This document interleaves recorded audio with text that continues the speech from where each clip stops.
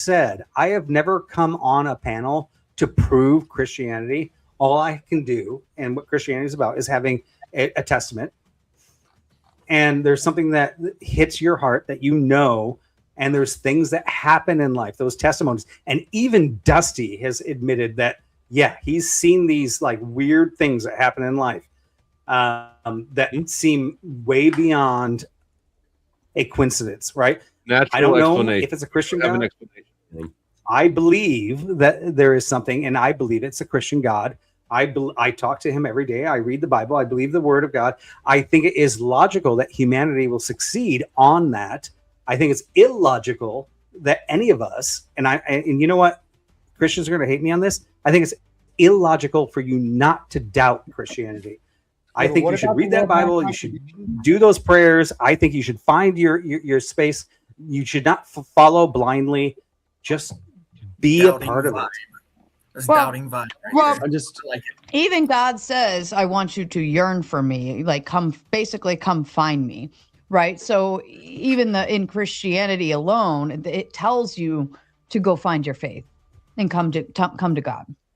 Right. That's why he gave us free will. That's why he allows us the opportunity to operate that way. And I think that it's, that solidifies the mere idea that it's not just going to be, oh, you just believe. Like, no, you have to have your faith instilled and sought out.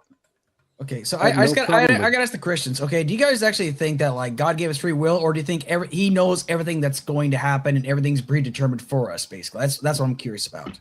No, I think for you to think that physics is a real thing, you can't believe in free will. I think for you, you're like autistic minded, and the only way physics is possible is if we're determined, but it's not a determining factor. It's neither one. It's because we introduce consciousness into the equation, and I think from that we get free will.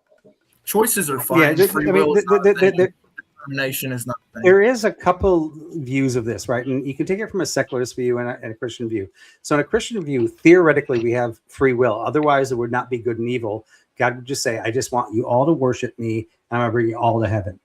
The Christian view also says that God didn't do that. He said, I'm going to give you that choice.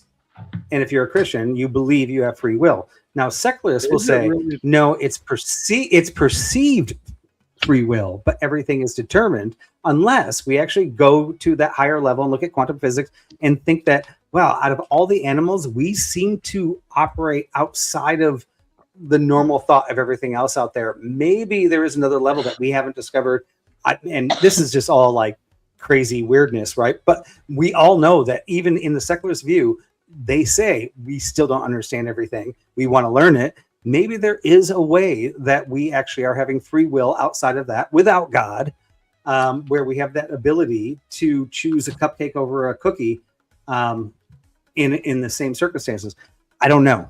I'm not saying that's the way it is, but it is a possibility. It could exist. Well, speaking of free will, I mean, ultimately, where are you having the problem with this? Spin is utilizing his free will to get rid of your free will vibe. He had a $10 credit he sent in earlier on Cash App, and he is using it to boot you to the back. All right, so bye-bye vibe. And I believe Tied Up was next. And who else dropped? Somebody else just dropped? Joseph. Okay. All right. And then I've got it. And then I've also got Bones of Doom hanging out back there and Vibe hanging back there. And I'm going to persuade the chat to utilize their free will to reach into their pocket and insert coin into the dono so that we can continue having some fun tonight. I did put a little extra on that dono goal, but Mr. Tom Carpenter has helped ease some of that load. So you now only owe 11 on the donos, only because you didn't hit the dono on the other side. So, all right, back to you guys. Who's typing angrily into their... My apologies. So the thing is, Clay, man, I give you a lot of props, man. Clay is one of the people that I like to talk to because he seems to be one of the more reasonable Christians, man. Ironically, it's weird because even Christians can't agree on what they believe on, but at least Clay is open to like actually trying to get reason within a consistent theme within Christianity. My whole thing about this Christian thing is, if I want to ask the question directly, is it illogical? I don't believe it's illogical. I believe it's bad logic, but I can understand where the logic is coming from. But the thing is, my ultimate question, no Christian is able to answer this. What benefit is it to be a Christian in this day? So far, before you answer, I have never seen any benefit outside of anything a Christian could get and obtain or receive, which ultimately inner peace, self-discipline, wealth, health, sickness, poorness, we can achieve without being a Christian. So I want to say, what benefit is there of being a Christian? Because everything that I heard of is something that you can't prove in the afterlife. Proceed. No, I would actually agree with your assertion there. It's not a benefit that we will actually see here on the physical realm. You guys are delusional. No, I agree. Everyone wants to live in what was Christendom. Let finish. Let the Holy Spirit have you have self-control to let him spin. You know what I'm saying? He's answering the question. All right, so he said there's no benefits. Okay. So there's no benefit except for what you can't. So not in the physical. So you're saying the only benefit is something you can't prove. It's something we can't see. All right, Andrew, what is your answer to that? The fact that it built Western civilization, and everywhere in the world, people want to go to these places to live still currently. And someone brought up earlier how we shifted from the morals of Christianity in like the 70s. Yeah, and everything's gone downhill since then. It's clear if you look at society. Like, I don't know what you're talking about. You don't see the benefits of Christianity. Go to the morals of Christianity. People. And there are. No, I'm gonna let him finish. He's going to talk himself into stupidity. And there are studies that show levels of divorce are way lower among religions. No, they're not. Yes, they are. Christian levels of divorce are not lower than. No, wait. You're wrong. Wait, Andrew. If you're gonna state the fact, you got to be fair. Levels of divorce. Let him finish. I'll let you finish. You're wrong with that. I'll let you. Lower overall happiness. Evangelical Protestants have the highest divorce rate. Happier. Just go talk to them. They're the nicest, happiest people. You guys clearly don't know any. Like it's so obvious when you meet a total pedos too. So I mean, it could go both ways. Yeah, no, I wanted to finish though. Too. Anywhere there's kids, there's pedos. Like that's not. There's more in public schools, way more. It's just a matter of where are the kids. So it's wild for a Catholic to say. Huh? So are you saying that being a Christian gives you more higher marriage success rate, and that's one of the benefits? What is that it built Western civilization. Before we called it Western civilization, we called it Christendom. Just answer the question. Like, what is the benefit? Western civilization and Eastern Orthodox. We call it the Roman Empire before that. Yeah, that's right. All right, so I'm so glad everybody's seeing this, because you're seeing a Christian being so desperate for being right that he's not even open to being realistic. The highest success just come from prearranged marriages, which is not in the Christian tradition. For prearranged, it like modern day, talking about pre-Greek Testament. I didn't make that claim. So I didn't say it was the highest. I said it's better than secularism. Well, sir, you just said that the higher divorce rates are people that aren't Christians. Am I right or wrong? I said secularism has way higher divorce rates than Christianity. Okay, so you're not even supporting the point then. So the whole point is what benefits of Christianity. So if you're not even making that claim, what are you saying? We build the best societies. We build the best societies. That's a fact. Okay, what claim? Because before you answer that, there's a difference between the first that have done it and the best to do it. Yeah, you're going at the first that have done it. Yeah, that's right. You did it. You didn't do it. That's right. Okay, Islam and Hinduism both have dramatic. What's funny is you could have done it. You would have done it. When someone wants to speak and actually get logic, you see how unreasonable he's getting. He's even. How is that unreasonable? Tied up. You've had some nights here where you have gone absolutely fucking bonkers. I don't think you should be worried about calling anybody out for getting worked up. I never claimed to be a Christian. So he's Christians can't get worked up. What that's cool. You're cutting us. Go ahead. You're still talking, and I'm trying to talk. You have to throw insults in the beginning. I never threw an insult. What insult did I throw in? I'm not a Christian, so I don't have to do that. We do have to do that. That you can't just smuggle that in. I said, what insult did I say? Do you understand what insult is? You also made the claim that Christians can't insult people. What kind of dumb claim is that? Now, guys, this is the manipulation of the devil. You seen him say that I insulted him, and he's yet to give me an example of an insult. This is Christian. This is basic. Representative. All right, I'm gonna ask you another question. You're not gonna be able to answer this, so you're gonna start saying some bull crap like you're saying now. Mm-hmm. Why would God have to test humans? Period. If God can read hearts, why would God have to test humans? He doesn't test. It's like they said earlier. He's not testing you. He wants you to want to be. He wants you to want to have a relationship with him. Okay. So you said he's not testing. If he's not testing, why put the tree of knowledge in the middle of the garden and tell him not to eat it? You have to choose. Yeah, this is a symbolic story. You're doing the same thing. You're taking one. I'm doing anything because I didn't say what I thought about it. Go ahead. This is symbolism. For what? For gaining the knowledge of sin. You count it as for gaining the knowledge, understanding that you can defy God. So you don't believe that was actual? I can't hear. It's symbolism for understanding that we had the ability to defy God. And once we did that, once we created that separation from him, that's what the story's describing. It's not literally saying like this is like I don't know why this is a hard concept to understand. There's different books in the Bible, and you have to look at them differently. You can't point to the ones that are symbolism and say this is literal. Like that's not a coherent argument against it.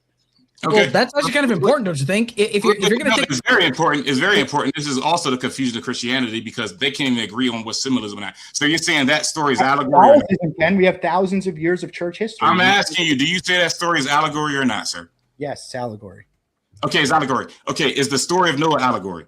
No, I mean I think it has both in there. It has some symbolism and some historical. Okay, as a Christian, why is symbolism not allowed in a book? No one said that. You're jumping. You're just. Clay was laughing about your standings that you're jumping and you're making assumptions about my beliefs. You're so insecure. It's so clear. They're going to see it. Anything about it. The more you talk, you're just exposing yourself more, bro. How? I'll explain it to you. Because I want to hear it. Let him finish. You're going to see this, bro, and if you have a platform, you're misrepresenting it, bro. Because everybody's seeing what's going on. You're jumping in front of it. You keep saying that, but you've yet to explain it. What specifically did I say that wasn't the Catholic position, sir? I don't care about Catholics. Okay, so you're misrepresenting the story, the actual historicity of it. If it's history, let him finish. He just answered your question. If it's not history, it's not history. Bro, if you believe it's history, I am not going to take symbolism. Is there poetry in the Bible? This guy is an idiot. He's clearly autistic. I'm an idiot. You're talking about 66 telling you right now. It's a library of books. I guarantee you tried to lick your elbow sometime this week. I guarantee you. I'm an idiot. You're slow. I have debated with other Christians that are way more logical than you. You the let me ask him, Tyler. You know what I'm saying? Okay, so I don't. You can't point to anything I said. Please let me talk to Clay. Please have the Holy Spirit, have your self-control. You were talking to me, throwing insults. Fuck you, dude. Tell me how I was inconsistent. Proceed, Clay. Go ahead, Clay. How was I inconsistent? You just make claims and then you don't back them up. And you think you won? You think that's how a debate works? What specifically was I inconsistent about? Don't make a claim and then run. Andrew, hold on. My fellow believer. You also believe in God. I believe in God. We both claim Christianity. Here's my thing. Moses is claimed to have written the Holy Spirit calm you down, sir. The first 5 books. And some would say that maybe that last chapter might have been written by Joshua or one of the scribes of the final of the 5 books, the Torah, right? So in Genesis, he was writing what I assume, now I could be wrong, I assume would be knowledge to him as history. Are you telling me that Adam and Eve and Noah and the people in between, that would be the sons of Adam and Eve and daughters of Adam and Eve, that part is not history? I'm telling you. Are you asking me or him? Yeah, that would be Andrew. Yeah, I'm telling you that certain books in the Bible, it's a library of books. I don't know where the logical inconsistency is here. It's 66 books. Mm-hmm. Some of them written by hundreds of authors over thousands of years. Some of them applied symbolism more than others. Okay, I'm asking about one particular book. Let me finish my and a few chapters out of it. Why are we acting? Andrew, focus, Andrew. I'm sorry. Why the fuck are we all acting like retards right now? We're retarded. Finish my sentence. I know you're retarded, but why are we acting retarded? I know you all know better. You've all been here on this panel before, and you know how interrupting each other and talking over each other absolutely irritates the fuck out of me. Why do you want to irritate me right now? For the lulz. Can I finish before you attack me? So the snake in the garden represents, he's in the garden. He represents where you should look for the snake in your life. He's not coming from the outside of your gates. He's in your garden. He's somebody close to you. This is the representation of the story. It's very important. Like, I don't know what, yes, the Bible does this all the time. Even Jesus does this. He speaks in parables. Jesus does this. He says, I speak in parables, so you'll understand, so you won't understand. So I want to ask you something. Why is this not logically sound, sir? Yes or no? I never said that. I just answered you. Yes or no? Is it historically accurate? Some of it is parables. It's telling the story of a true history. No, he's saying some of it. He's saying it. Like, honestly, he's saying it is. He answered your question. He's saying some of it is. I want to know, Andrew, what do you determine how do you determine what is allegory in the Bible and what is not? In your opinion? I would look to, this is why I don't like single churches. You said there's a lot of division in churches. You're right. That's why I think that the Orthodox and the Catholics have it the best, because they have thousands of years of church tradition that I can go look to. And see what thinkers way smarter than me have already thought about this. Guaranteed. Anything you can ask, and I'll read what they wrote, and I'll see if it makes logical sense to me. That's what I would do. I have the tradition of thousands of years. But here's what I don't understand, though. If they have all that thousands of years, and if you're going to make the claim that they are objectively true or something like that, if you're going to tell me that they are the most consistent, then why doesn't everybody else follow suit then? Why is there so many different factions of religion? Like, everybody would accept that. Alex, I'm going to tell you why, man. I'm going to tell you, honestly, Alex, I'm going to tell you why. Because go ahead. Okay, all right. So, first of all, Andrew also said that God doesn't test people, which is clearly just a lie. Like, he clearly tested Abraham to kill his son, and then he stopped him mid sacrifice. But let me guess, that's allegory too. Anyway, so the reason why there's so much division is because the Bible, as we know it, as Andrew knows, is the fucking late bootleg motherfucking version. It's the ghetto version. It's not. It's the shit made from other ancient texts. The Septuagint we have from 300 AD. Hold on. Fuck me right in the pussy guy. Right in the pussy guy. Hold on. One at a time. We have the Septuagint. Do you even know what that is? You know what the characters in the Bible that Andrew reads. Do you know what the Septuagint is? And he makes or not? Every day by pray to him. Do you know what the Septuagint existed already in Egypt. Matter of fact, the Bada Vita existed long before the church. Do you know what the Septuagint is? So, yeah. Do you know what it is? Yeah. What is it? I'm gonna answer your question. Please. You don't know what it is. It's okay, bro. This is guys. Everybody watch this right now. Wait. You asked me a question. Everybody listen. He asked me, do I know what the Septuagint is? You're looking it up real fast? No, my eyes ain't. Guys, just shut up and if you're gonna ask me a question, let me answer it. I know what the Septuagint is. After I answer you with that simple ass question, because you have no clue who I am, you just said the Bible's changed so many times when it hasn't. Oh my God! You asked me a question. Can I answer? It's exactly the same. So you just made a claim that allows me to say you don't know what it is. You don't know what it is. No, I just said I know what it is, and you're saying I said I don't know. You wouldn't have said that the Bible changed if you knew. If you want to speak, go ahead. I know exactly what it is. Can you want me to answer or no? By now you do. Do you want me to answer you? Yeah, go ahead. Read us what you're. The Septuagint is the Greek version or translation of the Hebrew scripture. You're reading it off the screen. Anybody could have did that. Clearly, you didn't know when you just said before that the Bible's been changed so many times that they unified it long ago in the Septuagint. You didn't know that. It's okay. It hasn't been changed. It's exactly the same. Why are you asking me a question if you're going to make assumptions already, sir? Because you just read it off the screen. Don't lie. No, you're lying. Bad faith. We were all watching you read it. You're reading it. We could tell. I'm looking at you. We could tell you're reading it. Why would you do that? Tell. Everybody. The thing about the internet is everybody sees this, Andrew. You're going to look like a fool. It's obvious. You even changed your tone when you started reading. My vision is not changing from where you are, sir. You changed your tone. It sounded my hands have been here.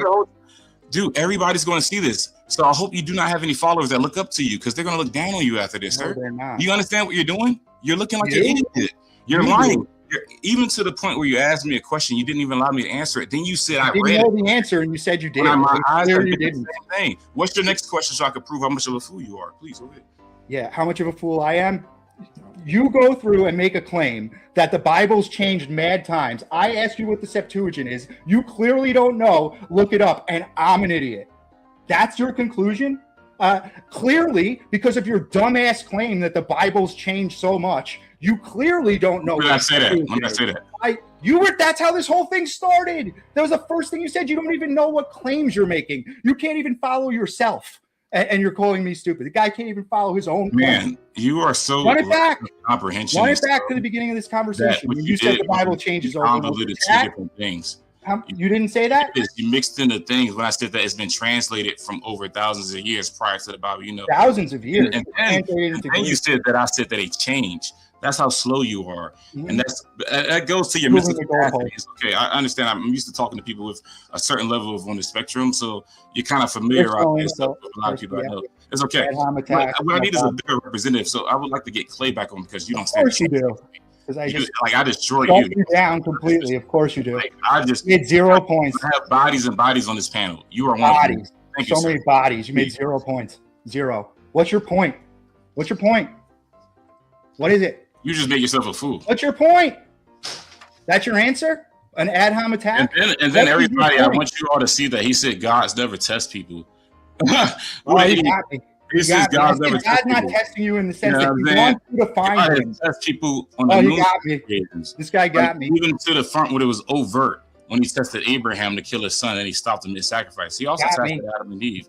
This idiot is going to be misinterpreted. So what he can't answer, I'm going to tell you all this. What he can't answer is this. Why would God create humans, put them right next to a tree that has all the knowledge in the world and say, don't eat it? And then when they eat it, he didn't say that they were wrong. He actually asked them, how did they gain that knowledge? Because when they said we're naked, he didn't say you're not naked. He said, who told you? So that tells you that God is actually hiding something from them. So with that being said, how do you know he's not hiding something from you now? Speaking of hiding something, ladies and gentlemen, you've got less than 20 minutes, actually 18 minutes to start working on that dono goal, or else I'm going to be hiding this whole panel from you. Back to you guys. Mine too. Give me some money. Andrew's in. Give him some money. Basically anybody. Give us some fucking money. Andrew, I just fucked you up, dude. Congratulations. Are you serious? You didn't make one single point. You tried to babble and look up the Septuagint. You were talking over him the whole fucking time, Andrew. Ad hom attack. He pointed it out the whole fucking time. 0 points. 0. You what just was the point? Talk over people and you don't listen at all. God gave you 2 ears to listen twice as hard as you speak with that one stinking pie hole. What was the point? The point is, your theology, the point is, you cannot make any sense of sense. Hold up. No one can tell on the panel what your point was, so you didn't fucking make one. I expected so much more tonight. What was the reason for bringing up Dusty been holding it down? You must have made a good point that no one knows what it was. The reason why Dusty's been holding it down because they didn't have smarter Christians on. They allow Andrew. No one knows on the panel what your point was. No because I'm right. Peanut butter cookies, because I thought we were getting. Not one person knows what your point was. What are you talking about, dude? Andrew, you anyone in the chat know what your point was? You probably don't even know that Judas was preordained to do what he was doing to Jesus. Probably not. I probably don't know it. Yeah, but I guarantee that I was preordained to fuck you up on this panel as well. All right, so when is that going to happen? Are you going to make a point ever? You're going to make a point? He's doing? Like he can't even say anything now. I'm asking you what your point is. I gave examples of inconsistency. This is ridiculous. I gave examples of him saying that God can't test people. I gave examples of God testing people. What is your point? I gave examples of God being human from testing them. And I gave examples of humans knowing something that God didn't even know. I wish both of you would shut the fuck up. Thank you. Like I can't breathe. Andrew, did you try to lick your elbow this week? It only works once. What is your point? How many times do I have to ask you? You can keep dancing around it. Yo, everybody listening right now. I just said 3 points. Anybody want to repeat it to him? Like he's not getting it. No one can repeat it. You're a little slow, bro. No well, one I think the position because you two talk over each other the whole time, and none of us can hear a fucking word you said. So I agree with that. I think the position Tied Up is taking is something like God asks Adam in the garden, "Where are you?" But he should already know that. Therefore, we should conclude that God is maybe learning something that he didn't previously learn. Is that what you're saying? No, I'm saying that's a good point, but I'm not saying that. I'm saying that God acknowledged that he was hiding something from Adam and Eve. The way he acknowledged it was indirectly, because Adam and Eve said that they were naked and they were hiding. And God failed to say, no, you're not naked. He said, who told you? Which was confirmation that they actually were naked. That means that he actually was hiding some truth from them. So my point is, what was the truth he was hiding there? Can you make that? They were naked. So he gave them a level of awareness. He only gave them 5, like metaphorically speaking, he gave them a 5 awareness when there were 7 to be had. When they ate the fruit, they got the 7 awareness. But that's why Satan is not who y'all think he is. Satan is actually a good guy. My question would be, why is it? If God wrote the Bible, he's going to write everything to be on it. Of course, he's going to write everything to be in his favor. Let me just ask a quick question in response to that. I want to make his point real quick, please. Let Andy go. I get it now. Clay, you've been going at it. Let Andy. Andrew, you were slow. You're slow. I'm sorry. I'm sorry. Hold on. No. He doesn't get to just throw insult at me. Hold on the fuck on. Everybody relax, eat some fruit, chill out. Andy, go ahead. Andy, relax. You're like a offensive coordinator. Shut up. What was that? An idiot. You haven't made one good point. You're like, oh, I'm slow. When everyone just got it. Andy, go ahead. Relax. Hide up. Stop. Idiot. Don't tell me to relax. I'm sorry. Hold on. Yeah. Andy. So I guess I'm wondering. I think you're looking at it like, oh, God hid this fact from them. But I don't know that that's what we should take away from that. I think what the Bible is saying, they were naked and they were ashamed. They might have known that they were naked previously, but the shame and the guilt and the hiding that did not come until earlier. It doesn't say anywhere in the Bible that they did not know previously that they were naked. What the point there is that shame and guilt comes along with that, right? And so their knowledge after eating is of a different kind of knowledge. It's associated with shame, guilt, and trespass. I received that. You can also argue that before they knew right and wrong, they were told not to do something wrong. Shut the fuck up, tied up. You've talked for so much. Like, just shut the fuck up. Okay, he was asking me. Go ahead, Effigy, because it sounds like you have a reasonable response to it. Right, but you can also say that God told them not to do something wrong before they even knew what right and wrong was. Yeah, I mean, I guess it depends because I want to answer Andy directly. He said that doesn't mean that they didn't know they were prior. Your belief is followed by action. When they took the action of covering their bodies, that means that something new must have came into their mind. Because shame and guilt. Yeah, the idea that they were doing something wrong, like shame we just said. Yeah, so of course God was hiding something. God was a regular nigga. That's why the dude that brought up aliens, he's right. Because God is he's an alien that told everybody that he's the ultimate God, but he's not. He's just like anybody. He's just like all the colonizers that came into a certain universe and said, "I'm the ultimate God. There's no one else." He was lying because before we were human and Adam and Eve, we were like Neanderthal. We were retards. We were like autistic on the spectrum. I see. You have evidence for this, of course, right? Yeah, I don't like, see that. You're not pulling this out your ass. Yeah, just like you have evidence that when you pray to Jesus, you look, I got the same evidence. Tied up, get some headphones.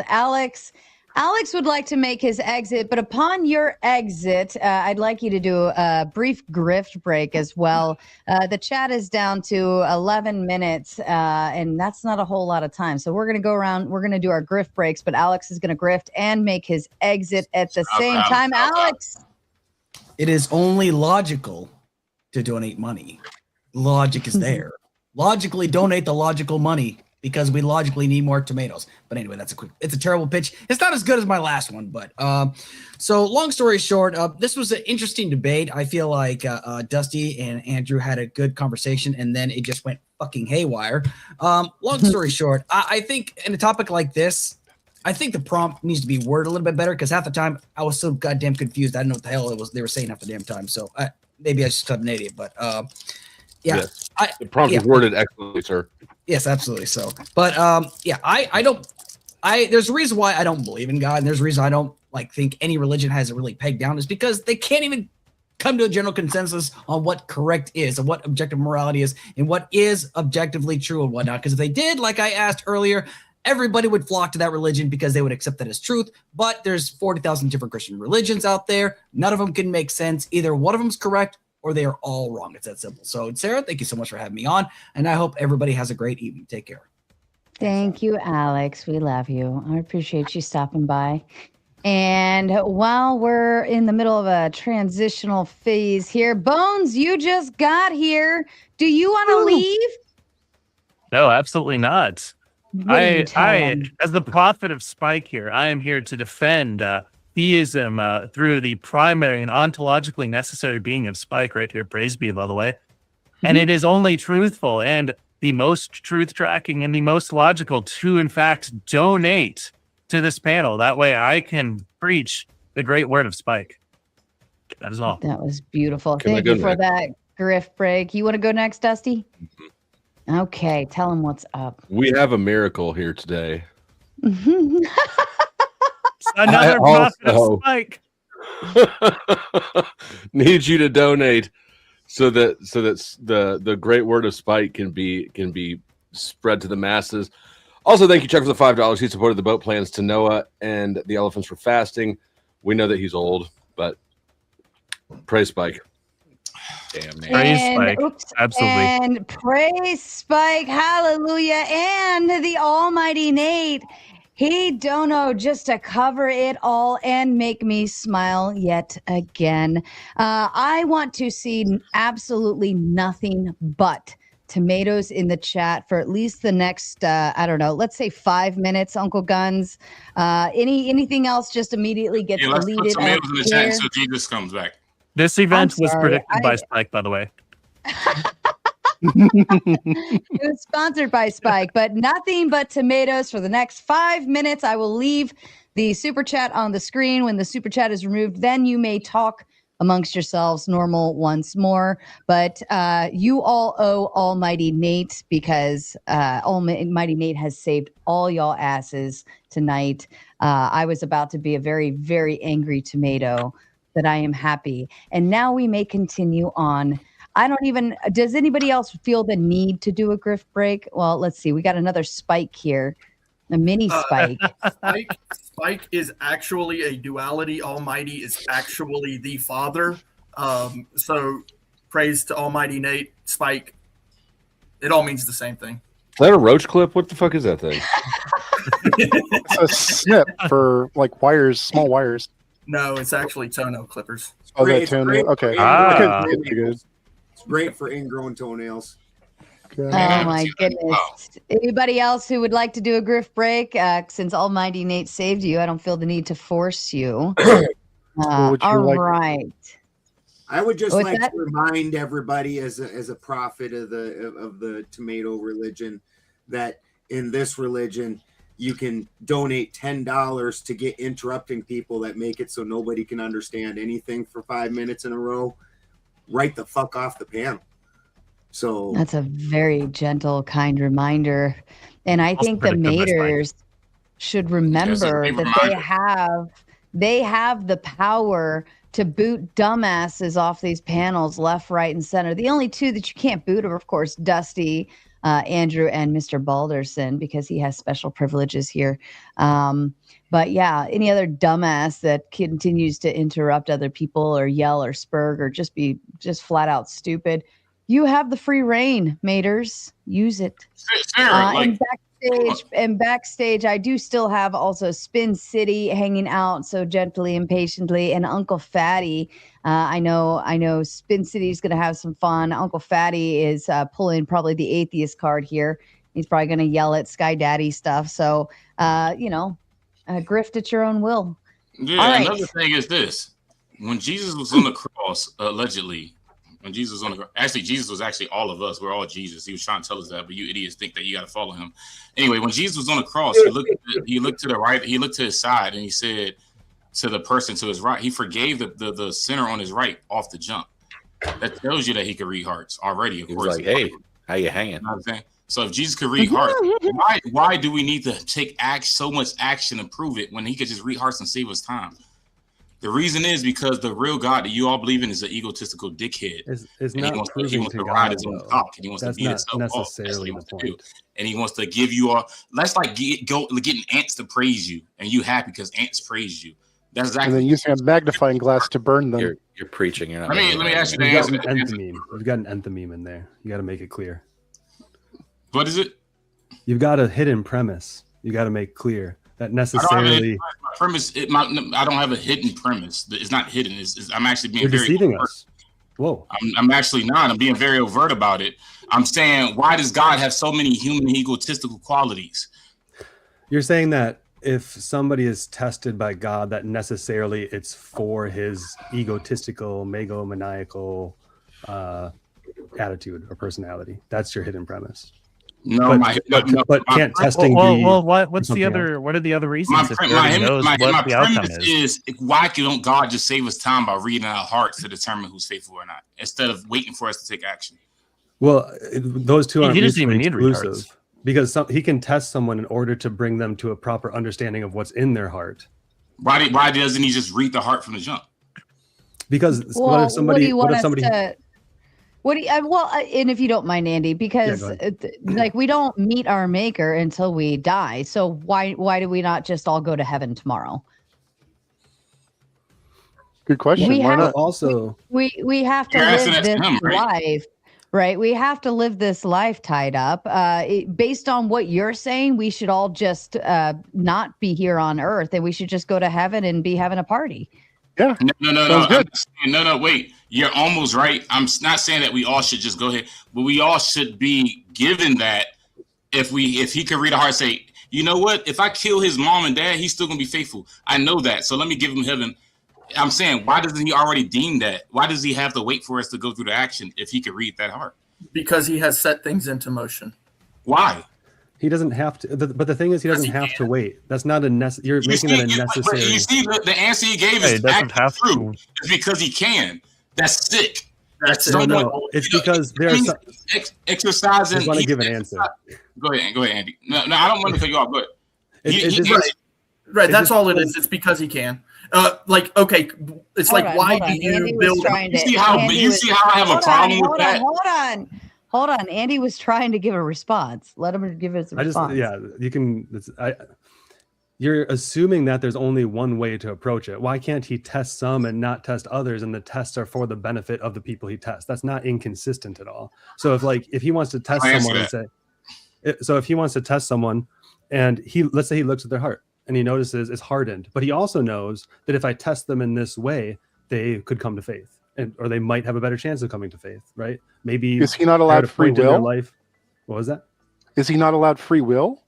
Can he not have a hardened heart? Is that not a decision he's allowed to make? Why does God need to step in and intervene? Wait, I don't think that even matters here. So we're dancing around the Epicurean paradox. I'm gonna tell you why it matters. It matters because we have to live this life. We're human. I'm assuming a free will, though. I don't see how I'm not assuming a free will. Because you're saying that the justification for God's testing. Hold on. Stop. Go ahead. Ty, give your thought.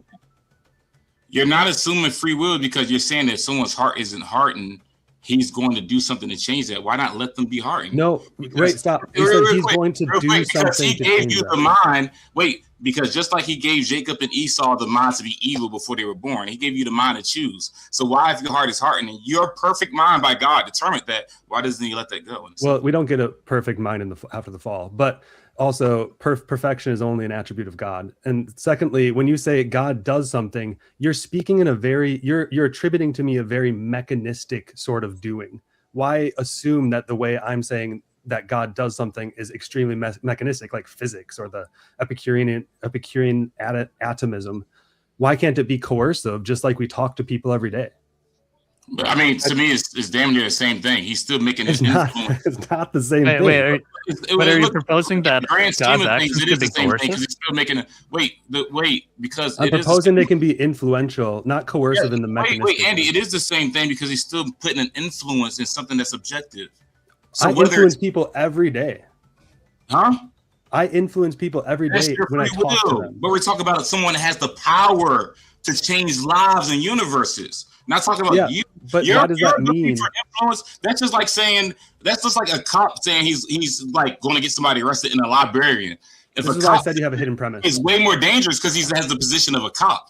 This is why I said a librarian. Like now you're cutting me off. You know what I'm saying? Because your paradigm is getting broken down. You can't live with the fact that your God is a sicko. Your God is a sicko that wants it his way, and which is ironic because he created us to choose for ourselves. But if we don't choose the way he wants, he destroys us for it. Your God is a sicko. No, you're trying to mix predeterminism with free will, and it's not. Predeterminism is preached by the Christians and Bible. You're also mixing divine command theory with divine. Andy, do you believe in predestination? Do I believe in what? Predestination. In what sense? The mechanistic sense? In a sense where if you're born, you have a certain role that you would do ordained by God. And you can't okay? So I got to be clear because there are many different definitions of predestination. For sure. So I'll just give you mine. I think that you are predestination in Scripture it's the Lutheran position. It's only a positive account. Nobody's predestined to hell. Okay. All right. So do you believe you could be predestined to do so? You don't believe you could be predestined to do something negative? I don't think he predestines our actions in the sense of like, I must eat Cheerios tomorrow because God preordained that. We're not talking about the minuscule things. I'm going to give you two examples that are biblical. Sure. Judas was predestined to betray Jesus based on Bible accounts in Psalm chapter 40. Sure. Jesus actually quoted it at the Last Supper that, hey, he's going to betray me. That's a predestination. I'm going to give you another account. Jacob and Esau, they were said in the Bible to not do any wrong. They didn't do any good or bad, but God predestined them to go to war for the sake of his prophecy. Do you acknowledge those accounts being predestination? I'm going to say I acknowledge those accounts are instances of predestination, but I want to know what mechanism you mean when you use predestination. What term? What do you mean by that term? I'm saying that the event is predetermined to happen. Look, guys. But if it's as simple as that, then I'll say yes. But if you're going to say, so look, honestly, guys, I believe I'm being genuine. I believe Andy is being genuine. That's why I like talking to you. All right. So I want to make sure that I'm articulating enough for him to understand. All right. When I say predestination, I mean no matter what. And when you say like it was a word you use, a mechanism, I didn't quite get it. And admittedly, I didn't get it yet. But I'm saying that God know for sure someone's going to play a certain role, whether they did good or not, because scriptures do support that fact. But I want to know what you think. And if you believe in that, then how do you know that he didn't predestine some of us in that same way? I believe it because scripture says it. But my hang up is so many people think predestination means that like Judas could not have chosen otherwise and he was forced to be this evil person. So I don't think it necessarily means that is what I'm saying. I'm just saying that as an instance, right? Somebody could say, hey, maybe God looks down the corridors of time. That's like the phrase people use in literature, right? And he saw that Judas would choose to betray him if given the chance, maybe if not given the chance, right? There are all these nuances you can add in there. So I'm just wondering what you mean by that mechanism of predestination. Because if it's like, oh, God predestines every instance, like I'm eating Cheerios tomorrow, or Judas must betray Jesus here, and it's not of his own free will, I don't agree with the idea that it's not of his own free will. Okay, so if you agree that it's not of his own free will, you think that they have a choice, despite what God says? Yeah, I think it's a real choice, but I'm not a Frankfurtian. I don't believe that real free choice requires alternative possibilities. So like as an example, Harry Frankfurt gives this example. This is the modern notion of free will, which is, let's say I sit you in a room and you have a choice. I tied you up or whatever, right? And you escape, and there's a door to your left and a door to your right, and you choose the door to your right and you escape. Did you freely choose that door? Yeah, so you're talking about the points within the choice already made. Now hold on. There's one more caveat. Really quick. Honestly, let me give you a direct example because wait. Just let me add this last thing. You're going into variables that could be endless. Hold on, tied up. Do you believe Jacob and Esau? What if I told you? Tied up. Shut the fuck up. Sarah, I apologize, Andy. Tied up. You've literally been rambling this entire fucking hour. Okay. Sarah likes me. Holy fucking shit. No, I don't. It's okay to let other people talk. You have completely taken over the panel, and you are lucky I'm trying to be nice right now. Sarah, go ahead, Andy. I've been quiet while he was talking. Are you horny or something? I've been quiet. I just want to add. Go ahead, Andy. I'll bring him back up when you're done. So all I wanted to add to that example is if you learn that left door was never a door, it was a fake door, does that take away your free will? Because Harry Frankfurt says it does, because it wasn't a real possibility. So my question to him was going to be, do you need two real options so that you can actually go against what God knows is going to happen in order to have free will? I think the majority of people would say, no, you don't. It's a very modern notion in the 19th, 20th century where we get this Frankfurt style free will. This is like Saw. Yeah. But does that say whether or not you have the opportunity to do something that is not preordained in that fashion, though? It's because if you don't, then you don't. But that doesn't mean you don't have free will, is my point. No, the Bible literally. Okay, Andy, do you believe that Jacob and Esau could have got along from birth? The reason, wait, before you answer that, because they were preordained scripturally to war. So do you believe they could have made a choice to get along even in the fucking womb? Do you believe that? I guess I'd have to look at the scriptures. I think that they would have. I don't think it always comes to that. I got to look it up. It always comes to that. That's the first time I've said it. I'm gonna tell y'all the facts. The facts is the Bible says that Jacob and Esau even God said they didn't do anything wrong. He said, but for the sake of on my mama, on your mama, he said this. He said they didn't do anything wrong, but for the sake of my prophecy, Jacob and Esau are going to war. Y'all know where Jacob came from? It led to Israel, led to the Israelites. So Jehovah, God, he was so fucked up. That nigga was slow. He's one of the slowest aliens ever, because he didn't realize when humans were going to be smart enough, they were going to realize he was stupid.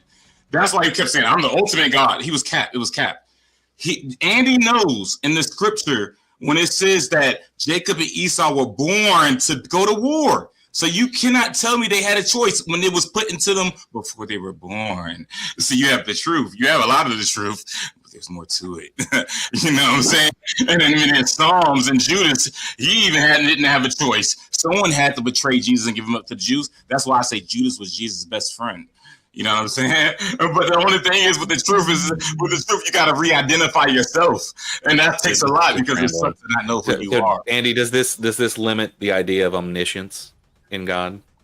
Well, I'm trying to understand. I was trying to understand what he's saying. I think he's referring to Romans. I wouldn't. It's a waste of energy. I think he's referring to Romans. Yeah, it's a waste of energy when you're scared to be yourself. So you have to face yourself and ask yourself who I am. Because up until now, you base your life into what your beliefs are. And I'm breaking down your beliefs easily using your Bible. So now you got to stories. You guys are fucking trying to put way more meaning than actually exists in them. I haven't even had a chance to respond, so I would like to think about it a little bit. That was funny, Simon. That was good. Go ahead. So you're saying that Romans 9 just means that Jacob and Esau are morally fixed robots? Is that your idea? I'm asking you, were they predetermined to go to war, sir? Read your Bible. Tell me. And when you say go to war, are you referring to the Romans 9 passage? Look at your Bible. Your Bible tells you what it says. Means. It says they were predestined before birth. So what do you mean? You're not predestined to be a dickhead today. But no, because you haven't given me a mechanism for predestination, which I've been asking for this whole time. Your Bible gives you the mechanism. No, it doesn't. Read it just uses the term predestination. You are running away from this, and what's the mechanism in the Bible? Wait, if I may play tired of the crack addict for a moment. Dusty would like to make his exit, and in order to get some type of peace for just a few moments for the audience, it's just easier to put tied up backstage. Dusty, tell everybody where they can find you. Tell them how awesome you are. Tell them about the grilled cheese gods and everything else. Thank you. Thank you for having me, Sarah. Thank you for debating me, Andrew. I had a good time. You can find me on The Powder Dusty, at The Powder Dusty, on YouTube, on Rumble, even on X sometimes. Yes, I've been converted to the religion of Spike, but I do still have, if anybody would like some grilled cheese trinkets for sale and the design of your favorite religious or Disney, whatever you want. You know, we can put that on grilled cheese and get it out to you for a reasonable price. Thank you for having me. Thank you, Dusty. It was a good debate. I enjoyed it thoroughly. And for Andrew to take on, especially taking on the prompt fairly last minute. I was very impressed that the both of you did that. And Spin City and Tied Up both on the same panel. This could get interesting. Buckle up, ladies and gentlemen. Have your $10 boot chats ready to go because Spurg season has arrived. All right. I don't debate with people that don't have pictures. That nigga's a weirdo. He probably beat off the anime. I don't trust putting him next to me. That's gonna be really dangerous for him. He probably beat off the Sailor Moon anime. He beats off the Sailor Moon. He don't have a picture. What are we doing? Yeah, it's 2026. He has shown his face previously. Why don't you have a picture? Oh my God, Tied Up. Listen to me very carefully. You say the same fucking thing 10 times over. We heard you the first fucking time. We don't need to sit here and listen to you fucking Spurg over and over again about his fucking picture. She the only one that can talk to me like that. She the only one. Oh my God. Resla coming in with the big 5. I happen to concur. Bro is wild. Leaning on every word in the Bible is not being yourself. Just saying. Your response to that, Tied Up. Try not to repeat yourself. No, I want to. Sarah, you lucky, you cute. Wrestler, are you talking to me? I'm not leaning on every word of the Bible. I never do that. I actually look from several sources and then come to my own conclusions. Because if you lead on one source, you literally keep sourcing the Bible for everything. That was for the sake of the conversation of the Christian. But you keep sourcing it as a way to say it's not true. But then if the Bible or if that religion weren't true, then the Bible wouldn't be true. Then everything you're sourcing is false. Sarah, you're so smart that you know what you're doing. You know that I'm using their Bible to communicate with them. You know that I'm doing that. I never said that I'm a personal believer of the Bible. Sarah, you know it. You're smart and you're cute. Well, if you don't believe in the Bible, why are you using it as? No, I didn't say that. See, you putting words in my mouth. I didn't even say I don't believe in the Bible. I didn't say that. I said I'm not. Sarah, are you retarded? Are you retarded? You don't even know what you're doing. What? No, respectfully. That is are you autistic? Very. What did you just fucking say? It's not a bad thing. It might be a special power. No. What the fuck did you just say to her? Who said that? Who said it? Who's that? And nobody can tell you're talking. No, I don't know who. I don't know who's joking. I'm not fucking joking. The white knight has arrived. You sound like you was the first person that made a transvestite mannequin. I ain't gonna lie. That's why I was trying to find out who made it. But anyway, yeah, I was talking to her, but I'll take it back. Sorry. You look like you did drive-bys on skateboards back in the day, motherfucker. Anyway, my point is, I never said I gave full credence to the Bible, but I fuck with the Bible. The Bible's the most inspired book to me. But you are quoting it for your reasoning. If I may, your evidence. Sarah, you know, she's good. She's doing this for views. If I may. Okay, go ahead. What it is. It's one part like internal critique on the like theist world, or the Christian worldview, and another part just God is wrong in this instance, or God is like incoherent in this instance is what he's trying to go for with the Bible. God, the God that they know is Jehovah is an asshole. That nigga was hot. That nigga. But here's the problem. Tied up. I appreciate you. I appreciate you. Stop using that fucking term. Okay, shows your fucking intelligence. Let me sound like a 1990s romantic comedy. Let me chat with Tied Up. Let me chat. Tied Up. I appreciate your comments. I love that you pointed out that I love you, man. Honestly, I love you. Honestly, I love you, man. But I'm gonna do the same thing for you that I did with Vibe. Vibe was trying to go down this point of I'm going to argue your side of the argument. You're doing the same thing to the Christians, and the Christians are telling you, yeah, it's not going to work with us because we have different views on Christianity. And yeah, well, specifically Andy, I would imagine, Andy, do you feel more like, from my understanding, you fall more into the category of philosophy. You're actually a professor, correct? Yeah, I'm a philosophy professor, but I'm a strong Christian as well. But I would take his class. Like Andy seems like a very reasonable guy. I'm not not here to sit on y'all. But it's not an insult either. It's not an insult either. But you're arguing the Christian side. Why not just argue your side? Because okay, all right, I'll do that and watch what happens. Watch what happens. It's not going to be mistranslated. Like when I say God, for example, guess what? You automatically are thinking you're God. I'm thinking of the source that made everything. But Christians think of. I do that too. I do that too. But most Christians think of God of the Bible. I'm not thinking because Jehovah the Bible. I believe it's the same. I believe it's the same, but I actually do agree with you that it would be to me he's called the source. He's called the creator. I like the source. I also believe that his name is Yahweh. But that would be okay. The one. I will yield to your name. Okay. But I wouldn't yield to it being within this Bible that most Christians that are modern day take upon that are adapted from older texts that have an older Bible. For example, Horus, the God. Well, I go by the 66 canon. I don't go by the. Why though? Why? But look, let me ask you. Why would you go that when you know that that's from older text though? Why would you go by that? Because it's the historicity. Because it's the only actual thing that we can look at and say these things were written in order for history. But you know that in the pyramids they have drawings. But you know that in the pyramids they have drawings that predate your Bible though. So why you say that? That's fine. I'll take them into account as well and validate them on the historicity. And what way do you take those into account, sir? And what way do you take those into account?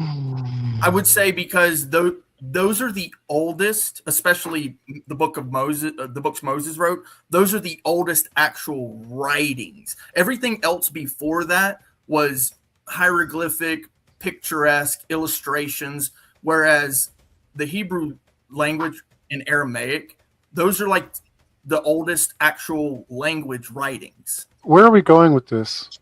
I don't know, but speaking of writing, Calvin College, get some headphones tied up so that you can hear it when I'm fucking talking. Calvin sent in the big. Oh my fucking God, he doesn't get it. Calvin sends in the Big Ten, says tied up. I wonder if it's with Andrew quit or watch Andrew. I'm not sure what he's saying here. With Andrew, maybe with Andrew. Quit. Quit. Okay. It's not flattering for you. You should want him to speak more. # just saying.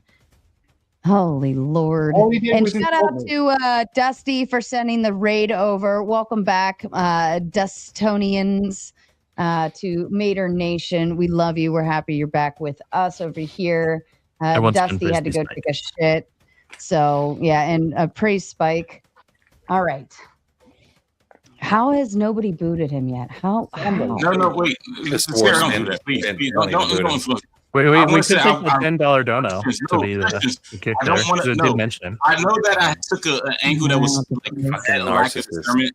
Christians, I don't want y'all to be angry. I want y'all to be yourselves because I love you all. I know because ultimately your religion leads to anything that we all need. And I'll tell you what it is. I'm gonna tell you the answer to life. It's self-discipline, peace of mind. It's self-discipline and peace of mind. And religion is only what leads you to self-discipline and peace of mind. And Christians have that. So I salute that. So I don't want to. This is not for no macho thing. I'm just letting y'all know. Y'all have a choice to choose whether that gives you self-discipline. Some people need fear to be self-disciplined. Some people need the ego to be self-disciplined. Some people, but how good is that cocaine, man? How good? Quiet. Some people just need to be quiet as a way to learn self-discipline. I love you. Christians are the best people, bro. They're nice. You didn't stop. They're some of the nicest people, bro. I'm not. Grace is also Those you got some food sitting over there, please shove it in your fucking mouth and shut the fuck up. I don't trust people that you this is why I like spin right here. I ain't gonna lie, you weird. You probably did it. Your first job was want to insult Sarah? I will insult you. Your first job was at a stuffed animal. This is why you don't do math, kids. Oh, there we go. This is the timer for the Yo. Your first job was at a stuffed animal shelter. I'm just timing this. Your first job was at a stuffed animal shelter.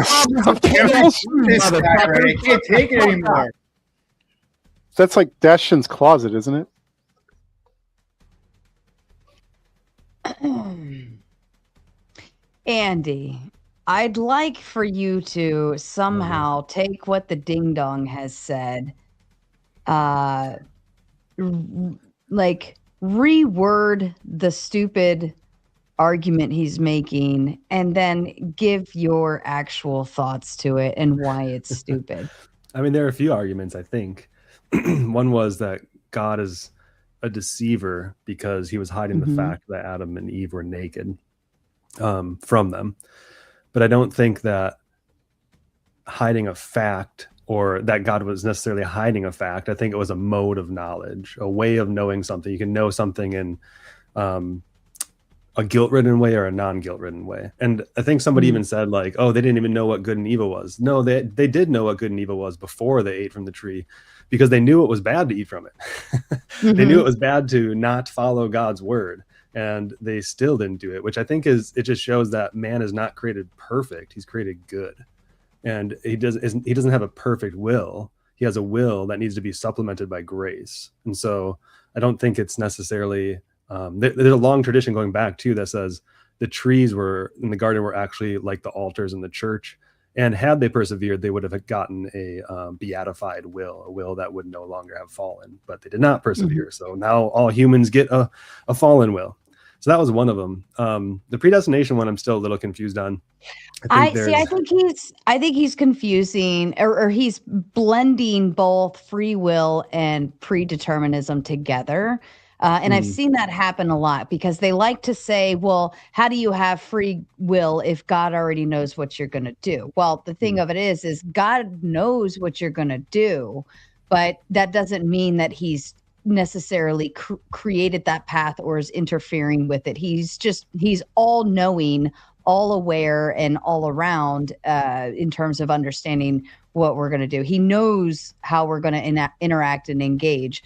But we, in the moment, we have the free will to make those choices. He's just aware of it before, in advance. Yeah. And that, I mean, it does lead to some really strange concepts philosophically there, but I do like that answer. It at least shows you in the text that knowledge did not equate to a determinism, right? Knowledge isn't forcing you to do something.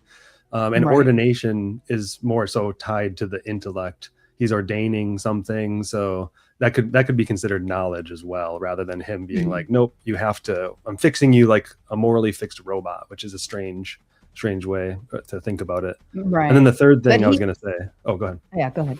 Well, I was thinking but he's not actively engaging in like, oh, she's about to make the bad decision. I'm going to just, push something in the way to make them go the other way. Right. But even at that, he's not changing my mind either. Even if he did provide influence, right, or put the right person in front of me in the moment, he is still not making the decision for me. I am still at my free will to decide the whole time. Yeah, I would agree with that. I don't think free will and predestination or predetermined, like this kind of God knowing the future, are inconsistent unless you define free will in a very, very, very modern sense. But the other thing that was strange, I think, I don't want to misrepresent him here. I tried to write it down, but he said God tests people in order to deceive them. And this is kind of related to the first point, but I just wanted to point out that you can test someone, like anyone who has kids knows this. You're not necessarily, it's not like you don't know what they're thinking or what they're going to do, but you want them to put their belief into action, because putting your belief into action is how you learn. And so oftentimes you can bring hidden ideas from the heart into act. And then people realize, oh, that's what I was thinking. That's what I wanted to do. And I did it. I mean, I think we can all think of examples of that.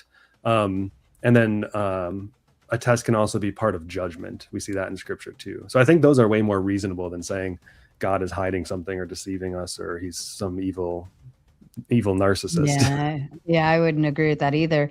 I think I look at it this way, like for instance, teenagers, because you mentioned being parents, like teenagers, and my parents raised me this way, and I raise especially my daughter because she's a teenager now.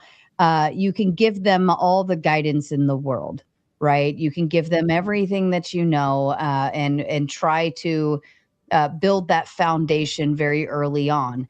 By the time they turn into teenagers, I always like to say, like, look, it's real life with bumpers on the side, right? Training wheels per se. Like I'm still going to let you go out and make some of these decisions on your own.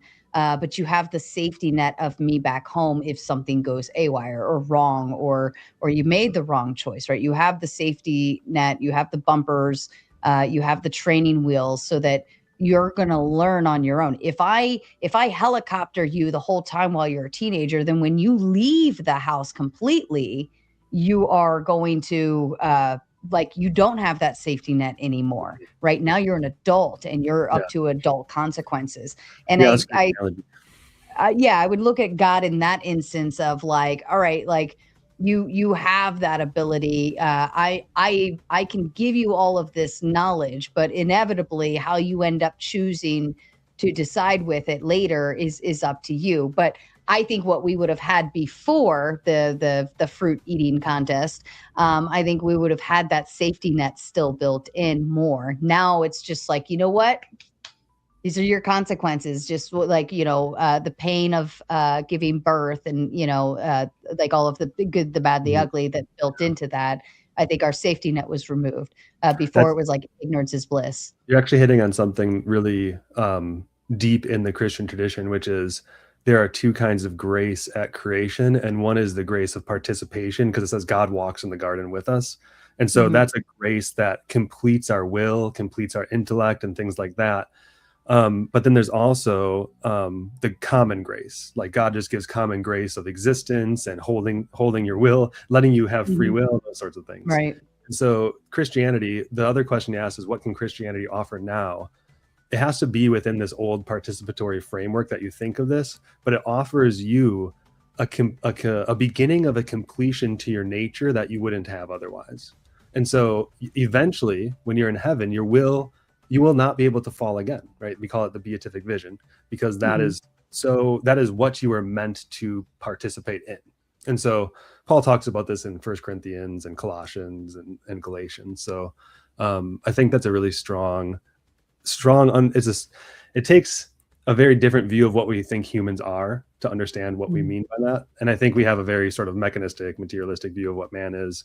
We don't think we can be completed in our intellectual or in our intellectual or volitional powers, and we certainly don't think that grace helps with that anymore.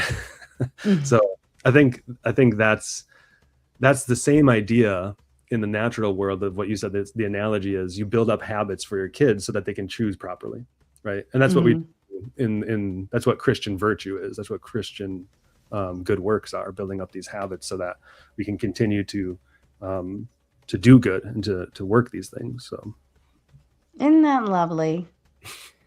See how we got to a conversation. Now maybe the rest of the panel can learn. And Andy, this is officially why you are one of my most favorites, because you can actually have a really great conversation. I always feel like I actually learn something from you. Not to say I don't learn things from others, but Andy is my most favorite because I love philosophy.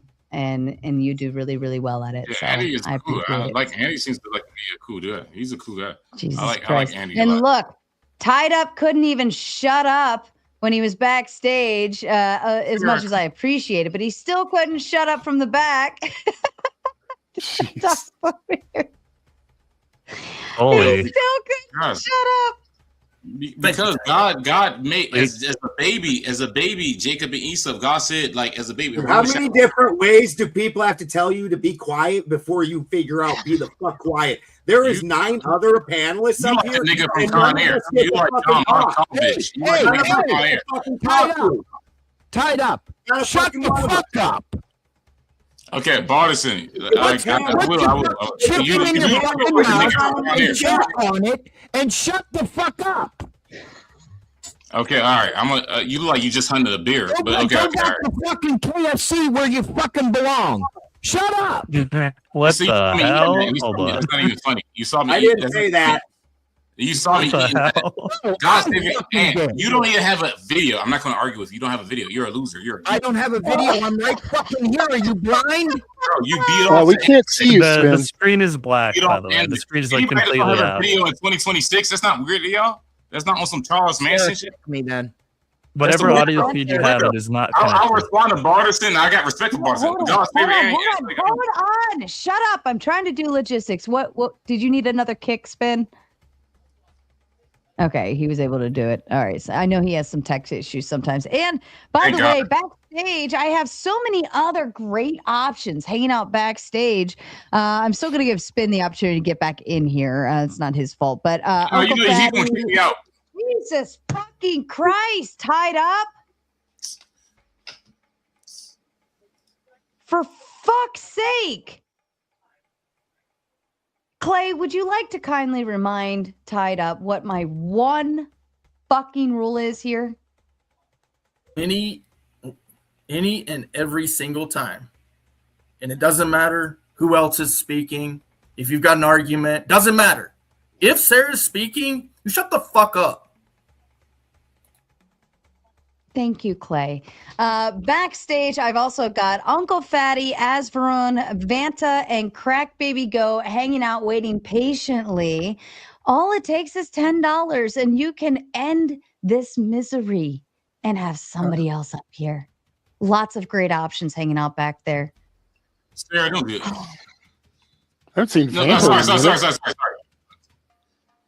Lots of great options. Sorry. All right, let me kick it over to Effigy. Effigy, I'm sure you have plenty you want to add in here. Yeah, I was expecting a whole different night. I was expecting to get up here and have to punch away ortho bros going after with transcendental argument for God and all that shit. Let me just make a completely different argument that no one has actually fucking made tonight. Logic isn't some kind of divine reflection or mystical transcendental entity. It's, to me, Andy brought it up. I'm more of like a nominalist when it comes to it. I think it's simply a human constructed linguistic tool. It's a set of rules to the game that describes the brute consistency of the physical world. And when you look through that framework, there's a whole bunch of propositions in Christianity: the Trinity, problem of evil, internal consistencies, geographical contingency, substitutionary atonement, free will, eternal punishment for temporal sins. All these things are illogical propositions to me. Many of them require special pleading to bypass different laws of non-contradiction, law of identity, like the Trinity.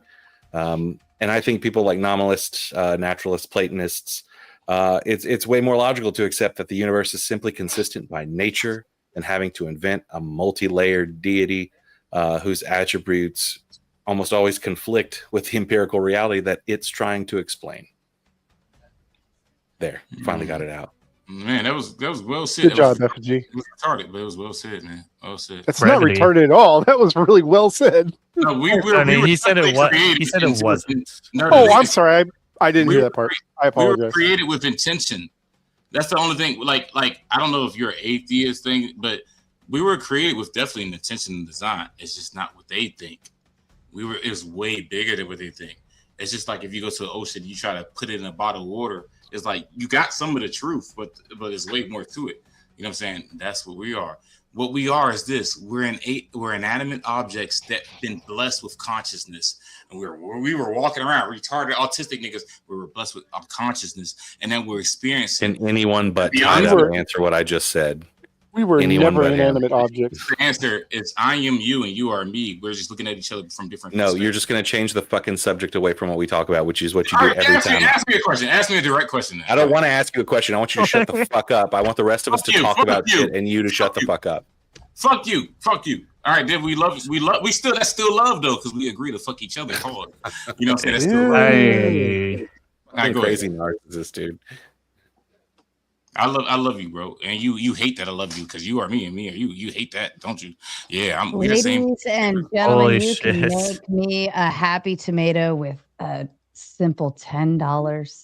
$10, that's all it takes, and you can put us all out of our misery. Every single one of us. Bones, go ahead. What do you think? Yeah, no, I'm kind of sympathetic to the nominalist worldview on this. That there are no real transcendental categories that kind of exist. That nature exists just as its own thing.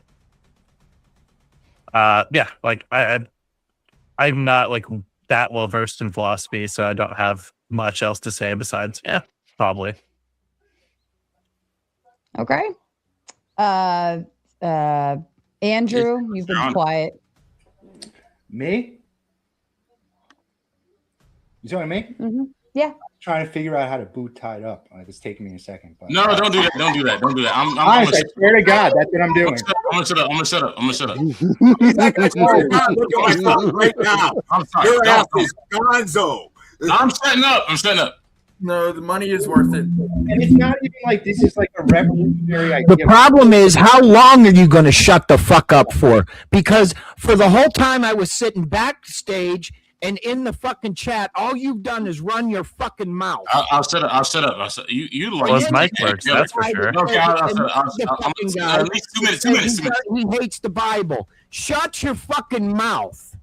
That's not true. The Bible is fire. Okay, 2 minutes. 2 minutes. Mike does in fact work. You said it. The camera doesn't. But you said it, fucking dumbass. I listened to it.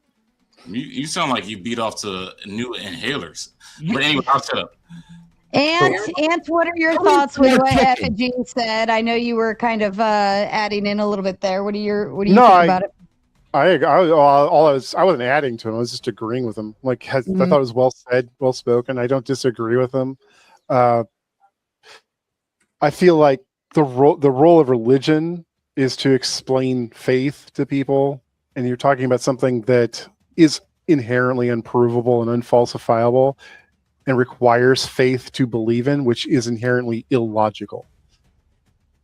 Because you're not making an evidence-based decision. You're not basing it off reason. You're just taking a leap of faith into this religion and accepting it wholeheartedly and wholesale without any conflict. Do you believe in love? Do I believe in love? Yeah. Do you think it's logical? No. But yet... You don't think love is logical? Oh my fucking God. Oh, sorry. All right. 2 minutes.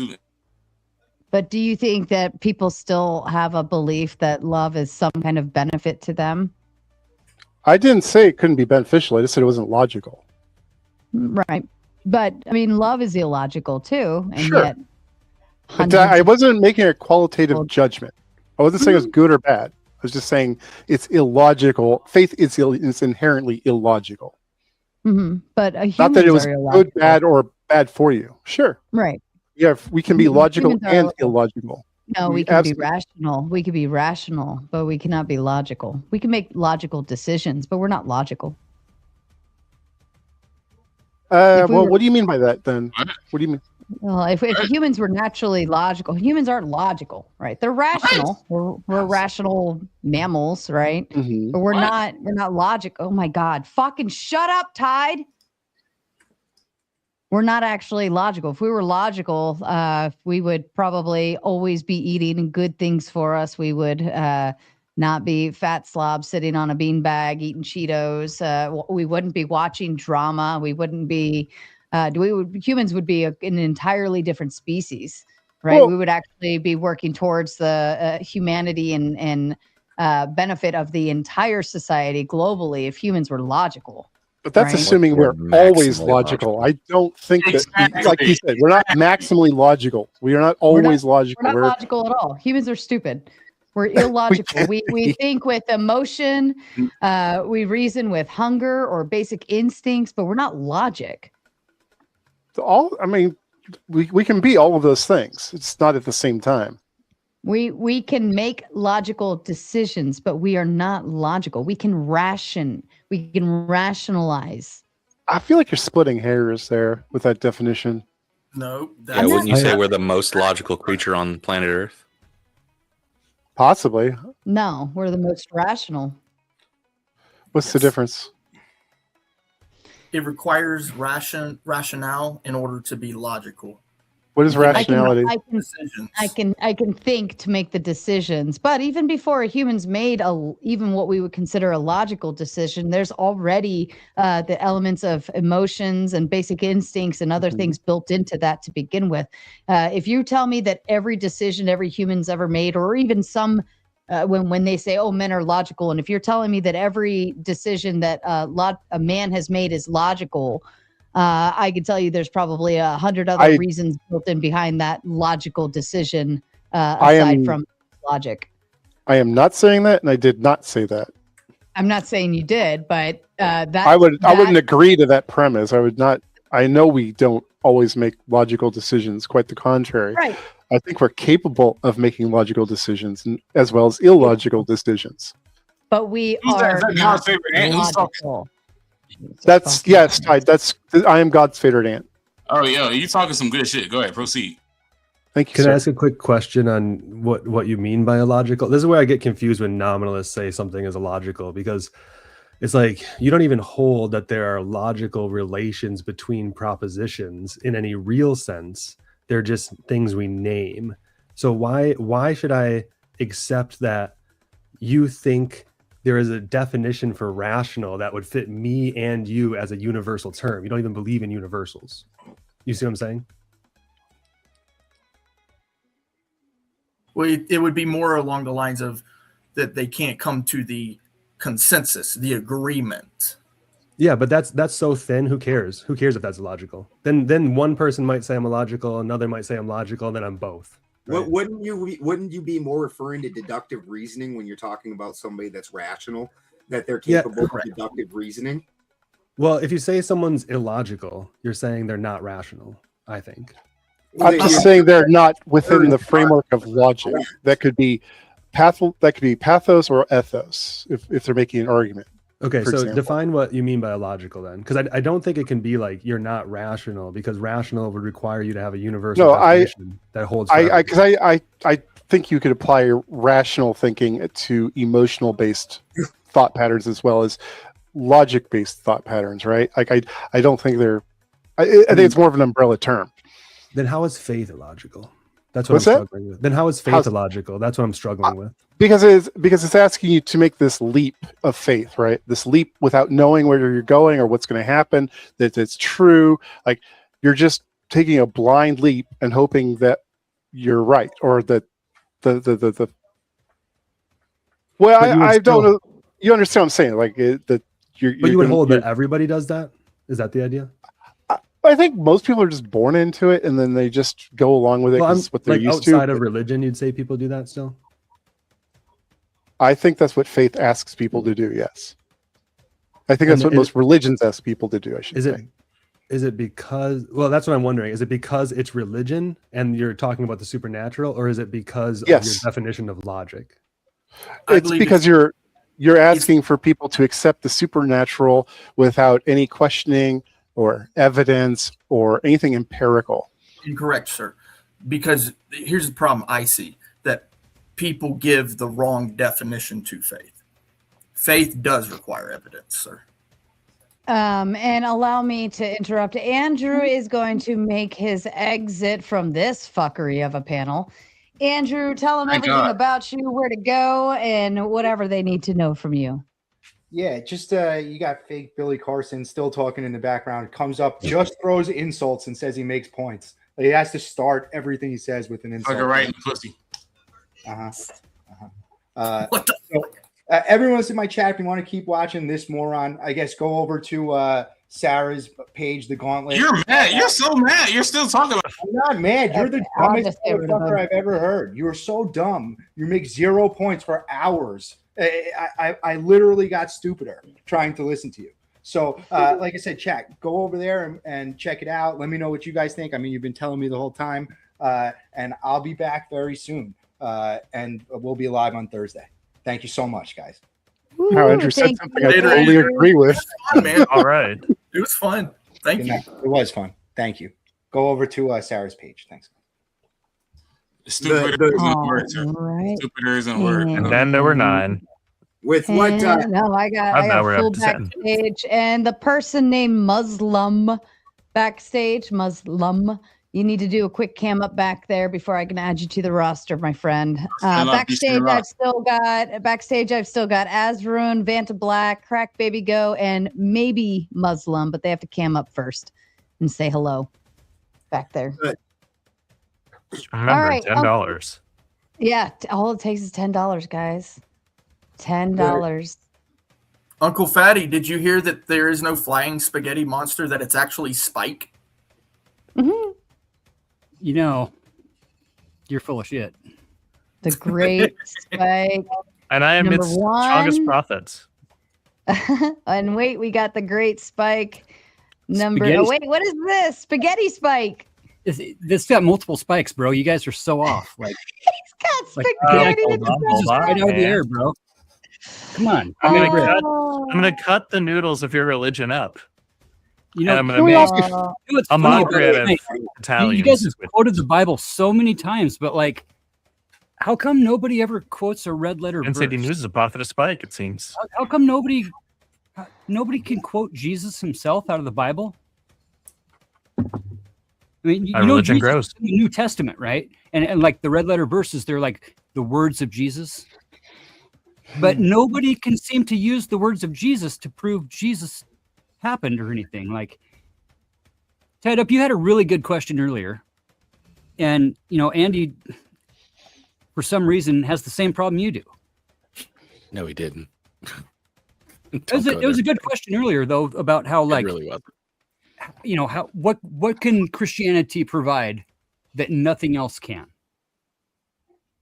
That Good was question. a good question. Very I good do question.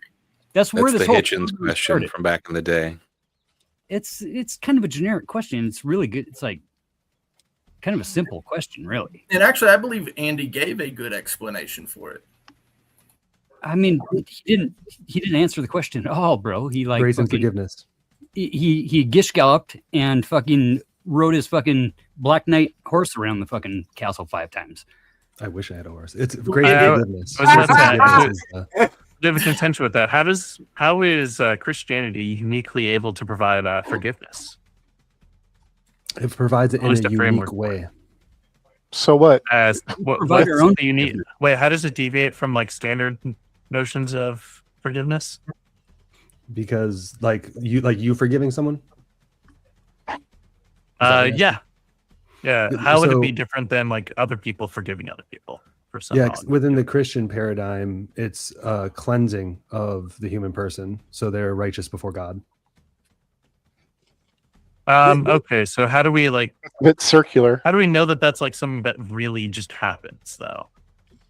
Well, I don't think that was the question. The question was, what's unique about Christianity? What can it offer Gotcha. that nothing else can? It's got to be something that's a little bit more like substantive now. Why, I mean, why I think would- that's as substantive as you get. Well, that's only if you It's grant Christianity is self-justifying. true. If you don't grant that Christianity It's is the true, opposite then of you can't really. self-justifying, No, it's not. because You're saying- Christ justifies me. I do not justify Yeah, but myself. rationalizations and justifications don't fucking work, dude. They just don't. Well, Those Why are not? rational. in this vein, Yeah, is the it problem- logical to say that substituting your guilt to someone else is logical? Justification Are you is a asking me? valid ideal.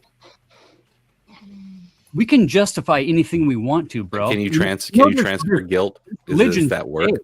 that Well, believe all- it's okay to like all of our- unalive Christians, right? No, all of our ideals on They what have we determine is different good or bad actions is what we call justification. And rationalizations. Mm-hmm. Yeah. Mhm. Yeah. That's what we do, right? So we have faculty, like- correct? Yes. You know, there's like No one's answering my question. I'm Sorry, was it providing an directed at actual, me? Was it directed at me? anyone, an actual illogical thing. Is guilt transferable? If person A commits a murder, is it justice served by executing person B? Well, that's the premise it would already be no. built in the premise murder. Murder is unjustified killing. So you already answered. I don't think that changes. That No. doesn't change That the doesn't question change at all. anything. Right. We admit it's a murder. Is justice served by killing someone else and Is not justice that person? served by eye for an eye, tooth for a I think tooth? Well, that would No. that would actually No, fall no, down no. to That's Just not by BS. not an eye for an eye. It's just like You're on. killing somebody else. So No, is guilt transferable? If person A commits the murder, can I transfer their guilt to person B and kill them and still call it justice? You mean Not like by father justice. son? Not by justice, Father, no. son, But transfer. there are more things to consider than just justice. But justification is not justice. like Jewish magic trickery? No, it's just definitions of words. No, it would fall under. Where they transfer their guilt to other animals. This is actually a sacrifice ritual that they still hold, and they transfer their guilt to like the scapegoat, and then that gets killed. And now God, I'm just saying it's an illogical premise that you can't transfer your own guilt anymore, and they don't have to do that ritual because Jesus became that sacrifice for everybody. So the same mechanism is still there, that you've taken your guilt, transferred it onto this other thing, and said this other thing now is guilty and not me, and now you kill that thing, and that thing has to be perfect. Wait, does that make it just? We understand the process, but how is that logical? It's kind of the same process as going to confession, right? So I want to just point out, I know I'm being pedantic, but it's important. It's not the same mechanism, because we don't transfer our guilt to an animal anymore, right? That's what the New Testament makes very clear. Right. But the Jewish do. Does that make it right? No. No. So you're talking about balance when you're talking about justification. There's a scale, okay? You put a coin on one side and then a coin on the other, right? You wouldn't say that both coins are the same coin, but you would say that one balances the other. What if it's a two-sided coin? What if it's a quarter and a nickel? I would say justice is giving what is owed to the person. That's what I think justice is. Right, exactly. You would say that. I think the way it's even legally defined. I think the way it's even legally defined is like to make one whole, right? Yep. To fill in what was taken away, right? But so at least with as much as possible, right? Right, without reversing time, because you can't reverse time. You can't actually take it back. You can only fulfill. Mm-hmm. And also, in most the law. Hello. Also, in most cases, the cost of collecting that back is going to cut into like how much you lost. So. I mean, the purpose of the justification is logical, but whether you believe that the weight is logical or not is up to you. It's logical. Do you know it's only logical? And God is essentially punishing himself to satisfy what he created to satisfy your guilt. It's a circularity that lacks its external logical necessity. Remember the predicate and identity distinction there. You're assigning a weight to the justification. Yes, the special pleading of essence rather than an identity, right? Like that's what I heard. It's not special pleading. It's that God is both. It seems like special pleading because you're essentially saying there's an essence that's not a being. No, we use everyday language. Socrates is Socrates. That's the identity. Socrates is a human is predication. So all we know is we all do that. Right. Wait, but him being a human is just like a part of like him in this case, or in this case, his like entire being is just him himself. Like him being a human and him consisting of all the flesh and bones and whatnot. Yeah, that's just him. There is no like essence. There's no like there's nothing that is non-physical about him. Just a bag of that bones can be demonstrated. I don't think anybody tonight has suggested that Jesus wasn't real. Like maybe it came up a little bit, but most people are going to accept that he was a real person. I could make the argument. Most historians believe that he was a real person. I could too. The claim that's real. If we would like this panel to continue being real and awesome, we have to take a minor grift break. You are down to 9 minutes left, ladies and gentlemen, and you have 9 to go. So that is $10 super chat per minute that is needed. And utilize your super chat to boot stupid people off the panel. I still have Azrune and Vanta Black waiting patiently backstage. But also utilize your super chat to vote who is the best grifter up here on the screen. Balderson, go. In here, in this panel, there is definitely a reasonable, intelligent conversation to have. It is you guys' job to suss that out by flushing out some of the turds. And we just need to see that happen. Yes. All right. Oh, sorry. My stuff's going so slow tonight. I apologize. Andy, tell them what they need to do. Do not give your money to the scissors gods or the spaghetti spoon god, because they are pieces of, you can't have an ontological unity to something that is composed of parts, or the unity of the scissors doesn't come before the parts, except for in thought. Okay, so don't give your money to the scissors gods, give it to Sarah. Get down. Yes. Yes. Give it all to me. I Every believe last one. Yeah, so you know what to do. Actually, we started getting into a little bit of decent conversation just now. And if you really want it to continue, which I know I do, I love having these conversations. Great having Andy up here, someone who actually understands philosophy. But then you've also got some folks who don't believe, which is great. You know, we're going to have this great argument. Send some money, $10 at a time, $20 at a time, 30, 40, 50, send 100. Or send to. Thank you, Vanta. Effigy, you are normally the golden child for these. My name is Tell me. Indigo Montoya. You have not donated to the panel. Therefore, I must lock you in a room with tied up. Oh, Jesus. Oh, You have God. heard this word logic. I do not think these people know what this word means. I'd rather be in a room with I don't know about Spin and y'all. Toasty and having to listen to them. Bones is So- ready. My fellow followers and Spike, it is time to let us pray and pay your tithe to Sara, who is giving us the opportunity to spread the great word of Spike, the primary and ontologically necessary being, who is all-knowing, and so that way we can fight the heretics on this panel and bring truth to light, as I am doing right now.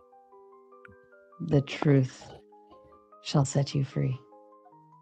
Uncle Fatty, Spaghetti Monster. Whose truth are you talking about, man? Multi-spike. Multi-spike is the way, okay? And this great spaghetti monster would really rather you didn't build multi-million-dollar shrines to his noodly goodness when that money can be better spent raising tomatoes. Won't be enough, but it'll make me feel good to get a tie-dyed t-shirt. Is that a boot? Is that a boot, Tom? I can't tell. Please tell me in the chat if that's a boot. But I love it. All right, we're 2 out of 10. 8 more to go. Tell them, Spin. Tell them. Whoever would like me to keep screaming at the nose ring theory, chicken eating KFC worker, get those donos in. And I think it's absolutely funny. He was told to shut the fuck up on panel, so he gets on the phone and starts running his mouth even more. I think it's absolutely fucking hilarious. So get those donos in. We need them. Yes, we do. We need 8 more of them, and you have 4 minutes left. Tied up. Finally, you get to talk all you want. Tell them. You are muted, by the way. He is Maybe correct. That is ironic. You Like must the donate. the one time he gets to talk, and This he's is- fucking muted. Bum, bum, bum, What are you doing over there, Ty? This was all predicted by Spike. I by the think way. he's trying to play the guitar that I'm sure he can't play. Maybe I can. No, I can't unmute him because he muted himself. He can't hear us because he's on a fucking cell phone without earbuds in, which means he can't hear a fucking word we're saying. All right, Version of rage quitting. Ant, hypnotize them. Tell them what they need to do. Hello, audience. I'd like to introduce you to the Paratheo animated mystichood of Eris Esoteric. You could be a pope today for $10 or more. Take all of that unnecessary materialism and dump it into Sarah's receptacle for unnecessary wealth. Thank you. Have a good night. It is necessary wealth, by the way, for me. Oh, goodness. All right, you got 3 minutes to go, folks, and you've got 8 more donos to hit. Vanta comes in and says, get tied up out of here and get Azron in. We don't need a talkative demon on panel. Azron has a wealth of knowledge unlike him. I agree with the sentiment, but it has to be 5 more. It's the rules. Those are euros. And the whole dollars. Euros are worth more, aren't they? But not 2 to 1. much. They show up as 5 but here. not to YouTube. There will Not- be some. YouTube categorizes it as 5 for me. So Vanta, send in 5 more, or if Carpenter Tom wanted to use this one as a boot, all he's got to do is tell me in the chat. But I'm gonna sell. I'm gonna sell tie-dyed Carpenter shirts. Tom, please use that as a boot and get his dumb ass off of here. I think his name was implied in that, or if not directly mentioned. Maybe. Send him back to KFC where he fucking belongs. You're really focusing You know, on the KFC bit. you know that your God watches you Incredibly masturbate just so we can judge you upon how hard you go on yourself. Hot. Your God is a sadist pervert, bro. So I mean, like I One thing should that really. Spike isn't. Spike is not a pervert. He will not watch you. Definitely not. So should I really get into it respect to add And to he the show judges you for on your God? lack of effort. Oh, definitely. Is that what you use Every to time. fill your porn stash, Bones? Is that what you use? Those Yeah, it's actually pretty effective. Keeps the porn missed a stash little bit. nice and clean. Absolutely. It missed a little bit of it. I'm sorry. It missed a little bit of it. God damn. Well, So, does that mean God could test I'll let us through Spike the decide. recommendations on Pornhub? Your pasta spike can also be your beard groomer. With No. what Effigy was saying, and actually, And before you go, Balderson, Brick has sent the extra 5 to match Vanta's. Tied up is officially gone. Asvarun, you are up. Vanta is still sitting backstage. And also, Asvarun sent in a big 5. Shout out to you. We still are not hitting the dono goal, though. I mean, I know these little kind of bits money is can that? add up, but they're not adding up all the way. I don't know, but Asvarun sends it every round. And I count it as a love, and that's all that counts to me. 100 To quote a tornadoes. band, That's everything run. counts in large amounts. If anyone knows the band, you get 5 spike points. What do you think about all these crazy Christians, Azra? Jesus fucking Christ! Go ahead, So- Asvarun. What do you think? I just think that as far as free will is concerned, the Christians, they've actually misunderstood it. When from my own experiences in life, and after meeting countless astrologers and studying astrology and history as well, seeing how historical patterns repeat themselves all the time, I think free will is a myth actually. I wish it wasn't, but after going through lots of bitter experiences and seeing how they've been proved correct most of the time, I haven't seen how my will actually has been able to influence any cosmic events that's led to any desire materializing for me in life. So, and I've seen this happen to other people as well. So all the predictions they've made from cradle to grave have come true actually. They were able to predict what type of job he'll get into, what type of business he'll do, if he'll have a son or a daughter as his offspring, how he will die. And I've seen countless people even try to commit suicide many times, and they failed. Some have succeeded, some have failed. So that debunks the free will myth actually. If we had free will, our actions wouldn't have consequences. We could just do anything we want. We would be like gods walking on the earth, but we're very limited actually. And there's, instead of free will, I feel there's God's will. And I can prove that actually over here. I have this book called Zuan Fallon. I'll read it at the final end of my closing thoughts as to how there were prehistoric civilizations before early man, where men actually came to a very high level of civilization, and then it all collapsed, and how we were sent back to prehistoric times again.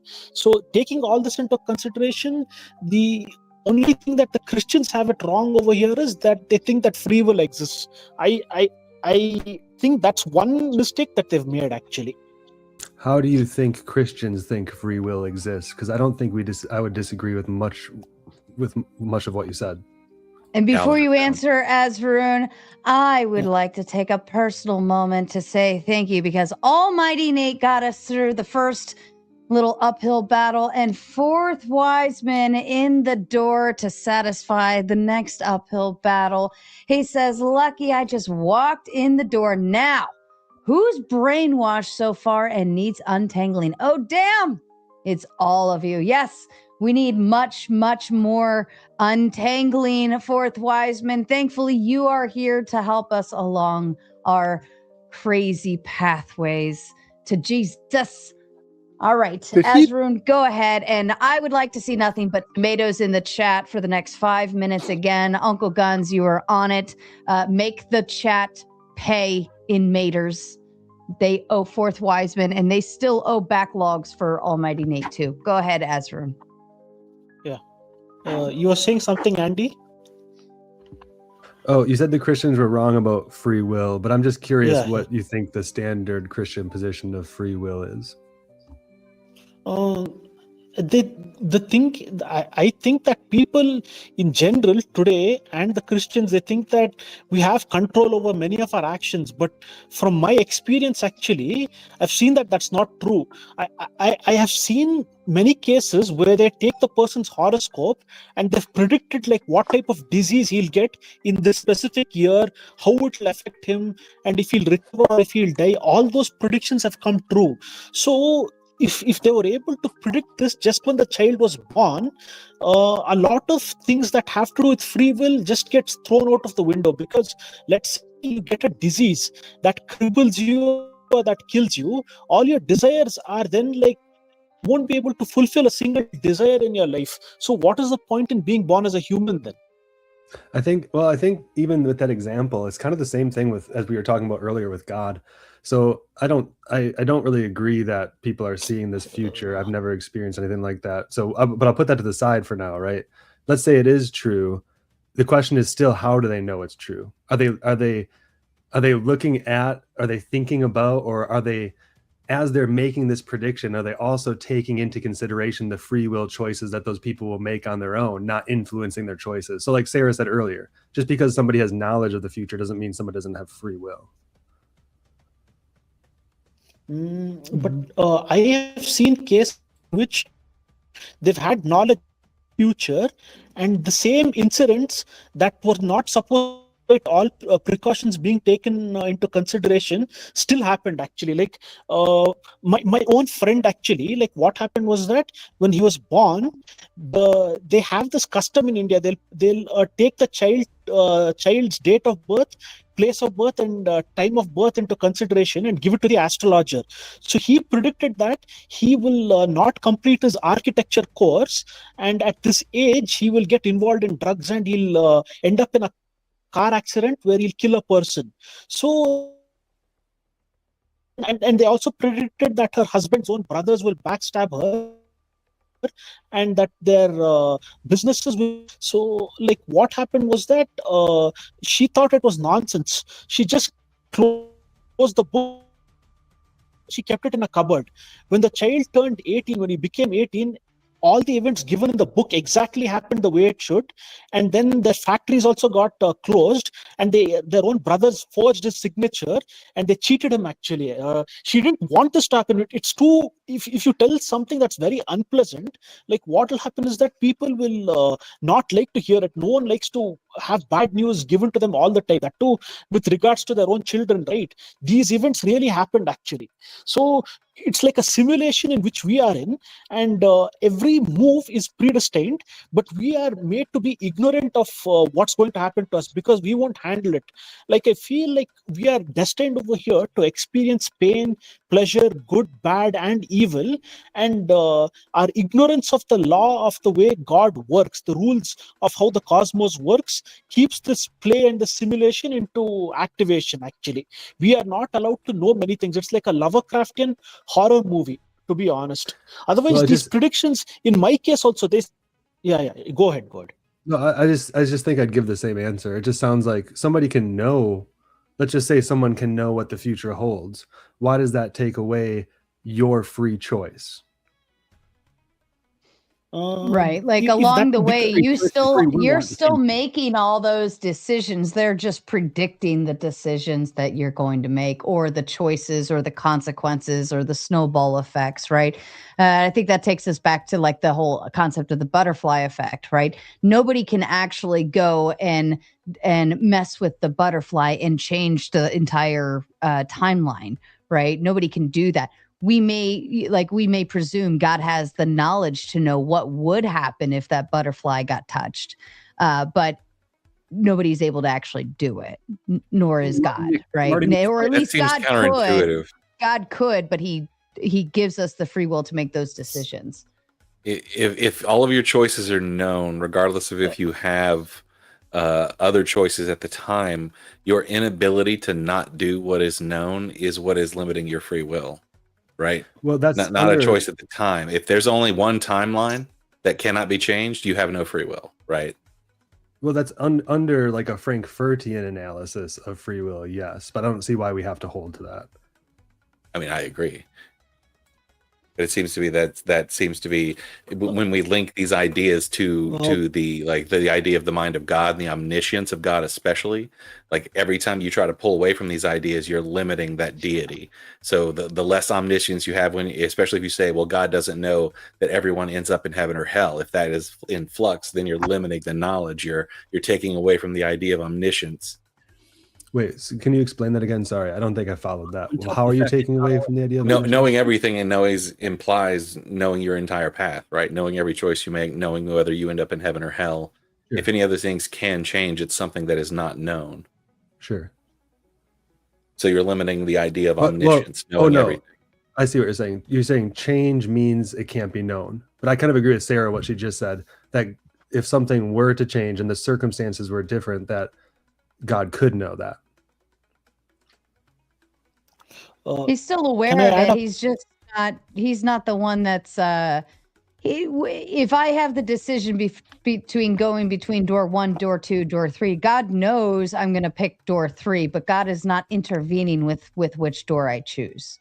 If you never actually can choose anything but door 3, then you never had free will. He knows I'm going to pick door 3. He has not chosen it for me. He's just aware of it. I didn't say he chose it for you. I'm saying he knows you always choose door 3. If there's never a possibility for you to choose any other number. The word possibility is doing a lot of work there. It would be. Yeah. Oh yeah, it's doing all the work. Yeah, because it would be like it would be like when my daughter's like 5 years old, right? And I know her most favorite sweet treat would be like chocolate ice cream, and I offer her 2 choices, right? 2 options. And I say, would you like an apple or chocolate ice cream? And I know what she's going to choose, right? All of us on this panel could probably predict what my daughter's going to choose, but I know it because I know her and I know what she likes the most. And she has that option. Now, me knowing what she's probably going to choose does not mean I've made the decision for her. In that moment, she still has the free will to choose that apple. And sometimes she picks the apple, but not all the time. But I know what she's going to choose. Well, here's the symmetry between that. You're not omniscient, but God is, you're not omniscient, but God is in this case. So right. You don't really know every single, you don't know that the outcome is going to be that your daughter would choose either the apple or the ice cream in this case, but God does. Right. And if God were all powerful, then he knows that that's the only possible option because he's willed it. It's not it doesn't mean it's the only possible option.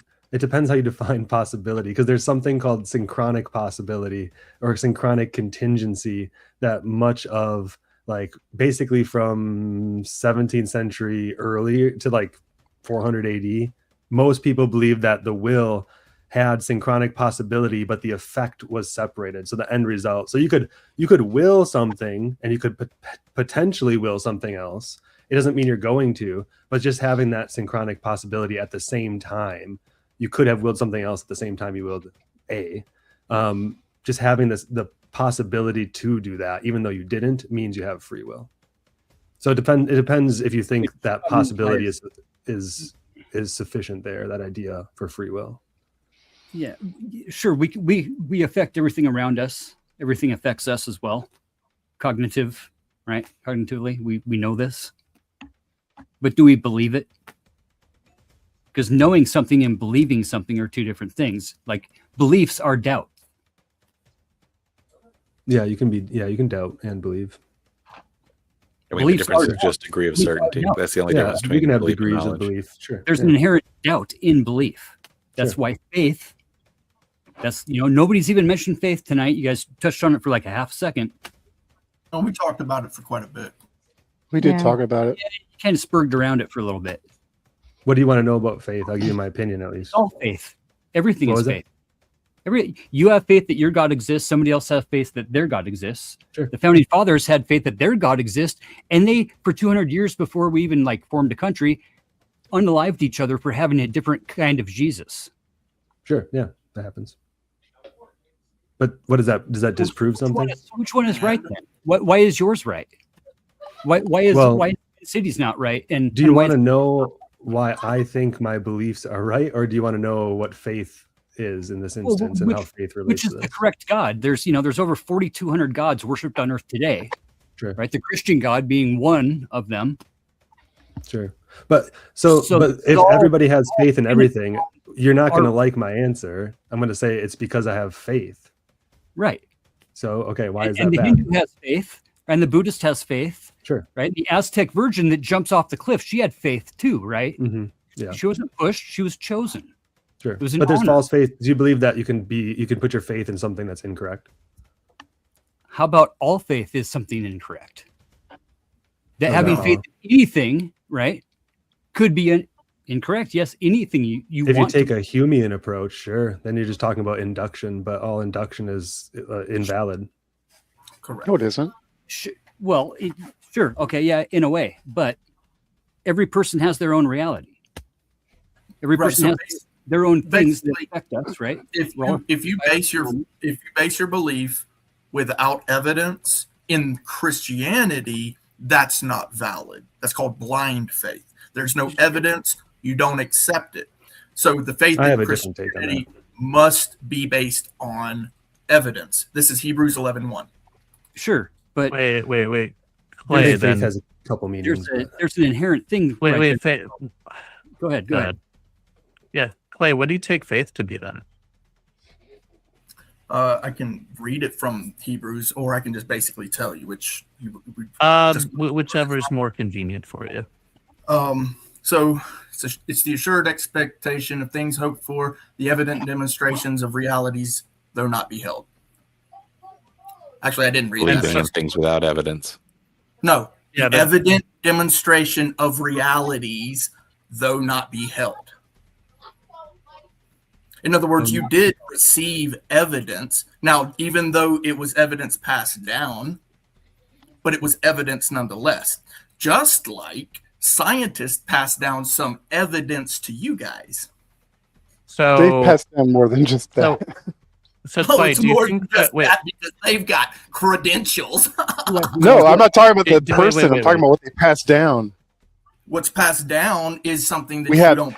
and we I have believe- evidence. We have I know their this. analysis. We have their methodology. We have I don't believe repeatable in your experiments. coordination. So We have what? fal- So we have both we have don't believe in criteria to your thing. falsify what their ideas. I'm going to falsify This something. is a very strong and rigorous. I'm going to falsify process for something. evidence. Hold on. I'm going to falsify something for you and your science. Why is it that radiocarbon dating also not only allows for the small model, but also the large model? Why is are it you that it's talking about? 5,000 or Wait, 50,000 hold- years? Wait, Clay, hold on. The fact that we have like uranium lead dating precludes a young Earth. When did you see that? When did you see that breakdown of the isotopes? Well, okay, so first off, do you doubt the existence of uranium lead dating as a reliable metric to determine the age of things? Yes. How so? Because nobody was there to observe 50,000, 100,000, a million, a billion years ago. We've got maybe 6,000 years of written what human are we history. observing right now, though, brother? Wait. I want to. Do you not? Do you want to interrupt? We're discovering sites that are 10,000 years old Hold on. right This now. is not man. sidestepping. Well, This is answering I your question. will go ahead and interrupt with money since you guys can't sort it out. Fourth Wiseman in with the Big Ten says, I can tell you all a true story and coalesces all the religious cult rubbish into a coherent manifest, and it began long time ago. Then we got hit by an electrical, mighty, powerful object known as the Ark. Then entry point of this arc hit in China, northeast, when Earth's axis had no wobbly degrees, 23 degrees offset tilt. It also rebounded up off lower mantle and back out again, tearing a vast desert in China. Any thoughts to that? Cool story. Yeah, very cool story. And it became the moon. Religious cult No. rubbish.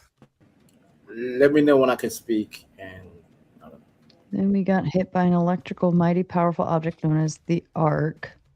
Oh, is this like the no, was it the Anunnaki?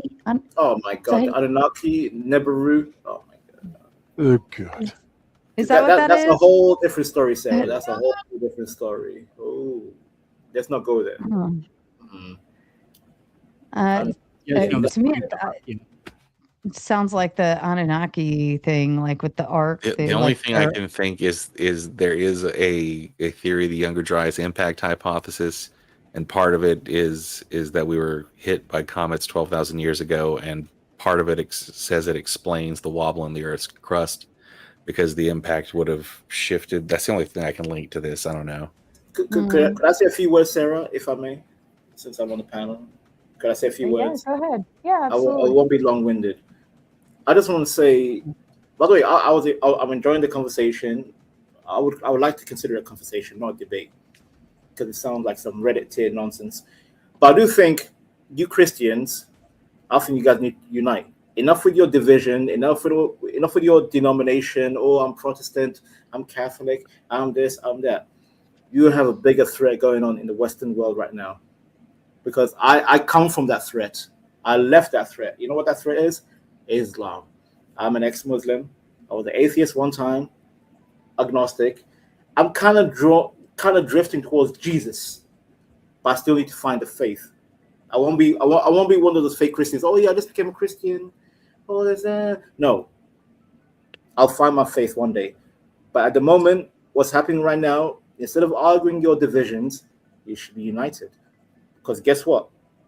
You are being taken over by a certain religion that's very hardcore and it's not unapologetic. My issue with Christians, Sarah, is that they're always apologetic for something. Oh yes, we made a mistake here, we made a mistake there. No, lock down, double down. God damn it. Even Crusaders, we know the argument for the Crusade.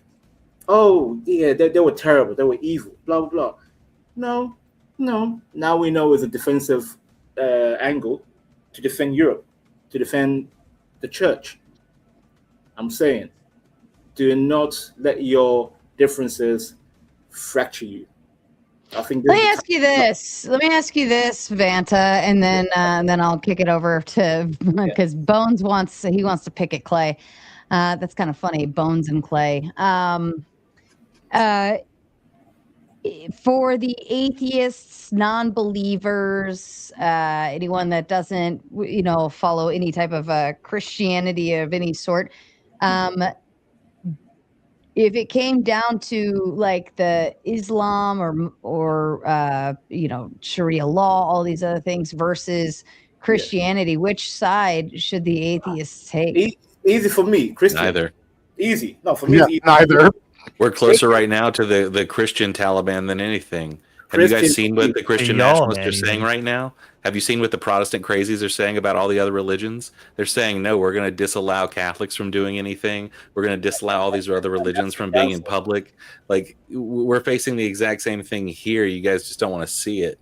When Christian nationalism comes, it's going to be like, hey, you're not Protestant. Fuck you. You don't get to do shit. I would say that if we were going to choose something, we should choose Christianity and stick to the red letters. No, neither of them. Straight up. That's the best thing about our country. It stopped both. And I do agree with the clown. And I do mean clown. Would you There prefer Muslim? Would you prefer like hell no Muslim? And because one or the other is going to take over inevitably, right? Like it's bound to happen. Choose your side wisely. All right, let's give it over to the. All right. So Clay, I take a lot of issue with your claim that uranium lead dating is not valid. So what's the deal?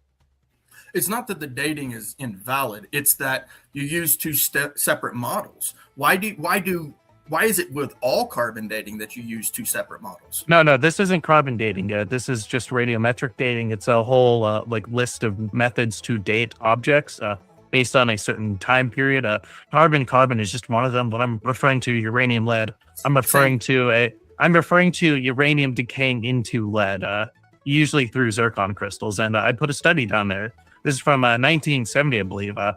And it shows that there are independent sets of zircon crystals that are formed either 2 billion years ago or over 3 billion years ago that show that this method is absolutely reliable in finding out how old certain things are in certain strata of the rock. And I think that alone precludes a young Earth.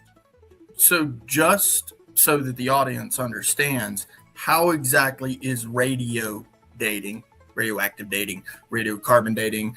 You mentioned that carbon is only one of them. I just say carbon dating because most... I said uranium, but yeah. Uranium. Yeah, carbon's like... reference carbon dating. Most Christians reference carbon dating specifically because that's the one that always gets used. But no, I understand what you're saying. No, it is. It really is. It's carbon is not the only method used. I'm so sorry. We have all sorts of ways. It's the one that you're mixing what I'm saying. I'm saying it's the one that gets thrown into the arguments. Okay. Carbon dating. So yes, you're right. It's radiometric dating. I understand that. Explain exactly how radiometric dating works. So when certain elements are formed in certain crystal structures, in this case I'm using uranium lead dating, zircon crystals form as a result of igneous rock being produced, usually by volcanoes.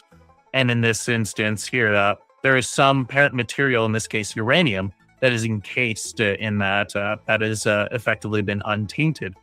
And then over time, that uranium decays into a lead isotope. And the amount of decay that occurs from the uranium to the lead, based on a certain half-life that the uranium has, we can determine how long that zircon crystal has existed based off of that. Okay, so uranium is unstable, zircon is stable, uranium loses... Yep, effectively, yeah. Loses, is it neutron or proton? It loses, in this case, it would be protons.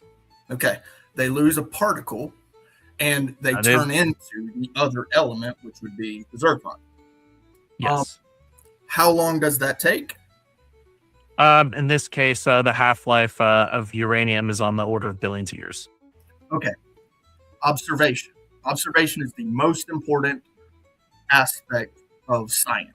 If you cannot observe it, then you cannot prove it. Correct? If you're talking, what do you mean by observing? We can observe the amount of decay in uranium and into lead, and we can experimentally determine the half-life of it.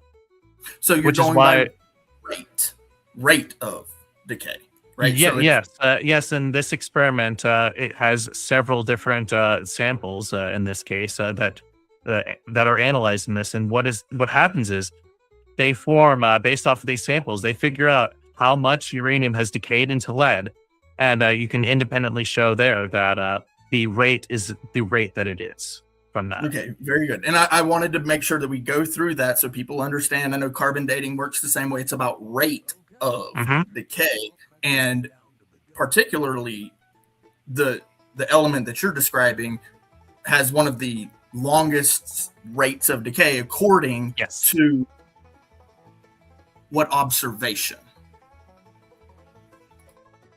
According to what observation? What do you mean by that? It's the amount of lead present in a zircon crystal as opposed to how much uranium would be present in that. There's some amount of substance in that crystal that we would expect to have if a certain amount of time has elapsed. And when we look at when they looked at the zircon crystals, it was shown that there's this ratio of uranium that corresponds roughly with what we would expect with the amount of time it would have decayed into lead in this case.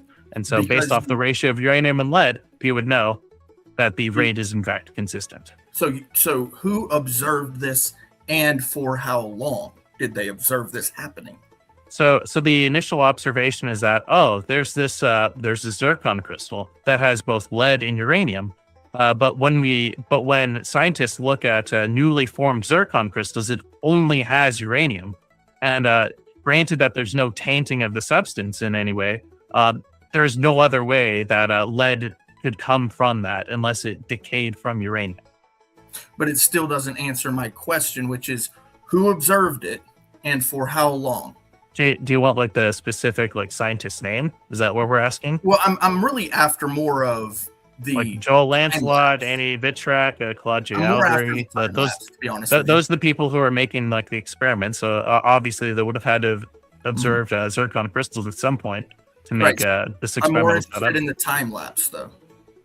You're more interested in the time lapse, so I'm going to give you again the observations. The observation is newly formed zircon crystals only have uranium. There are some zircon crystals that have been found in the earth that have uranium and lead, and that cannot be, there's no other way that there would be both uranium and lead unless uranium decayed into lead. And look, I'm not disagreeing with you with that. Elements change into other elements. That's kind of how chemical physics work.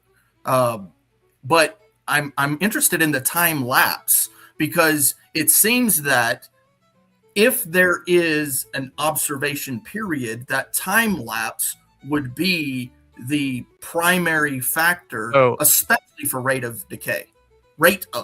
Specifically. Yeah, so when I'm talking about the rate of decay, I just mean the half-life, which is just the time of that it takes some amount of uranium to decay into half of its mass, effectively. And how long did they observe it? It's on the order of billions of years. They observed this thing happening for billions of years. When you take newly formed zircon crystals that only have uranium, and then you take zircon crystals that have been in the ground that do not have just uranium, then we get from point A to point B. He's saying that this uranium dating includes the presupposition that that takes 230 some billion years for it to reach half-life. There's zero way to substantiate that half-life, because we haven't been recording it and observing it for 238 billion years in order to say the Earth. No, the Earth is the universe is not even 238 billion years old. This is to say definitively that's the half-life of uranium. You're saying empirically. I see. It's because you're when you observe the small amount of time that it takes for uranium to decay into some amount of lead, you can figure out that from that sample, you can extrapolate the timeline that way, and then that's how we get. How long did it take them to observe that happening? Hundreds of thousands. You don't have to have maximalist observations to fucking have a valid observation of something. What the experiment shows is it takes zircon crystals and basically multiple misunderstanding of the scientific method. So you have a very small understanding of. You have a newly formed zircon crystal. You have a few other zircon crystals that have some mixture of uranium and lead, and then from that, you can, from the fact that they appear in certain strata in the Earth, given other ways to measure the basically the amount of time that dirt or whatever that layers existed. Do you question the radiometric dating? Yes, but according to uniformitarianism, the rate cannot significantly change. In an ideal condition, it has to be the same. I have to make a minor correction on your That's what it is. You're almost there, but the reason why the uranium lead dating method is so effective is because when zircon's formed in magma, crystalline structures, it strongly excludes lead, but it strongly includes uranium. So they are more likely to occur together. So you very rarely see zircon that formed with lead. The lead we typically find in zircon is from the decay of uranium, which decays at a rate that is well known to us. So we can look at the proportion. We can look at the proportion to lead and uranium and determine how long it's been decaying for. How long that takes, and how did you prove that? Because we know the half. years. answer We the don't question. know that. So- We don't Yes, know we do. that. 70, Yes, we 80 do. years. It's been empirically determined. What do you mean? 70, It maybe isn't 80 years. empirically determined. Balderson, Brick, if both of you can give us papers that show a different half-life for uranium Yeah, lead, 70, this 80 would years is completely blow open observation the idea of of an the old Earth, thing. by the way. Look, This would completely blow it know open the right actual there. Or at least timeline. that specific one. I know the What's actual the actual timeline. timeline? The What's the actual actual timeline is atomic physics, right? That's maybe What? 70, 80, 90, 100 years. I'll give you 150. I'll give you 150. We'll say a whole 150 that these observations. Oh wait, have been you're giving us the entirety of the history of atomic physics here. That doesn't make sense at all, because the decay has obviously been about happening for much observation. longer time. Like we have observed Who the decay rates of observed it? uranium decaying into lead. observed it.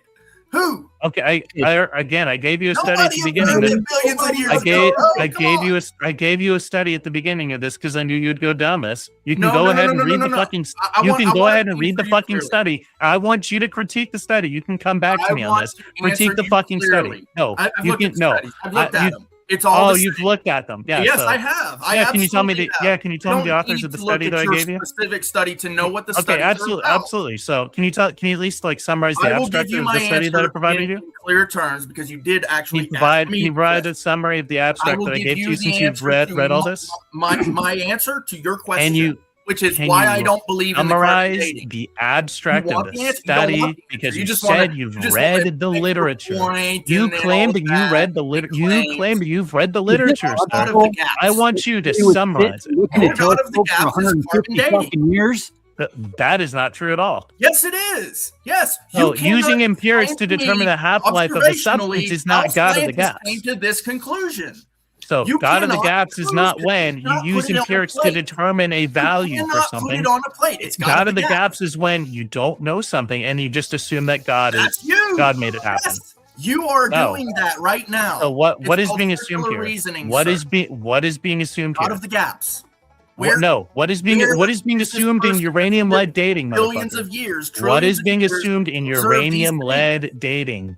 Sir, Answer that question. you cannot make the claim over 150 years of He's not going to fucking physics answer. that you have I don't know seen why. something I don't know happen why. in billions I actually years. do know You why just you wouldn't answer this because it precludes your entire And for worldview. me But to like, believe can you it, give me a straight answer instead? So cannot again, once again, believe that what this is bullshit so that you're what is being is assumed to real. be true when uranium lead dating Actually, these is being arguments done? have played When these out studies are being done. What is being assumed? the decay rate? Why are you acting like you're this fucking The decay, stupid? so no, the decay rate is not assumed. The decay rate is 238 billion experimentally years of determined. fluctuation.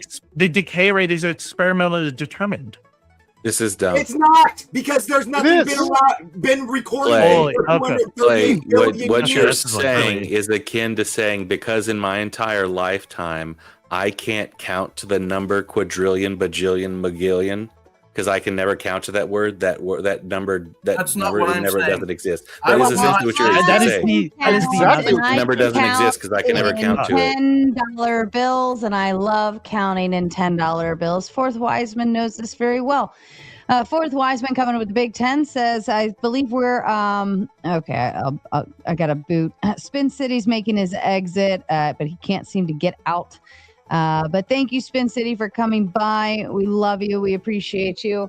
I think this is a continuation of the story from earlier. The ejecta and the arc blew out, creating the desert in China.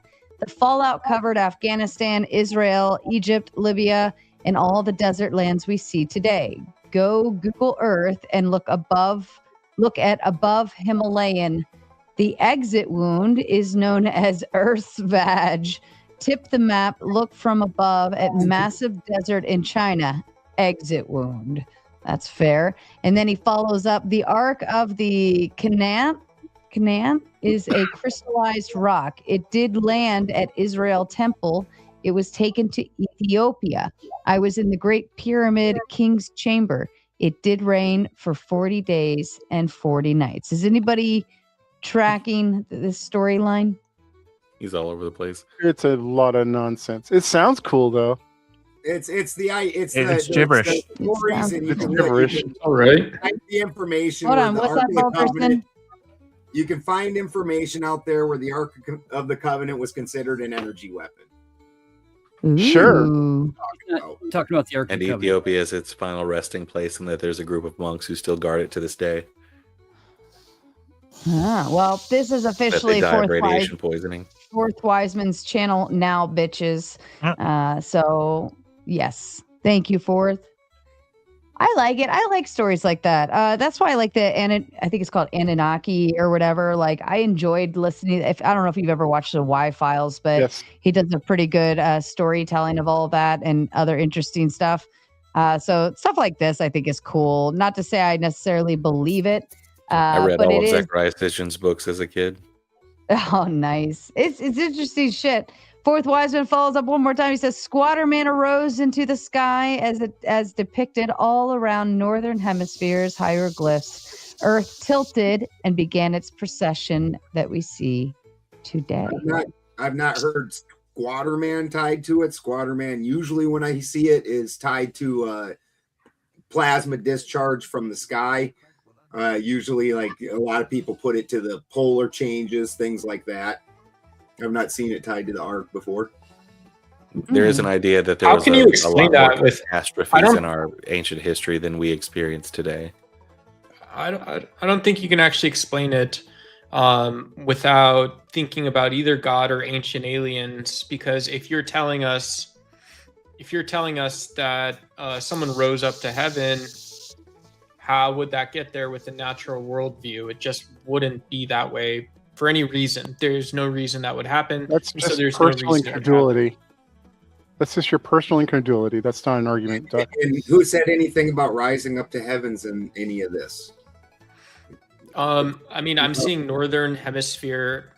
Yeah, the hieroglyphics, Squatter right? So Man I'm was crazy. seeing in the northern hemisphere. It's a plasma discharge display, very similar to the Northern Lights, where it made this specific Squatter Man figure that all over the northern hemisphere people saw. Which is probably the effect of Doesn't sound pareidolia. like nature that I know.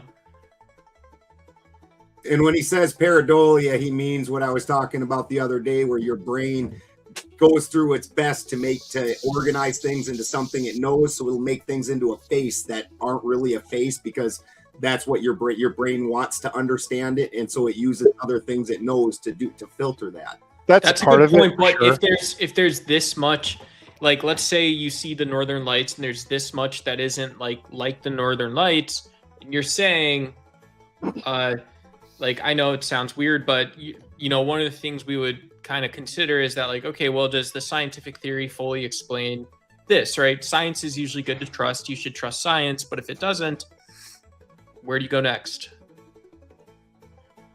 That's part of the gaps. Wiseman follows up and says, "Squatter Man arose because what hit Earth was electric plasma.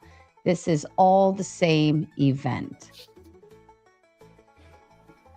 So you're saying This is all about some kind of solar discharge then. Yeah. caused by the arc, and this wasn't a astrological event that is probably cyclical? Is that what you're saying? Like, what is he talking about? Some sort of corona mass ejection that reached the Earth? Well, that's the typical thought process behind it, that the plasma event. I think what he's saying is that it was caused by the arc. The more typical. No, I don't buy that. It's an electrical arc that went. Well, at least I'd want to see a whole lot more evidence than just hit us this and Mars wild at the same story. time. That's why Mars has all those big ass like super deep canyons that aren't from water. It's like an electrical fractal, kind of like the fucking fractals all over Earth got hit with a spark and burnt these big lines in. That is highly contested claim. What? Probably just volcanic activity. Yeah, it's back when Mars still was geologically active. And also, like maybe the it could be plasma approximated event by like some happened factual in equation. but- coordination with the weakening of the magnetosphere. So there's that aspect also. Well, Mars doesn't have one. Yeah, well, I'm talking about for us, for like Water Man and whatnot. Yeah. But you know, we need to go into Venus, not Mars. We're dinosaurs, but we have fossil records, right? And we have What's that? hundreds of thousands of things where like people have looked at something that's similar, right? And by looking at that thing that's similar over and over and over again, we can create what? A mass observation. and deduce what? Mathematics, right? Well, that'd be inference, but close enough. What do you got, Azraroon? Sarah, my phone battery is very low, so I'd like to make my exit with the final words. Is it okay? Can I say the final? Can I read this part? And it's just 2-3 pages. Those are my final words. Is it okay? Yep. Okay.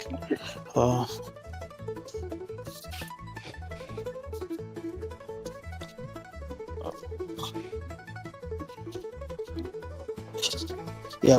Any words were said. Yeah. Just a minute. Absolutely. Okay. Yeah. Many people may have heard of prehistoric culture. Also, we have found a problem. A lot of cultural relics in many places of the world date back far beyond the history of our human civilization. These ancient remains have quite an advanced level of craftsmanship. In terms of artistic value, they are at quite an advanced level. Modern humankind is simply imitating the arts of ancient peoples, and their arts are of great artistic value. They are, however, relics from over 100,000 years ago, several 100,000 years ago, several million years, or even over 100 million years ago. Think about it, everyone. Isn't this making a mockery of today's history? It is in fact no joke, for humankind has always been improving and rediscovering itself. This is how society develops. The initial understanding may not be absolutely correct. Many people may have heard of prehistoric culture, also known as prehistoric civilization. We will talk about prehistoric civilization. On this earth, there are the continents of Asia, Europe, South America, North America, Oceania, Africa, and Antarctica. Geologists call these the continental plates. From the formation of the continental plates to this day, several tens of millions of years have passed. Namely, many continents have emerged from the ocean floor, and many continents have also sunk to the sea bottom. It has been over tens of millions of years since they stabilized at the present state. Under the water of many oceans, however, some tall and large ancient structures have been discovered. These buildings were crafted very beautifully and are not part of the cultural heritage of our modern mankind. Then they must have been built before sinking to the ocean floor. Who created these civilizations tens of millions of years ago? At that time, our human race was not even apes. How could we create something of such great wisdom? Archaeologists around the world have discovered an organism called trilobite that existed between 600 and 260 million years ago. This kind of organism disappeared 260 million years ago. An American scientist has discovered a trilobite fossil with a human footprint on it. The footprint was clearly imprinted on the fossil by a person in shoes. Isn't this mocking historians? According to Darwin's theory of evolution, how could there have been human beings 260 million years ago? In the museum of the National University of Peru, there is a rock engraved with a human figure. Upon investigation, it was determined that this human figure was engraved 30,000 years ago. This human figure, however, is dressed in clothes, a hat, and shoes with a telescope in hand. He is observing a celestial body. How could people have woven cloth and worn clothes 30,000 years ago? More inconceivably, he was observing a celestial body with a telescope and had a certain amount of astronomical knowledge. We always think it was Galileo, a European, who invented the telescope, giving it a history of only about 300 years. Yet who invented the telescope 30,000 years ago? There are still many unsolved puzzles. For instance, there are frescoes engraved in caves of France, South Africa, and the Alps that appear realistic and lifelike. The figures therein engraved look remarkably exquisite and are colored with a mineral paint. These people, however, all wear contemporary clothes that look something like Western suits, and they wear tight pants. Some people hold something like smoking pipes, while others carry walking sticks and wear hats. How could the apes of several 100,000 years ago reach such an advanced artistic level? To give another example of a more remote age, Gabon Republic in Africa has a uranium ore. This country is relatively underdeveloped. It cannot make uranium on its own and exports the ore to developed countries. In 1972, a French manufacturer imported its uranium core. After lab tests, the uranium ore was found to have already been extracted and utilized. They found this quite unusual and sent out scientists to study it. Scientists from many countries all went there to investigate. In the end, this uranium mine was verified to be a large-scale nuclear reactor with a rational layout. Even a modern people could not possibly have created this. So when it was built, then it was constructed 2 billion years ago and was in operation for 500,000 years. Those are simply astronomical figures, and they cannot be explained at all with Darwin's theory of evolution.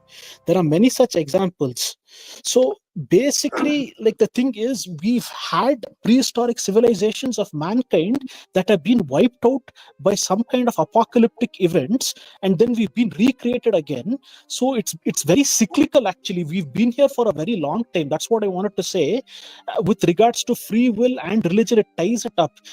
Even in many religions, there are instances of a great flood wiping out mankind in the end, and then civilization starting from anew. So if you take all this into consideration, I feel like it's just a big simulation that we are in. And that's what I wanted to say with my closing words. Thank you, everyone. And thank you, Sara. Absolutely. Thank you, Asfron. We love you. That nuclear reactor was naturally occurring.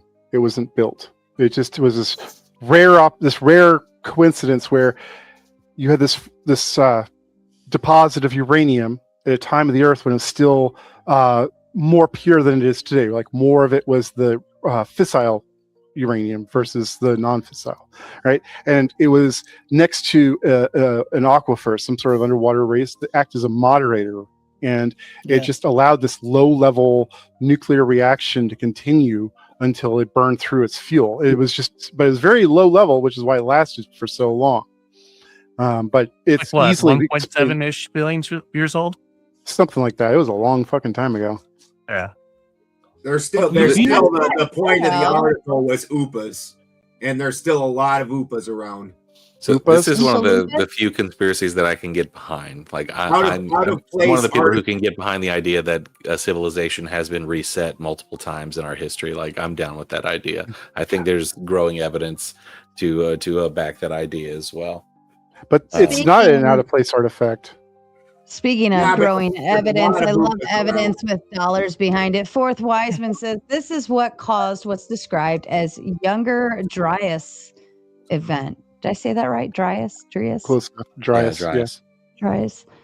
This is all the same event. Go to Google Earth. Go to Google Earth above Himalayan mountains. It's a great exit wound. I'm going to go Google Earth that shit right now. Entry point is East China. Exit is desert above Himalayas. Ejecta goes westwards. Go and look. You shall see. Follow entry, exit, and outburst ejecta, making deserts. Any thoughts to that? The idea of the Younger Dryas event is that an extremely large comet broke up and hit basically straight across the northern hemisphere of the Earth, all the way from China down to North America. And they found a kind of like a KT boundary, like the comet that destroyed the dinosaurs. They found a similar boundary. They believe this is the thing that killed the Clovis people in North America. One of the most interesting things that I found in researching this is the Carolina Bays, which are theorized to be basically secondary ejection craters caused by the comet hitting the ice sheet and ejecting baseball stadium size pieces of ice throughout the atmosphere. Really, like, if true, this is like one of the most apocalyptic things that humanity could have lived through that I could see. And to go back to what Asbroom was saying, humans would have been alive in some of the things he's saying, because we've pushed back the date for modern humans back to like 300,000 years ago. So we've been in basically our current state for almost 300,000 years. Close to it, yeah. I like it. I'm Googling right now, Fourth Wiseman. On about a lot of this. According to Randall Carlson, I think that there's I think he says 8 apocalyptic events, and he says during an apocalyptic event, humanity drops down to like 15 to 20%. His evidence for this is what? I'm not Randall Carlson, man. There's a million hours of him on YouTube. Well, you brought him up, guy. Well, I just said he talks about this a lot. Okay.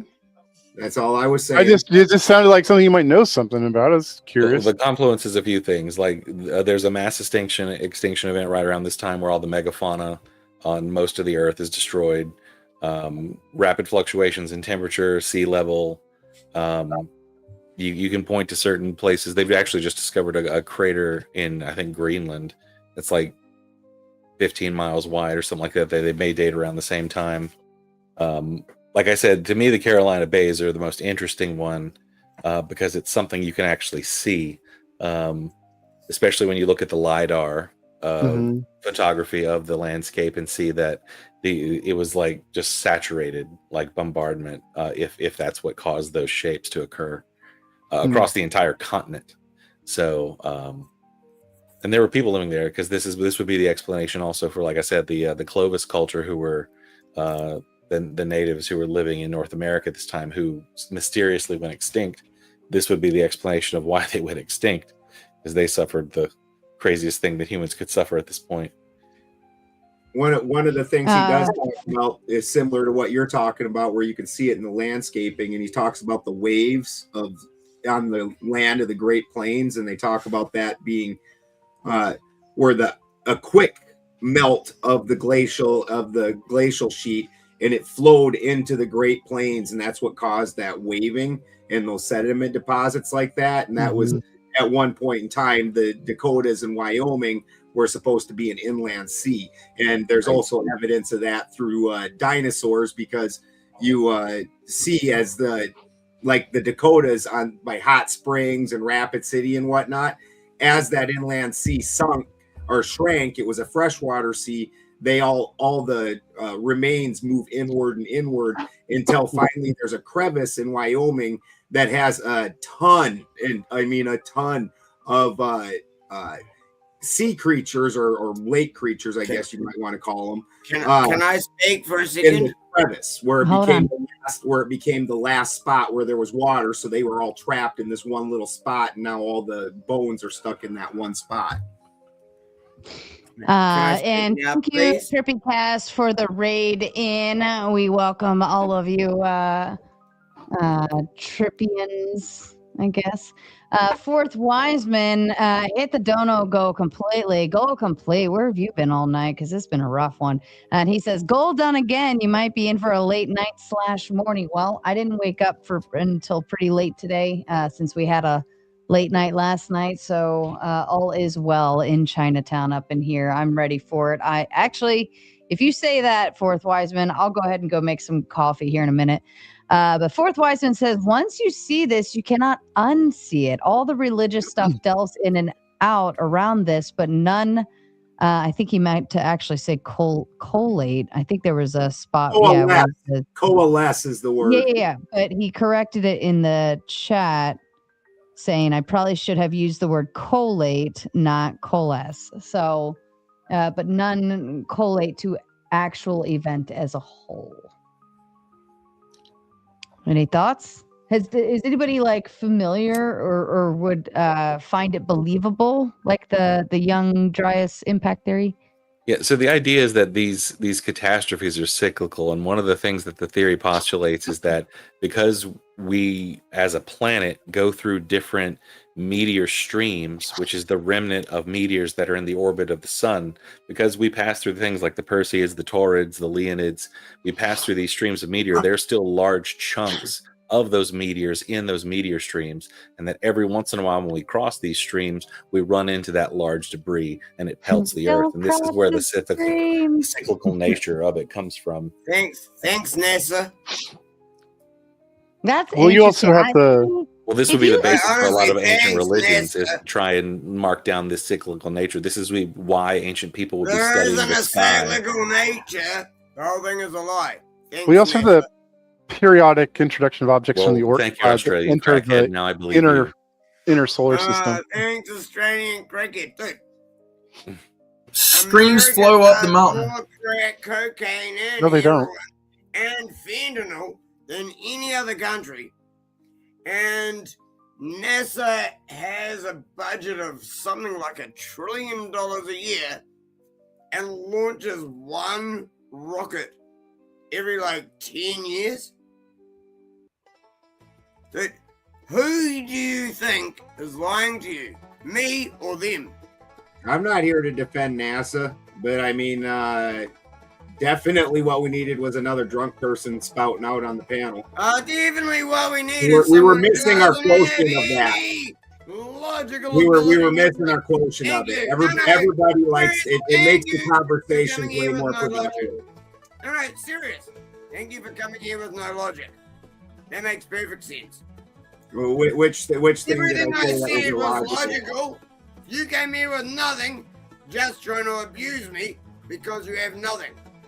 You didn't actually. Well, I wasn't dispute gonna. anything I didn't come here just by protect me. choice. I got put Shut up up, in man. here. And, Shut well, up, I'm here. man. I thought maybe You I'd just point out that attacked me 'cause you got nothing. we were short on drunk people. I wasn't even criticizing you. I said we were on drunk that's people. all you did.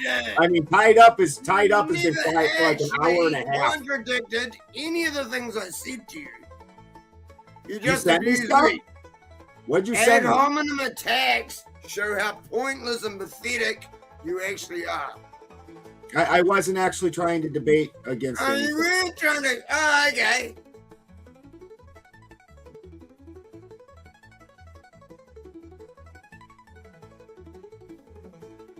I think Yar.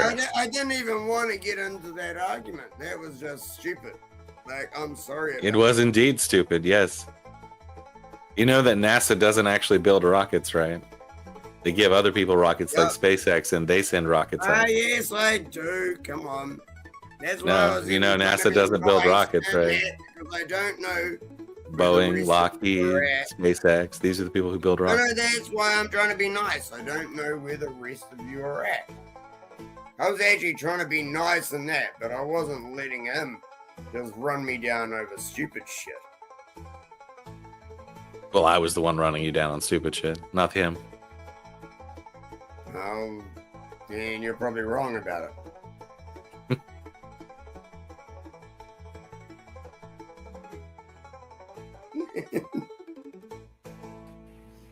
What is the distress? Which distress? The flag on your wall is upside down, sir. Oh, that. Yeah, my government sucks. Well, my I mean, country is one of the safest countries. that's not a in the valid world. reason to When it hang your comes flag to- when it upside comes to down. everything natural in my country, one of the safest countries in the world. But why would you hang your flag Anything upside that down unless there's poisons distress? Is the government. Just because your country sucks or something like Anything that. that's poisonous is the government. Hey, Like, I'll admit that Hey, I have some issues here, but careful, because I'll end up saying something that I'm not I'm allowed not going to hang the say. flag upside down If just because I'm if you say upset. to me once that at least I'm in America, at least I'm allowed guns. I'm trying to understand what the distress I'll fucking really destroy is. you in a minute. The distress is you're drunk? No, my distress is that you're an idiot. Well, that's not your problem. So stop crying. I wasn't crying. No, you You're can't the one who blur. brought it up. You're the one who has an issue with my flag. You're the one who's actually been crying, not me. So you're actually projecting your shit onto me. I wasn't crying.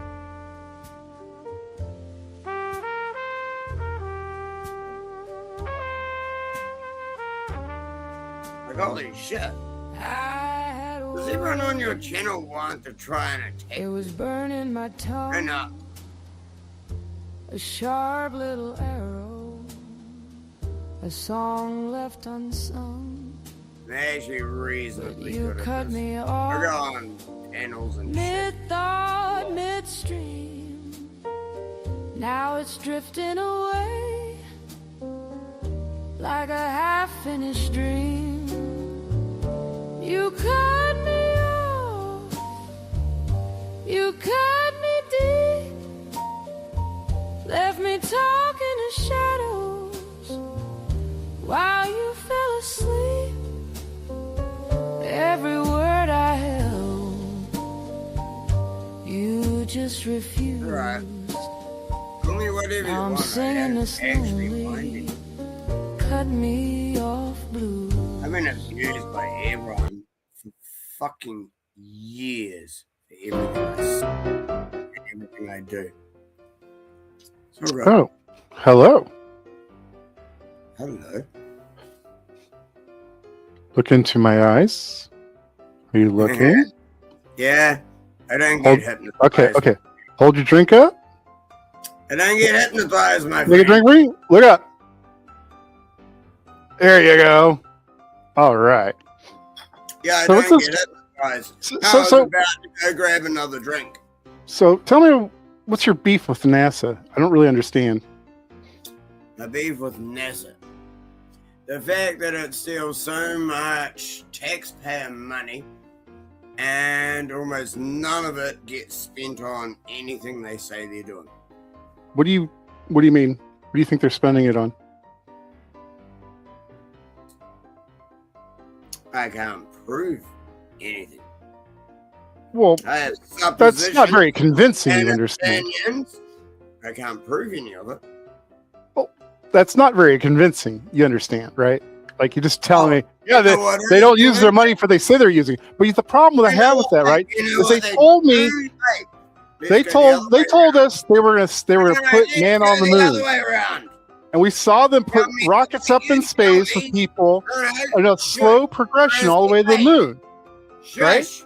They said they're gonna make Skylab. They put Skylab up, and they did a bunch of science. Hey, Like we have things to show for what fuck, they're man, gonna you spend don't money need on. shit. Shut the fuck up. Answer this. What have they spent money on that you know about that is provable?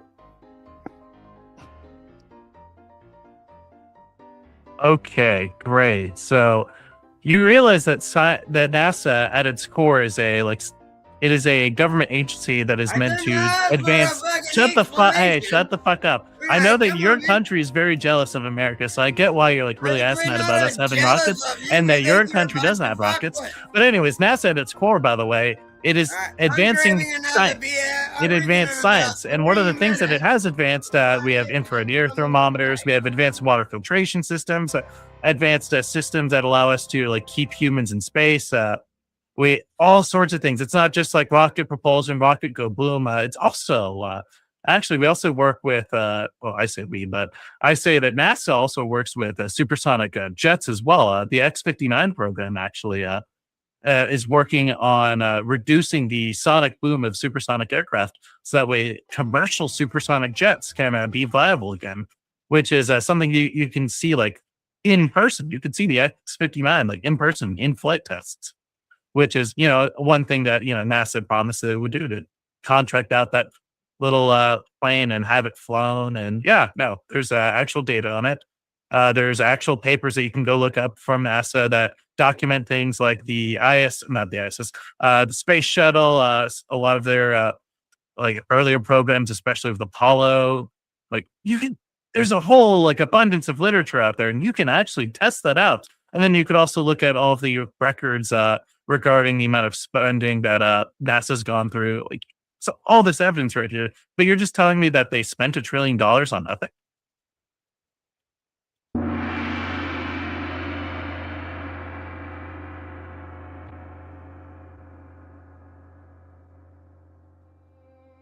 Wait, do we have anything?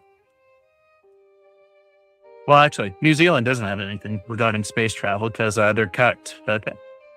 They're incredibly cucked by the great American engineers that we have had over the last few decades. You're cucked. You're just cucked. You're cucked. That's why your flag is upside down, because you're just scientifically cucked. So DK Spears, I need you to like get on the bottle for a second and understand that you're scientifically illiterate. You're not even a part of this country, so like the idea I'm Jewish, that's the new one. So I'm not only am I Asian, I'm also Jewish. Great. So yeah, do you have any rebuttal to this or no? Oh no, you just said you're Jewish. It's done. No, no. I'm just like I'm levying all the claims that have been made against me. Say anything else. You don't need to say anything else. That's it. So what's the budget of NASA? What's the yearly budget? I'm just so curious. I believe it was like $1 trillion. Yeah, based off of what? About half based a off of what? decade for a decade. Yeah. No, based off of what? What documents are you using?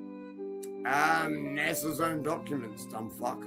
NASA's own documents? Yeah. Do you like which ones?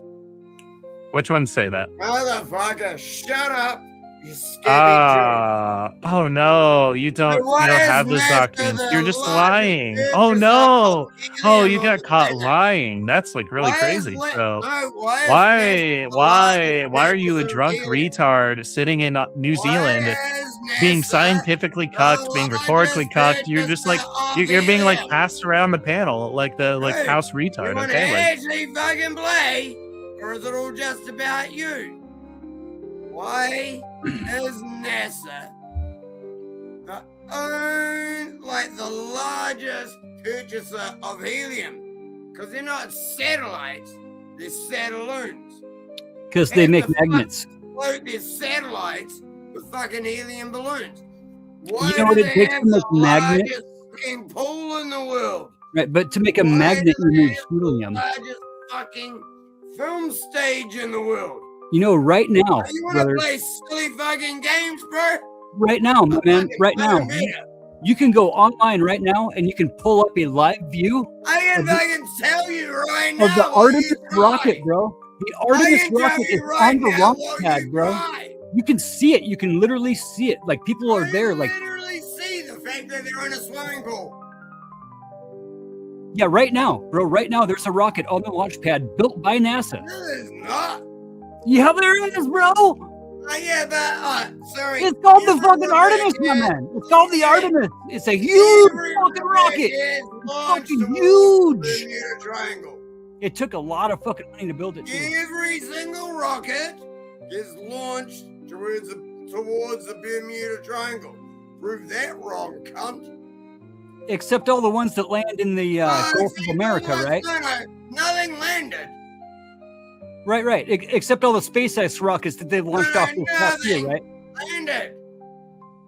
Yeah, no, they come back and they land on their own platform out in the ocean, bro. It's fucking amazing. You can actually like watch it. You can watch it on the TV. You can watch it happen. You can actually observe it, like firsthand observation. Did you not see that? I don't know. Go watch the India moon landing, you dumb fuck. Like you're retarded as fuck. You actually think the stupidest thing in the world is what you need to believe. Like what the actual fucking shit was that? Hello, new person. Hey, DK Spiracy, how are you? I'm good. It's Monday in New Zealand, isn't it? I think it's actually Tuesday now. Tuesday. Oh fuck. Okay. Okay. So final round. So since everyone was kind of rude to you, maybe do you have like 30 seconds? You can tell me one conspiracy theory you think everyone should know, and then I'll disagree with you. Alright, I got 30 seconds. Dude, I don't know if I can do this in 30 seconds. I'll try. Right. Agenda 2030 is real. They have 17 sustainable development goals. I have spoken about this publicly and broken down what every individual one of those 17 sustainable development goals actually works. Right, works in their favor, and we're all screwed. I mean, if you want to be living in a 15-minute city, definitely don't listen to me. Okay, so why There would you go, they? 30 seconds. Done. 30 seconds, yeah. So why would they put sustainability goals in an organization that's actually not that powerful? The UN is not that Because powerful. it's trying to put it in your mind so that you think it's okay and acceptable. It's actually trying to manipulate people so they go along with it. It isn't about like any positive thing. It's so they're manipulating you and dragging you along with what they're trying to achieve. No, because if you're an honest I'm very person, good at no, because I've if been you're I've been screaming for years. I don't know, but if you were an honest person and you were working on sustainability goals, I think you would be someone who I'm not working on them. I'm fucking close enough, right? No, I'm not working on them. I said I don't spoke fucking on know. them publicly, and said they were all shit. So that's what everyone does. That Not that like is. I have. I don't fucking know. But I think. Yeah, I mean, Like, my friend, like, you don't know me. I don't think you can turn up and just try and discredit and run me down when I can back up everything I say. Yeah, but that's the right to me. Oh, That's what's the the conspiracy. conspiracy? To me, that's the fucking conspiracy is the fact that I can back up everything, or is the conspiracy you just trying to turn up and run me down about the things I can back up? So Yeah, you might that's the whole point. be the That's the whole- conspiracy. You're a conspiracy investigator. Are you a Jew? I'm gonna argue against whatever Are it is. you a Jew? No. I don't know that it matters, but maybe. No, I don't it think does so. matter. I'm not. I'm Really? not. Is a Jew paying you then? No, I'm not. I'm not really. I'm not really. Nice close up. Good close up. All right. Everyone got to have their fun. Dickspiracy, Fourth Wiseman paid a long time ago to boot you, but I was letting everyone have their time with the Dickspiracy. We had to fund the cow. We just need DJ and Spicoli to round all of this out. Oh my god, it would be perfect. And I don't know where Tied Up is. I think he's just maybe he fell asleep or something, but he's This is the still quietest he's there. been. This is the quietest he's been. That's why I put on a song while he was up. Fourth Wiseman also says this also created the Leonids meteor shower or meteor shows we crossed through. This is part of our own Earth. Any thoughts to that? You guys were. Oh, sorry. Yeah, go ahead.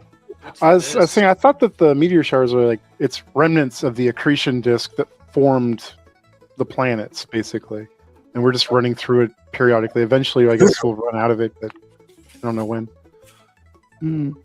They deposit about. That's a nice slideshow. Am I, Sarah, no offense, am I a Sure. fucking magician? Am I supposed to know what Fourth Wiseman is talking about here? None of us know what Fourth Wiseman's talking about. Yeah, he's been telling a story. He's been talking about was it young Dryas? Yeah, the younger Dryas, yeah. Younger Dryas impact theory. And I'm not complaining. He can tell this story all night for all I care. Well, he's telling it an alternative option to the younger Dryas impact theory, because the impact theory is a comet. He's saying it's not a comet, it was an energy weapon, and that energy weapon was the Ark. Okay, I see what you're saying. I mean, I think it's interesting nonetheless. I feel the need to like Google this later. Oops, Uncle Fatty, I'm sorry, I missed you. Or wait, there it is. What is this? Obi. What the hell? All right. I think. Oh, Doc. Dun dun dun. Nothing but a bunch of randoms here. I love it. All right. Dickspiracy, I've set a timer for you for 20 minutes in the back. Yeah, if you hang on long enough. The powers that be with the triple parentheses has silenced him. Apparently. Could you guys imagine, like, actually, like, going to the moon? We're tomatoes, right? We're going to the moon. And then the panel that you're on happens to be the panel, the people, the tomatoes that you're in the spaceship with. I would actually shoot myself if DK Spiracy was in the same spaceship as me. Dear Lord. Either that or I'd I shoot would him have out. rather like died on impact or something. Here's $5. The other $5 went to my hypnotherapist to unmess my brain from Dickspiracy torture. Hey, look, everyone on panel all did a great job. Round of applause to everyone. They all had their fun with him. And come on, we got to let them have it. We got to let them have it. And I can't let like the first two have it, and then you send the super chat to boot them and not let the others play too. Ah. Ooh, we're all woke now. Let's go. How do you do, my fellow locusts? Yeah. Call him woke. Can I just say though, a lot of people have accused the UN of faking sustainability goals for Western interests and stuff like that. Those also do have a geopolitical explanations, so it's not always a conspiracy, even though it appears that way to some people. You obviously can believe what you want, but I would recommend those types of things are always situations and lots of historical context that you can research yourself. Can you be more specific? What the fuck are you talking about, Doc? He's always in left field. A lot of people would wonder why the UN, when the United States was so powerful, when Europe was becoming and was fairly powerful in the latter half of the 20th century, why is it the case you set up an international governing body that really itself doesn't seem to influence geopolitical events when you can just interpret things based on state power? So a lot of people say, well, when you actually look at the events that happen, who's involved in those events, both of those two things that you have a lot of context based on national interests, not based on international governance goals. Well, the UN isn't a governing body. It's just a mediating body for nations to come together and work out differences or agreements. It's The a table. United Nations. It's a table. It's a table to sit at. That's all it's at. That's Yeah, all it is. exactly. Yeah. Yeah, and so you're American, and so it's most likely you understand that realist context better. It's more intuitive to you. And yeah, That and I agree with. It makes a ton of sense, and I think you should pursue that idea on your own time. And what? This is my time. What are you talking about? What are you talking about? I'm literally doing that now. I'm doing it all day. I do it every day. Like, what? Okay. I still don't know that you've made a point, Duck. You've just what the fuck are you talking about, man? Water is wet. Yeah, water is generally You all quite know wet. what the fucking UN is. How do we prosecute international war crimes? We don't. Because we won and we can. No. As humans, right? Not as Americans, as humans. Like, what's the authority of who determines what's an international war crime? We beat them into surrendering, and they. Okay, generally it doesn't get kindergarten- determined until kindergarten after social the studies war. would tell you that. I'm just telling you the reality of it. I'm not agreeing with it or attaching value. I'm just saying that's the way it works. Yeah, so the victors determine the spoils of war, my friend. Correct. They Take the also red write hat off. history. Bro. Take off the red hat. Get a little bit of fucking blood to your brain. Okay. Red hat? What do you mean? I'm sorry I if don't understand reality what that means. bothers you, but I didn't create it, so take it up with them. I don't think either of them were advocating for it. They're just saying that this is the reality of the situation, and it is. The winner writes the story. I'm a pragmatist. I call balls and strikes. I ain't taking really one side or the other. I mean, you can look at things like, okay, so if you don't vote for the IMF to refund and refinance Korea after their whole economy crashed in 1990, like somebody's gonna say, hey, fuck you guys, right? It doesn't matter if people think it's unfair. It doesn't matter if people are looking at what other countries are doing and want to cooperate. You're going to get told to fuck you. Some people think that, well, the whole point we have these systems is because it made sense for Korea to become incredibly wealthy in the 90s and up to the 2000s. And because it made sense for Korea to become wealthy, you do have the UN, you do have the IMF. And guess what? If you don't like it, you're going to end up going to fuck yourself eventually. I don't think anybody has a problem with South Korea being prosperous. I was talking about North Korea, dipshit. North Korea hasn't been prosperous at all. But that's got nothing to do with the West. This is because their economy was propped up by the Soviet Union and then tanked like a rock when the Soviet Union collapsed. And it only got picked up later by China because China realized it was useful to have North Korea as a buffer between them and Western influence. Yeah, I mean, if you think about the end of the Korean War in the 60s, Not only do you have this highly militarized region, you also lose like 1 million people. 1 million people in Korea died, and meanwhile, you also have China attempting this huge economic reconstruction. You still have the Soviet Union starting wars, and so it's like you can say, well, what's the actual connection? I don't know. Maybe there is one, and maybe there isn't, like some hard connection, but it's like a crazy fucking place, right? I don't know. Is China funding the North Korean nuclear program? Things and stuff. I don't know about it directly, but they support North Korea. Then what are you talking about then? I'm talking about monetary support from China to North Korea.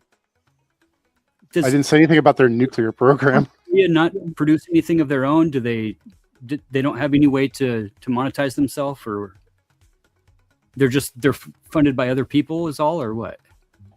Pretty much, yeah. They can barely support themselves. Pretty much. In fact, most of the people are in severe poverty. Individual citizens, understandably, right. Like even their military is going hungry. They're talking about like these grass milkshake things. Maybe a really simple one though. Like, where the fuck would you be in history where you have a government that starves their people, and so you go out and it's the case that people are like greeting you with open arms, right? That is an unlikely scenario to ever happen. What the fuck are you talking about? What do you mean, what the fuck am I talking about?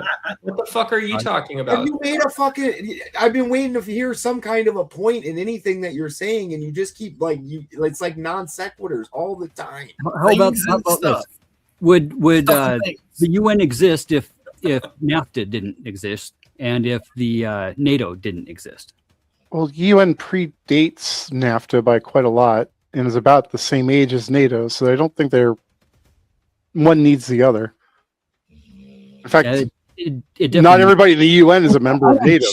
There's different organizations. Shh. Tied up. No, he's muted. I heard it. What happened? Take care of pros. Yep. Listen. Who is it? Homie's snoring. It's tied up. He's on mute. He's muted. No, it's oh, that's my pit bull.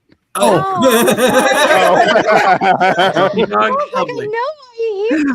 I zone it out. I don't even hear that shit.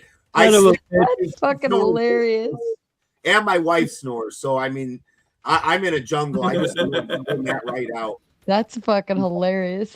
Fourth Wiseman says, what I wrote prior was quite hard to get some points across. I was extremely heavily censored trying to add in actual terminologies. Never mind. Have a look.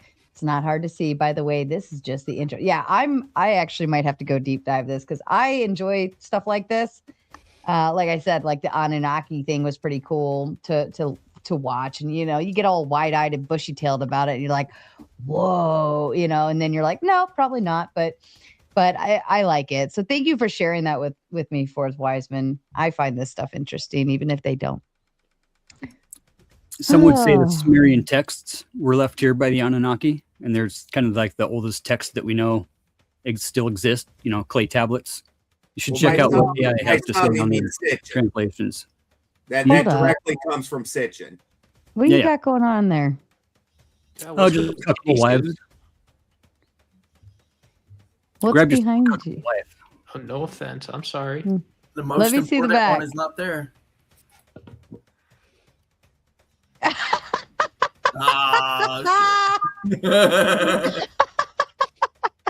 You too can have yourself a fuckable wife.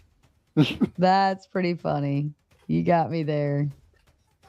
And no other translators agree with Sitchin. Like, and man, only his first that looks book, really familiar. and then only his first book is supposedly a translation, and after that, it all is visions.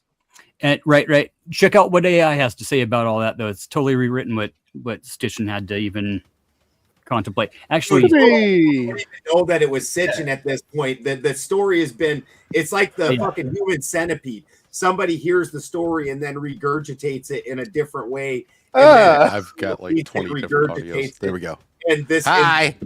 now Hi. we're at this point where you can't even tie the story to the original story unless you've been doing this shit for a long time. Yeah. No, the new AI translations are totally different than what he had to think about any of that shit. It's pretty fucking scary. It's kind of because like Sitchin didn't know how to speak the language or do the research, but it was cool because he came up with an alien story. Yeah. Yeah, Sitchin was like sitting over there, and he's like, "What can I make up?" And then like he came up, he like called the dude that made Scientology. He was like, "You think aliens are cool? You think they'll believe me?" L. Ron Hubbard. We dissing L. Ron. L. Ron, yeah. The most prolific fiction author in our time. The second time this week I've had to talk it about kind him. of depends because, like, have you ever looked into the Hebrew Israelites and what they believe? They believe some pretty wild shit, but yeah, they got the remember all of it. whole two-brained super genius from the moon.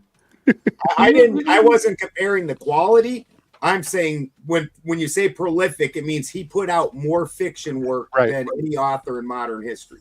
And he was like a failed sci-fi writer too, right?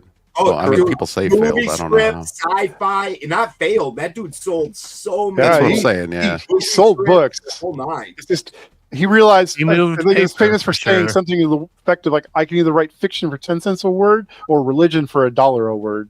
Do you guys think that those fiction writers actually matter? I think guys like Mark Twain, my own opinion of them is that they're complete worthless pussies. There's a lot of things that you can find in fiction that you can't state outright.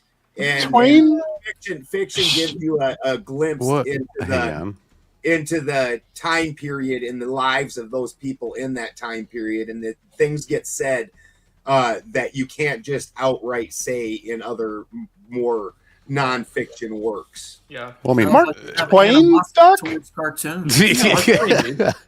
Mark Twain, right? Because He you said had this all these before. guys. Shut your filthy hanging up whore on bar mouth. hussies. You could bang with dudes. You could bang up bar hussies. You could use your week's paycheck to wed and bed some chick, some bitch that you saw that you're down with. And you could say, hey, fuck it. It doesn't matter. What does it actually matter? And so you get rich, you fucking pussy, and you have this guy writing poetry about what a bitch you are.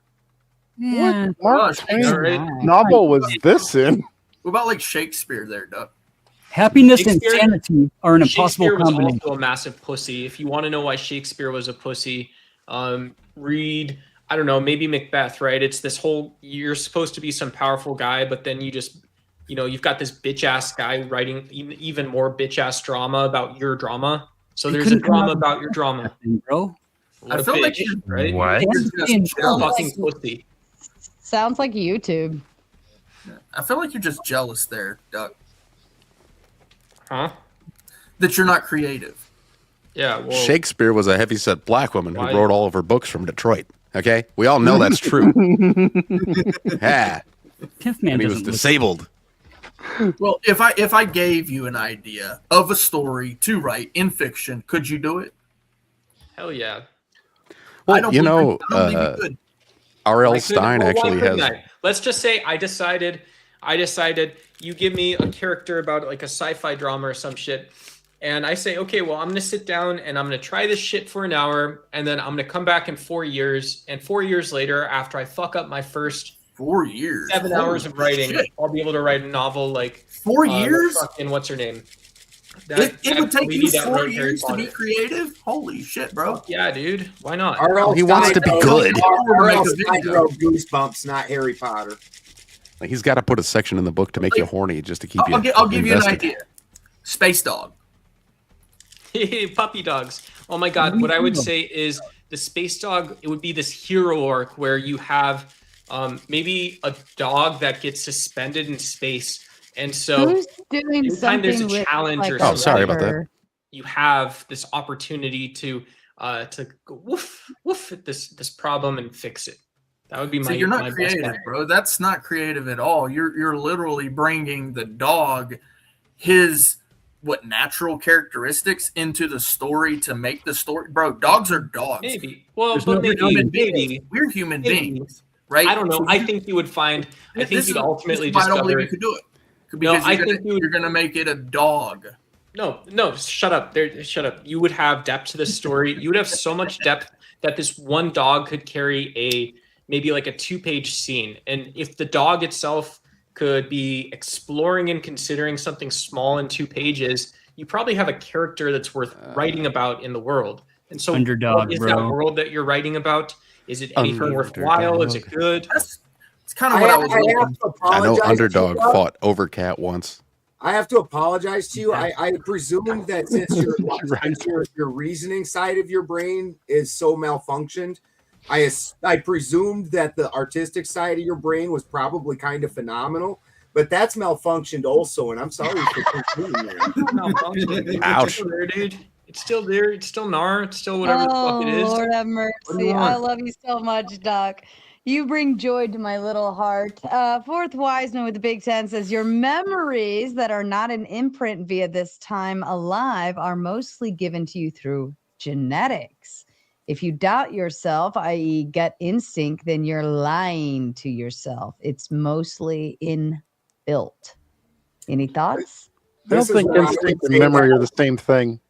This is where I would say that idea of objective morality actually derives from is epigenetic memories, where your society, your particular culture has lived through certain events, and through that, and this can be proved with the rat experiment, where they took rats and they put a treat at the top of a ladder, and then eventually they let off a buzzer, and then they shocked them when they went up there to the ladder, and subsequent generations would not go up that ladder. And if any other mouse tried to go up there to get the treat, they would get attacked, because somewhere in their genetics, there was a memory that shit gets you shocked. Don't do that. And we have that same function. Mm-hmm. Okay. Okay, Yeah. so if I just lock some people in a basement for a couple hundred years and what?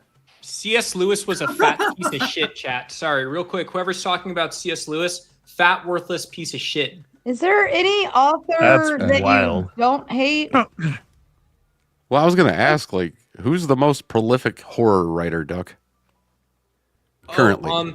Well, Stephen King got really famous for his work ethic. I think a lot of people thought his stories captured sort of the essence of. That's like, actually horror. R.L. Stein. R.L. Believe it or not, Stein, R.L. Stein has like a stuff. couple hundred more books than Stephen King. It's weird, isn't it? Yeah, I mean, it's whatever your style is, right? That's the Yeah, cool right. thing is you can never. I don't think you can ever be too smart or educated to like go do whatever the fuck you want to go do. That might be your problem. Larry I mean, I Flint guess. is the biggest horror author. Huh? Biggest horror author? Oh. Yeah, Horror. I'm going to fight you on that one, Trippy. Horror. Stephen Yes. King was the right answer. No, Stephen King's probably the better of the two. I don't really know if he's the better of the two. Nah, He's definitely been on Epstein Island, though. He described too many things. He was too descriptive in his shit. I'd say King up until the 90s, but he started to really go downhill after that. Yeah, once he went to that island. Anyway, you know. Here's the thing about that. Like, once he was He could there be a and he came terrible back. person and still be a good author. Like, they're Yeah. separate things. That's Like, why you I- try to separate the art from the artist. Right. Right. Yep. It's like, you know what they've been saying? They've been saying that Michael Jackson was like aware of Jeffrey, you know, and like try to warn other people. And it's like, so wait, Michael Jackson was the hero? That's the more surprising part. Wait, to me for Michael some reason. Better than that. Real quick, have you guys seen And it? people actually know this kind of. Have you guys seen this? Charlie Manson, the people that he had murdered? Yeah. Those people that when they say Sharon Tate, her name is Sharon Tate Polanski. So Roman Polanski was who is a known PDF file and is actually banned from the country because of it, and was part of a group, and that group was a group of PDF files that Charlie Manson had offed. So is he the good guy all of a sudden? Well, I mean, people might try No. to frame it that way. I mean, all he really did was just get people to do what he wanted them to do. Like, what's really so illegal? Charles didn't actually kill anybody. Nope. So they should have let him out. And honestly, Just the idea that the people that got killed in that was very likely a PDF file ring. right. He He was the hero. Does this Charlie now make Manson, him a good guy? It's number the same one. question. Charlie Or is it Manson, just number a one. coincidence? Let's all become followers of Charlie Manson. And No, let's not. we'll have to Hasn't ended carve well something for into our anybody who did foreheads. that. Yeah, to carve something into here. But like we'll figure it out. Smiley Fourth face. Wiseman says, continued short form. The crystal rock, the arc, is a radioactive rock. Yes. The radiation it emits is life mutations. Yes. It melded all when it pierced through, then ejected back out. It is valuable. Diamonds? What about that? No. What's the name of that Crystal? comet that's coming by soon? I don't remember. Is it No, Haley's it's has been like- coming around for a long time. Who's maybe is it's an is it asteroid. Halley's Comet or someone else's? That's the one that starts with like an What E. comet is Oh, it? is it 80? Is Haley's 80? Which one? No, it's like a newer one. Like they were thinking that it was going to hit us for a while, but now we're pretty sure it's not. Like they're saying it might get broken up in like the orbit or when it goes around like Jupiter or Saturn or something. It's basically like Came by us. was it EB1 or something? No, that's the wrong one. The chance was never really high. Like it was always a really low chance. It's like flying around really weird. And Space Odyssey. Remember Space Odyssey? Yeah. And then also History of the World Part 2 did a like a parable for it. That was yes. No, Space Odyssey wasn't the fucking one that Tom Cruise Monolith. did a movie in. It was some other bullshit, wasn't it? Yeah, that's an old one. Space Odyssey 2000 or something like. It's about the monolith. 2001: A Space Odyssey. 2001. Yeah. But that's this. They got the monolith in there. Yeah, what that's this correct. is. That's Yeah. Kubrick. That's cool. Stanley Kubrick. That's cool. Yeah, the guy. Kubrick- Well, it's an Kubrick- Arthur C. Clarke novel, but yes, Stanley Yeah, the movie. the movie.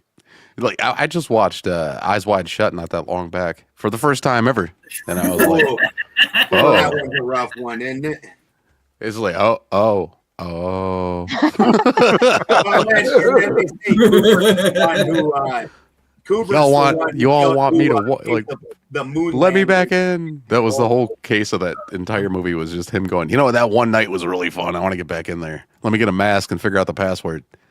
And then it's like, we don't want you here, motherfucker. Like, Have you guys seen The Road? The Road's that movie Yes. where there's cannibals and these people are fucking killing themselves.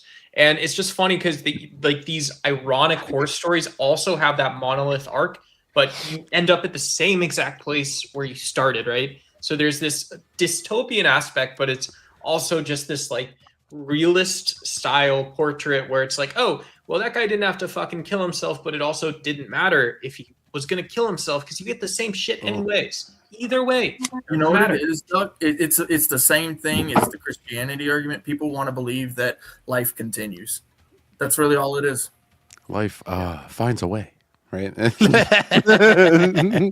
Like, I was talking about 3-Eye Atlas, by the way. That was the asteroid that I was That's thinking it. of. Yep. And yeah, it's like people are like, "Oh, it's a UFO." Oh, okay. Well, NASA said that it's made out of stuff that we don't really understand, and it's like flying around funky. But It comes from outside our solar system, right? So we don't. No, no, I don't think it's extrasolar. I'm pretty it sure it's extrasolar? from a. Yeah, that's Hmm. that's Is why it's it? got the Pass into three. It's solar the third ever artifact that we've found like this that's outside of our entire like Milky Way and shit. Well, Probably no, like that flat one from a few years ago. that's going. That's reading a lot into it. I think. Also, about Yeah, Eyes it's- Wide Shut. You're right. It's from outside our solar system. Cool. Their theory, not mine. I meant to say, when it came to that movie Eyes Wide Shut, right at the end, if you pay attention, you can see two guys walking away with the couple from the movie's kid. You can see them with her daughter just kind of walking away in the background.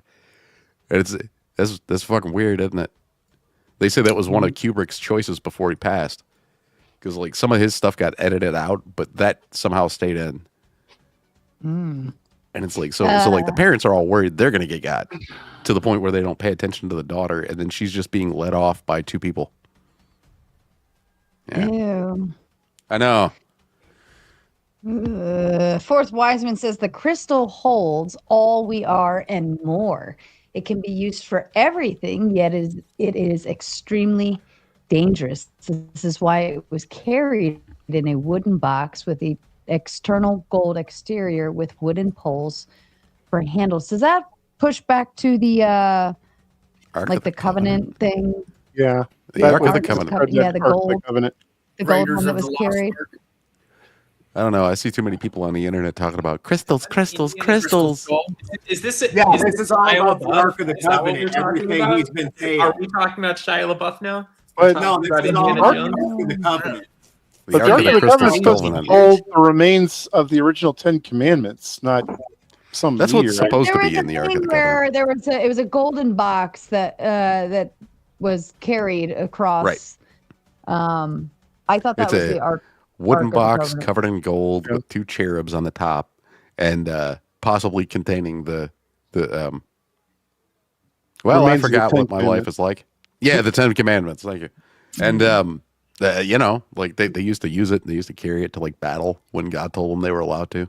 And Yeah, apparently, because it was an energy weapon. That's the whole thing that he's going. That yeah. And it Well, produced that's- names from God as well. And they even say that it was used on Sodom and Gomorrah, and there's supposed to be supposedly 2 areas over there that are highly radiated. Right. And they think that that's the same weapon was being used, and that Sodom and Gomorrah was actually a weapon that is more conventional than what we would imagine. Okay.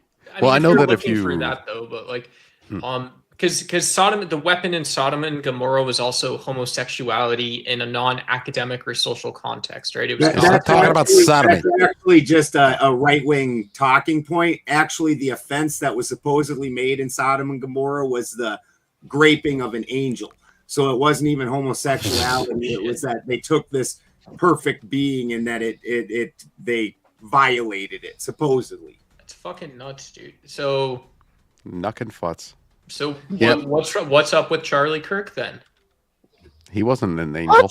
He was not at Sodom and Gomorrah. I don't What think the he was a fairly young man. All of a sudden, it was just like, so we're talking about like religious stuff, and He is the non sequitur king, dude. Charlie Kirk. So what's up with Charlie Kirk then? Like, Explain to me the correlation.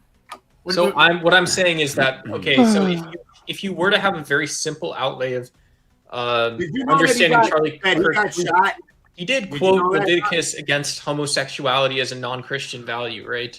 Wasn't he doing like change my mind or something? Or was that like Steven Crowder? No, he was being a fucking asshole at that time. So I'm gonna start a segment. And I'm gonna call it "Change My Boxers." oh, douchebag. That's right. For the Wise One says, I'm quite sure you can fill in a lot without me explaining stuff from Bible stories. This is only a tiny portion of what it was used for in the Bible. It's not a weapon, but it got used as a weapon. Yeah, God, like bring down walls. I want to deep dive this so hard. Here's one for you, Sarah. Like, if you go through, once a month, I can put people on it. yeah. Well, if you go through like the CIA files and when they were experimenting with remote location, there's a story in there from a remote locator that says that they once had him check an area in the Middle East, and he saw a box covered in gold underground. That was my pussy. They could not. They had to redact all of that. Okay, it is a golden box, ladies and gentlemen. Sorry. Apparently hidden by ninja clocks. I hope I didn't like throw off all the conspiracy theorists out there, but So the curtains match the drapes. I'm just going, did it destroy all of China like Wiseman said then? I would not want to take credit for that. Yeah. Oh goodness. Yeah, I'm totally I'm gonna have to like when I found like one video on the Anunnaki, I ended up watching am I like timing out? Is it lagging for me? Good for us. A little bit. Okay. But when I found one video of the Anunnaki, like I swear I spent the entire night just deep diving all of these other Anunnaki videos. So I know I'm gonna probably type in the younger Dryas whatever impact, and it's gonna take me down another endless rabbit hole. That one's fun. That'll That's be my a real event. It's just embellished upon by a lot of people. Yeah, like I know. So I'm gonna deep dive all the fun parts of it. And that'll be exactly so when I take Tuesday nights off and I typically don't watch a whole lot of like I guess kind of stay away from all the live streams. But that's usually what I'm doing. I'll like randomly deep dive into something that Right. has nothing to do with anything. While you're Tuesday's at it, dead for streams. Look into a guy called Brian Forrester, and like he thinks he found another species of humans that had elongated skulls Oh god, out in Peru. that's been debunked, but it could be fun. Well, some of it, but it's weird, man, because it seems like some of them might have something to Were it. they those like fucked up, small, weird, mutated skulls or something? They use bands to compress the skull from the time they were infants, and their skulls were still soft. It's not from They would that tribe. shape it. I was gonna say it's not from that because like you can tell the ones that had their heads like wrapped and everything. Like you can see there's a difference. There's a different way that their neck connects to the skull too. They might have used a different method, but I bet you it's pretty similar. When they debunk it, they're just giving out a theory that doesn't even work. That's why the debunk's nonsense. Yeah, but it's interesting because The like theory I said, doesn't the hole make for their sense, neck though. bone is in a different spot, so it's like that wouldn't happen just from skull in wrapping. order to offset the. That In order does to not offset align with my the- worldview, so I do not accept that. I will not accept it because it does not align with the way I want to think about things. Okay, same here. Okay. All right. All right. I'm gonna Although it use would be that from cool if now there was on. like magic builders of pyramids. That'd be cool. I Like, did- where's that one? There's a pyramid out there that's so friggin' huge, and we haven't really gotten into it yet. It's still covered in grass and everything, but they were able to scan it, and they found out it's like a pyramid on top of like 2 or 3 other pyramids. I don't know if it's Peru or East Like Indian. that's so hard to prove though, because like in that lidar that just happened with the Great Pyramid, the Giza pyramids. Yeah, that was It weird. doesn't. There's a bunch of it that doesn't match known things. Yeah, like the water under the pyramids, like they're just discounting that. They're like, no. This is literally a big old city underground. No. Yeah, they're It's like there's water right there. things in it, so there's definitely problems with that lidar. Yeah, big time. Well, Also, those- they said the guy who discovered that actually has really bad eyesight and he's colorblind. Well, I don't know about that, but the method they were using isn't rated to go that deep. Like it can only go. No, it isn't. Yeah, like a That's why they use ground meter or penetrating so underneath the ground. Huh? That's why they use ground penetrating radar and not lidar. What do they We're call talking- this one? the Mylar? they were or using was something? using satellite data. They weren't using ground Yeah, penetrating lidar is radar. from a drone, right? And it scans like, say, like you wanted a micro. They can use satellites too. Mildew. Right? They It's all still mildew. use satellites. No, yeah. that's wrong. Yeah, and then they used like ground penetrating radar as well and put all the data. That's not what they do, but that's not what they use there. They didn't allow that to happen because they say that causes damage to some of these structures, so they weren't going to allow that one to happen. It's non-intrusive. That's not what the Egyptologists say, so you got to argue with them about it. They Man. didn't allow it to dig. Didn't mean they couldn't put a probe in the earth over here and another one over a mile away and measure the electric resistance. You know what really bothers me is the state of I believe it's Pumapunku right now. Like the way that they've been treating that site when it's so ancient. They've just been like drilling through ancient fucking artifacts and shit. Yep. And it's like they what is that one fucking dude? The one dude's name. Oh my god, he used to be on like The Amazing Race, and I can't remember his real name. But he goes by Bright Insight on YouTube. And he went down there and he took photos, even though the guards told him like you're not supposed to. Like he took the pictures before they said that out loud to him, and he's like, I didn't see any signs that said I couldn't take pictures. And they literally have tents over the area, but they have the rods going right through ancient carvings. And he has a bunch of photos of that. And he's like, this is straight up disrespect for this ancient culture we don't know anything about. And you're ruining the site. And he has a theory that says that like the part of the world that site's in is mostly Muslim, right? And all of the carvings have different animals on them. And he threw out a theory. He was like, what if this is where the Noah's Ark landed and like Noah's people carved these, carvings? He's like, it's just a what if, but if there's something that big and they know it, there would be a reason why they would try to destroy the site. Well, even if it's just believed to be that, because Exactly. Muslims, in their conquest, would destroy previous examples of other religions. They did that, like though. People in general, yeah. True. Like the Taliban more recently, they destroyed a bunch of Buddhist statues in northern Afghanistan. Like the giants, right, that lived in America. There weren't any giants that lived in America. We never found any skeletons. I'm a We giant, haven't. and I live in America. Right. Sarah's got a dono. Fourth Wiseman says the carbon layer found all across Earth is not carbon per se.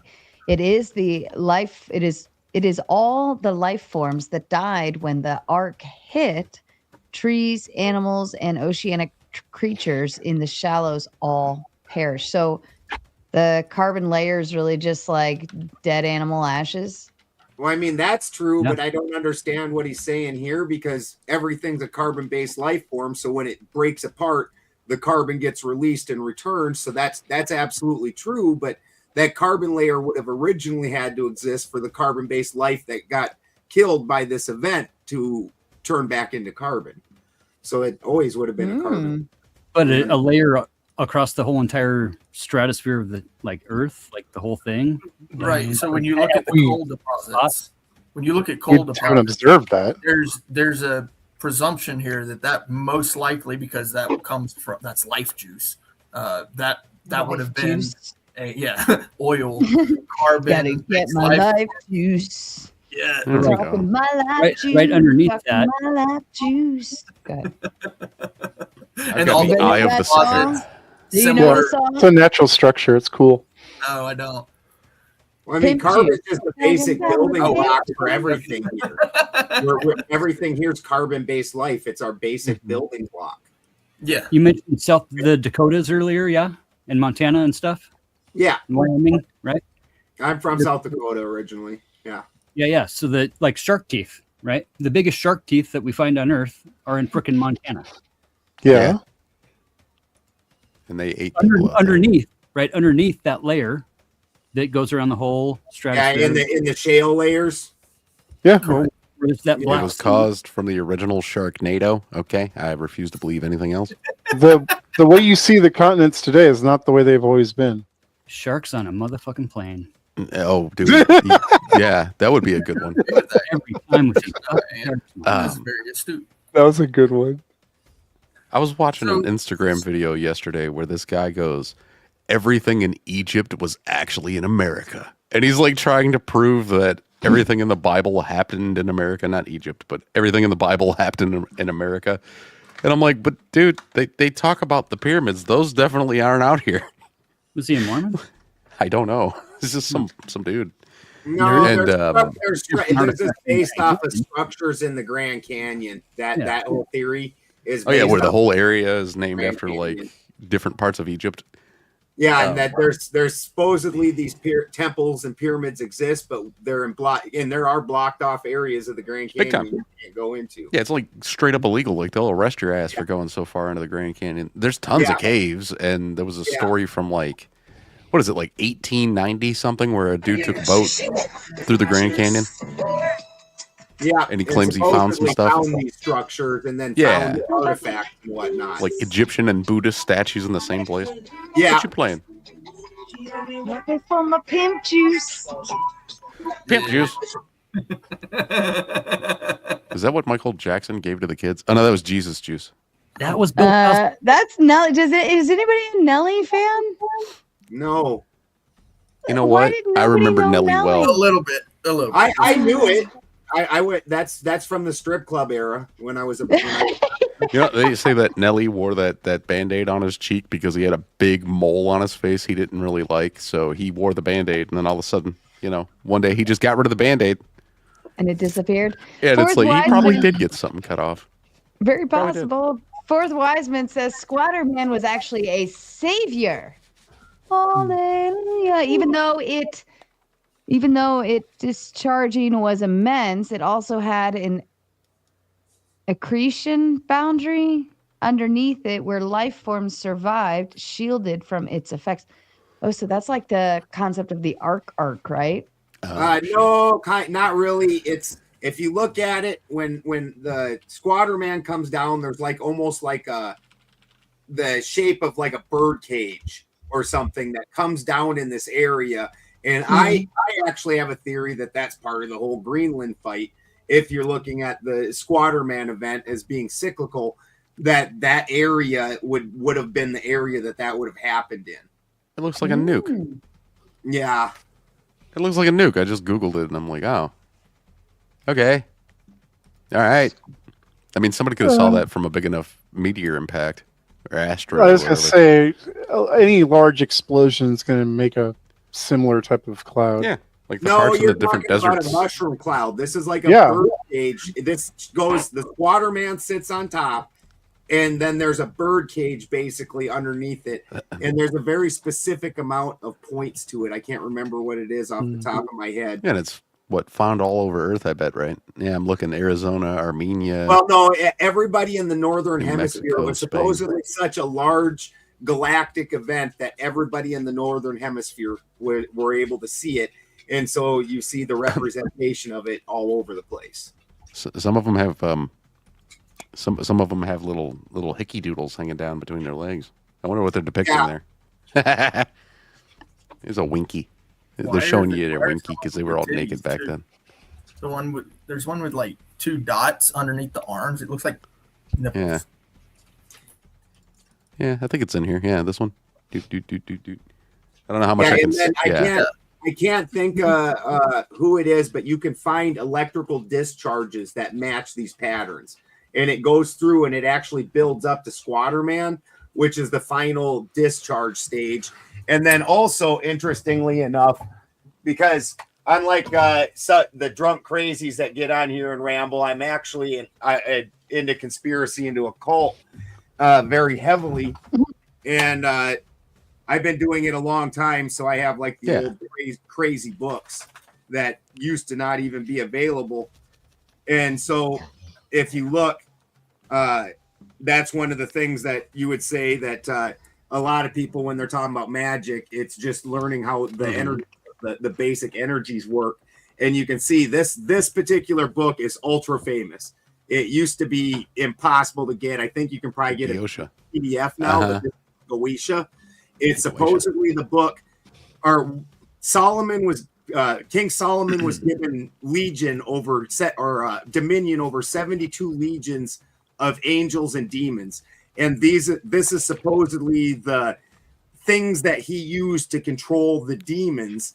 And you can see there's very much Squatter Man type things in this old sigils, but yes, like we discover that stuff in science too. Like they've discovered a lot of those shapes doing different stuff. Right, it's like sound waves and such. Yeah, yeah. And it's like, well, they must have had some way. They must have discovered it sometime in the past, at least a portion of it. Maybe they didn't know what they had. Deal with vaginal discharge. Well, it's electrical discharge. Like the show that I was just doing on Saturday, Sara popped in for just a minute. And like you take 252, and they were doing this series of balls that he was putting together and making a shape. And it's where the Buckminster Fuller ball comes from. Well, then if you type in 252 cymatically, it actually fucking makes the same shape. You're like, that's weird. Right, that's super wild. And there's all kinds of things like that. And this is the basic coding of the universe. This is what a cult is actually supposed to be. Because when you can figure out that basic coding, then all of a sudden everything else just goes. I wonder if it could just be a hula hoop. Yeah, that is probably it. It's you are it's now an ancient hula hoop. Figured it out. Yeah. See, I found, I don't know if you guys ever seen him, but there's a guy on YouTube and Instagram and shit, and he goes by Fittest Flat Earther. And he actually thinks that Sabrina Carpenter and Hillary Clinton are from the same, like, they're the same kind of clone. Or actually, he thinks that Sabrina Carpenter was cloned from Hillary Clinton. And I'm like, that doesn't, they don't look anything alike at all.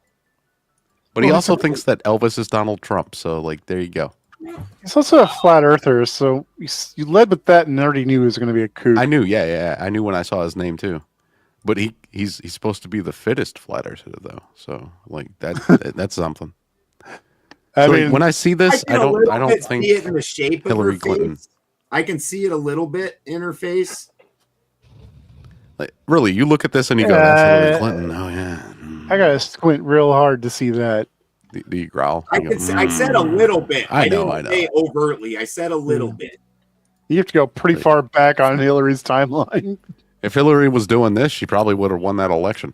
Well, I mean, I do remember the old Hillary Clinton. I'm getting her. You know what I mean? Like if she was fit enough to do that at the time, she probably would have won. She wouldn't have won Bill's heart, though. She never did. Did you guys watch that deliberation that they were part of? That shit was fucking funny. I caught parts of it. I have to just sit down and watch the whole thing. Oh God, You gotta see. The best part of the whole thing, they hand Bill a picture of him in a hot tub with two young, half-dressed women, and then he sits there and just stares at this fucking picture. Big smile on his face. That's what I was gonna say. You got to see too.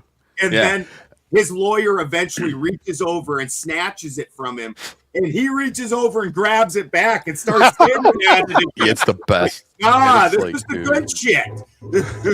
Just gotta refresh that spank bank. Yeah, he was probably, old times, old times. Oh, I remember these ones. Ooh, Slick Willie did it good. Yeah, the whole thing is, it's probably best to like find the people who already cut it into the best segments, because I think it's an 8-hour deliberation. Maybe it's 6, but yeah, like you can find the best of basically. And one of them is Bill Clinton pulling the pictures away from his lawyer to look at him more. To And it's look like, at it dude, more, it's fucking hilarious.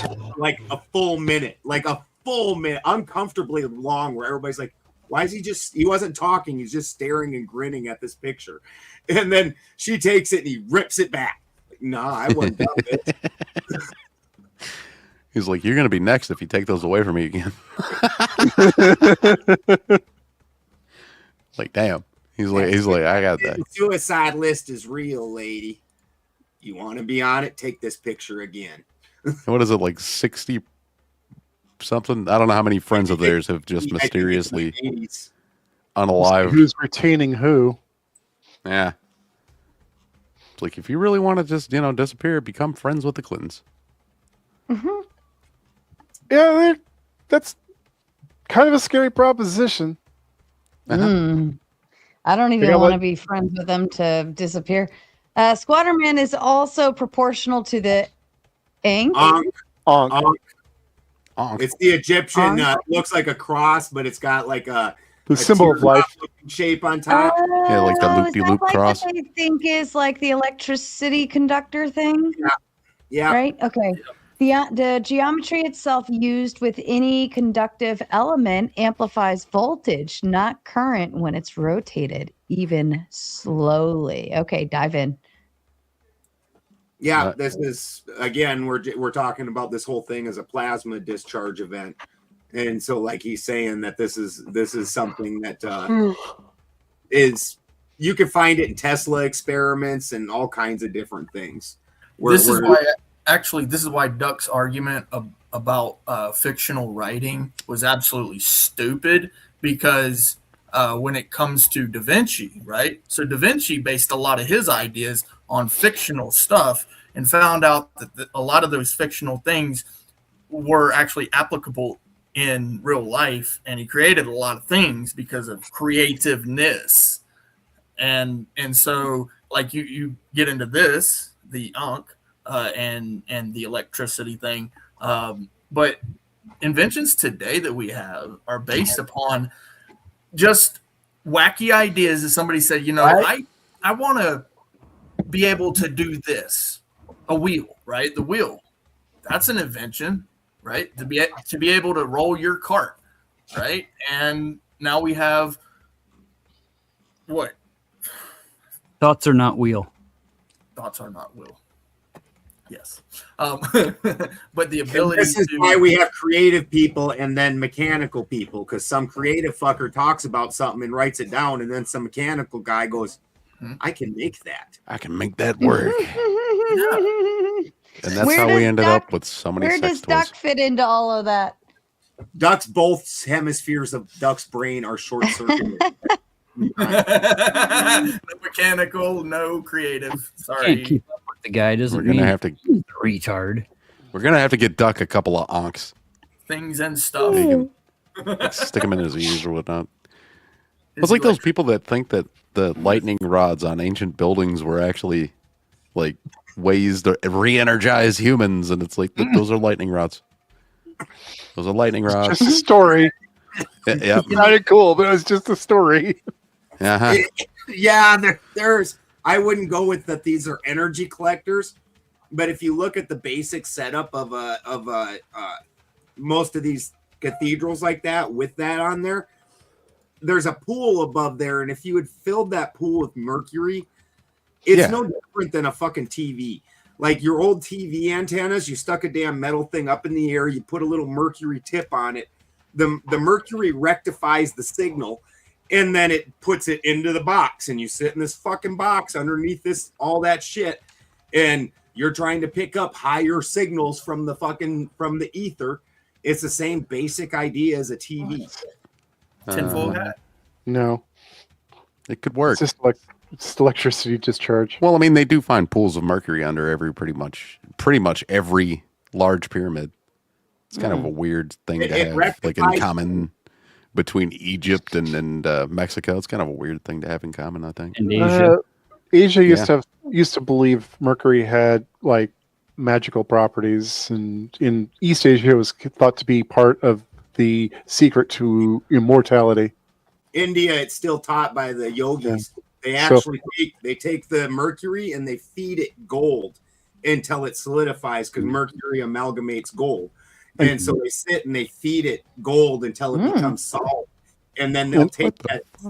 And considering there were trade routes going from Asia to the Middle East for God knows how long, it's really not surprising to me that some of these customs migrated back and forth. My Instagram feed is fucked up. Like Andre the Giant died in 1993. Whatever her name is, born in 1993. Ariana Grande. Welcome back, Andre the Giant. And I'm like, what the fuck? Like, how is this happening right now? Oh, is this breaking my internet? Is this person thinking that he understands the cycles of reincarnation, similar to the way that supposedly the Buddhas, it's always reborn, and they can go find the next holy person? There's numerous cultures that have that feature where they seems to be written in Chinese and Arabic, so I have no idea. Like, I can't read a single letter of any of that. You don't come back as the same like when thing. the Dalai Lama dies, supposedly they go through this process and they re-find him. Right. Translate to English. In countries with limited water resources. What the fuck is it? It starts off in countries with limited water resources. That would definitely make sense.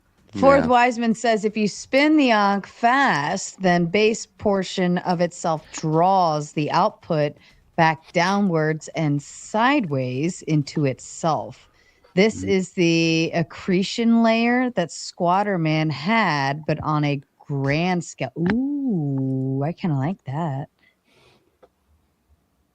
Yeah, I like this. This So, is I like to put out accretions when I squat too, every morning.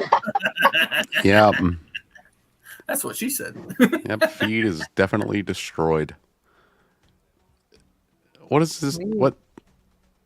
Ew. I don't know why that just happened. He like high fives this girl and then he shoves his fingers down her throat. Awkward. No, that is the proper treatment of a juggalo. That's how you treat shut it. up. All right. Oh, dude. Okay, Shut up. Shut up. I had a really killer kind bud, and I owned a bar, and the ICP was at another bar, and they ran out of weed, and the owner of that bar told them to call me because they were out of weed. He's like, this guy's got the best weed. And so I'm sitting there at my house, and I answer the phone, and they ask me if ICP can come over to get some weed. And my daughter hears it, and she's a juggalo, and she goes running down at the time. She's not no more. But she goes running downstairs and does herself all up. And she comes upstairs in time for me to be telling my friend this story about how these dumb fuckers called me and wanted to come over to my house. He's like, what'd you say? I said, fuck no. You fucking nuts. I live in a fucking nice neighborhood. Are you kidding me? Could you imagine like ICP rolling up in the suburbs? That's what I'm saying. Like, I will get $50 53 It happens. times, and I do have weed. Well, I was just told the other night, but actually, no, last night. I don't know if you guys remember that guy, AJ. He used to come on here. So I don't know if he still does. He He was told on me here that the I other paint night. my face every time I stream, and I was like, the fuck are you talking about? Like, dude, I don't need to paint. And then he called me a LARPer, and I'm like, a live action role playing cartoon. That's an oxymoron. Oh, goodness. Force says when the dust settled literally, and after 40 days, 40 nights flooding, the survivors went in search of the fallout that was seen falling where Israel temple is. Many died from radiation searching, I'm guessing, for the crystals or diamonds of such. Oh, well, there should be plenty of evidence of all this radioactive material that shouldn't be there. Ooh. Does Probably. what is it? Chernobyl? Chernobyl? Chernobyl, yeah. Do they still have radiation out there, or did that? It's strange. Yeah, you There's should look into that. They say that there's a fungi that's been eating the radiation, and so it's depleted much faster than what they expected. So there's all kinds of thriving wildlife and plant life around dogs, this. deer. Yeah, that's actually doing better than they do in most areas. So life is thriving, and you carry that over to Japan with Fukushima, Nagasaki, and Hiroshima. So out of 4 nuclear disasters in our history, 3 of them happened in the tiny islands of Japan. Right. And they have 2 of those weren't accidents. Right. Yeah, Yeah, I agree. I wasn't true. saying that 2 of them weren't accident. I'm just saying out of 4 nuclear events, Right. 3 of them have happened on the tiny islands of Japan, and they have the healthiest baby rates in the world. Sure. There's a lot of FUD around nuclear and nuclear radiation because most people don't understand it or want to understand it, which We were all taught about nuclear winter and how it lasts forever. Like if you nuke a place, it's unlivable for the foreseeable future. Generations and generations are going to go by before they can walk that land again. Yet 3 out of 4 nuclear events that have ever happened in our history happened in Japan, and they have the healthiest babies in the world. right, but what you're talking about is a scenario where it's a full nuclear exchange between 2 major powers. Back then, Soviets and the United States, right? And we're talking about every country, every major city on the planet is getting hit. And then there's going to be a lot of other areas get hit. Like if it's a population strike, they're going to go after farmland so that you can't grow food anymore. That All kinds of made from that nuclear winter apparently is a lie, or at least the nuclear winter we were taught. It's exaggerated. It's not a lie. It's just exaggerated. People moved right back into Nagasaki and Hiroshima. Why were all those underground bunkers built back in what was it, the 50s or whatever? Yeah, the 50s and 60s. Because we were trying to make Fallout the video game real, you know? Back before the home computer, yes. Yeah. But they moved back into Hiroshima and Nagasaki the next day. There was 0 lag time. No, there was lag time. They had to make sure it was safe. Well, which they went in and started cleaning it up and dealing with it the next day. Yeah, possibly. Yeah. I don't think it was next day, but it was very soon. Wasn't a nuclear wasteland like some dystopian movie. No, they contained all the waste and then they covered everything with concrete. Nuclear winter was a lie. We haven't seen the scale that they're talking about in that. Well, I mean, scenario. like the Hiroshima, the bombs that were dropped were different We have bombs. seen it doesn't match up with what they told us. What? What we have seen does not in any way match up with what they told us. Yes, it does. What are you talking Like the about? megatons are too small for Hiroshima, like compared to the megatons that would be involved in a bomb that caused like the end of the world. Like I can't remember the size of the bombs dropped in those 2 instances, but like the megatons just they don't were tons, not compare. megatons. They were tons, not megatons. Right. I get that. So a lot smaller. 3 The out of 4 known actual nuclear events have happened in the tiny islands of Japan. They moved right back in, and they have the healthiest babies in the world. And we're dropping nukes right now in America in the desert. We do that shit all the time. Fukushima was an explosion, not a nuclear one, anyways. A nuclear event. Yeah. And said the two kiloton. bombs that were dropped, neither one of them was even 1 megaton. They were in the kiloton range. They were kiloton. They're very small. That they were in the tons, not megatons. Yeah. Fourth Wiseman says the arc crystal is unlike anything we perceive as a radioactive element. This crystal was made from life, not made from a mere rock energized. It has many properties that we cannot duplicate. What is it? This reminds me of there's a book series. Everybody's heard of Game of Thrones by George R.R. Martin. Yes. But he's got so many other books. And one of the series is called Wild Cards. Hey, I brought that up. Oh, nice. Yeah. In Wild Cards, this comet comes by that's an energized comet, and it like through the radiation kind of morphs most people. And there's in the series, there's jokers, which you didn't do good in this morphing, and then aces that did real good in this morphing, and then wild cards that who the fuck knows what's going to happen here. It was actually pretty good. Yeah. And I was lamenting that they started with Game of Thrones instead of Wild Cards, because when they started Game of Thrones, right, was when the MCU was really taking off and the DC was trying to kind of catch up. So it kind of could have played off the whole popularity of superheroes at the time. All right, you're talking about the TV series and not the books? Yes. Because the books, when Game of Thrones first came out, that was when the Dark Horse comics was wrecking both fucking DC and Marvel. Well, I understand that, but I'm just saying they could have released up competing, something in that area that wasn't directly competing, but still playing off the same audience, and that would have given George R.R. Martin much more time to work on Game of Thrones and have more of it available when fantasy started its uptick in the last couple of years.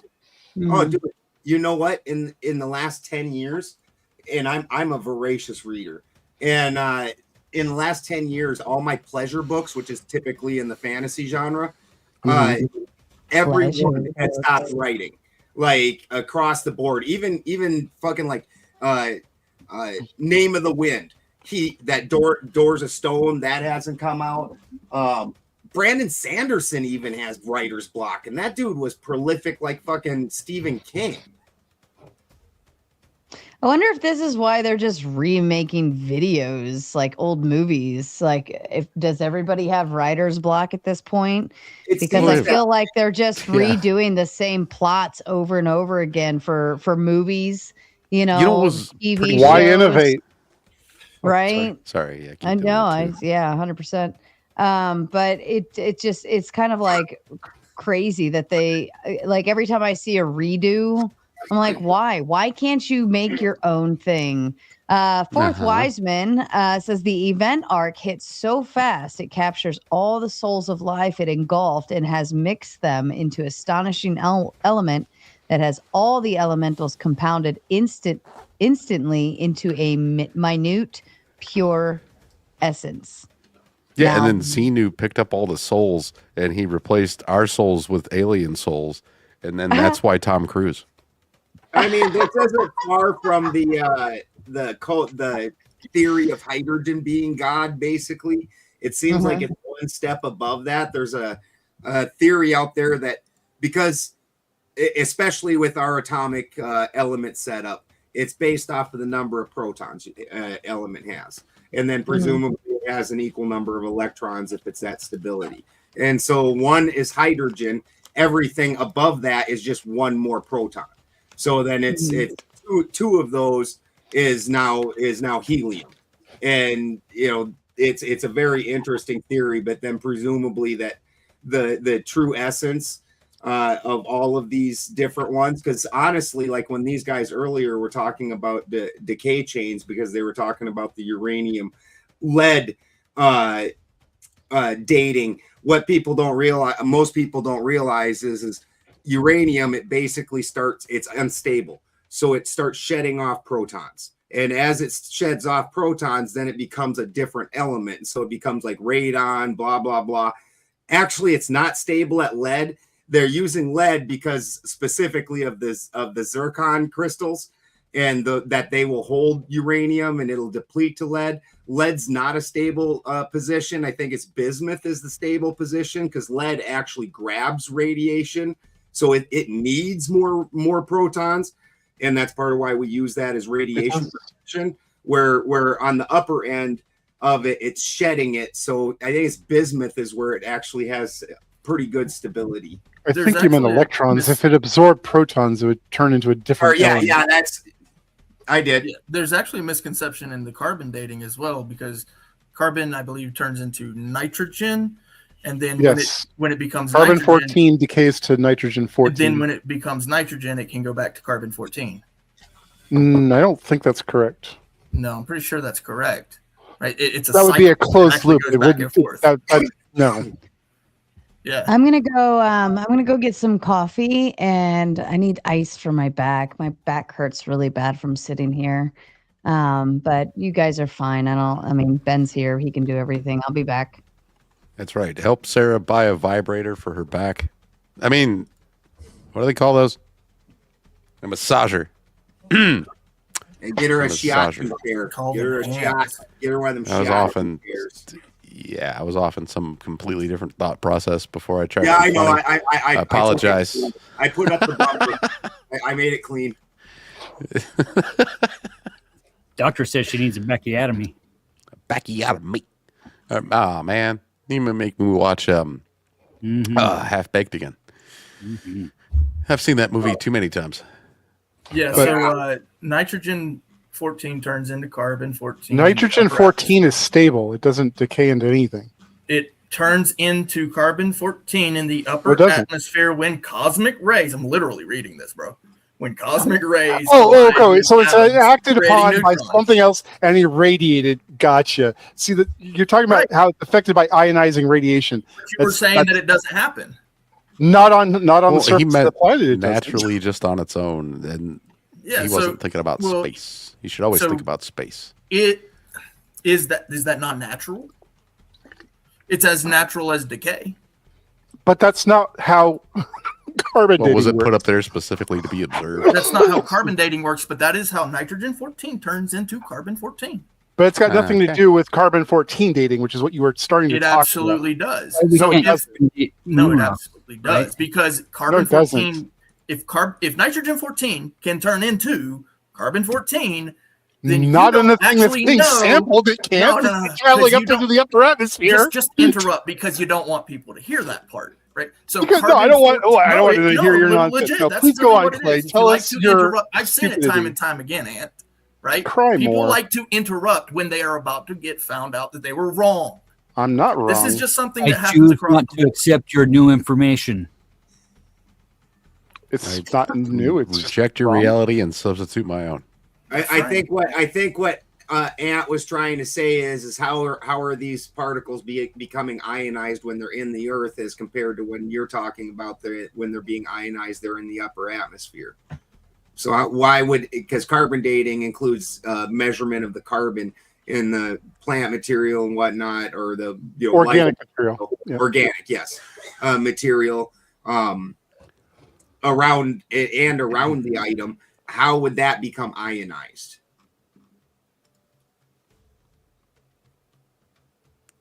Well, it wouldn't, but Clay wasn't mentioning that. I'm not even saying it wouldn't. I'm just saying that in order to make that an apples to apples, that ionization would have to happen also in the ground and not just in the atmosphere. And the example given was in the atmosphere. Yeah, upper atmosphere at that. Yeah, like there's upper no atmosphere. causal relationship here. He has not demonstrated that. You said that it only does one thing. He rebutted that with, "Hey, it also does this," and you said, "No, it doesn't." For what we're talking about, it doesn't. Here on Earth, no, it doesn't. You have to go. You'd have to be in space to get this new carbon 14. You made a general, broad statement that I was speaking within the context of the conversation. I didn't think we were talking about space science. Okay. I was also Cool, not guys. aware that it would convert back to carbon. It's cool, it's cool, I'm it's cool. actually just fascinated about that period. And Let's all coming kill in each other another Big Ten right now. from Wiseman. Yes, Benjamin, but the elements we know are nothing compared to the arc crystal. It entered East China, bounced off lower Earth mantle, rebounded, and exited, making the Great Desert above the Himalayas. No, that would have caused some extreme distortion to the crust that'd be easy to see. I choose not to accept your new information, bro. Are you talking to me or hit the super chat? Right. Hamburgers. Exactly. Okay. Well, that which is asserted without evidence can be dismissed without evidence. Hitchens razor. Right. No, yeah, just don't even look into it at all. Just completely just deny its existence. It's absurd on the face of it. Why would I waste my time?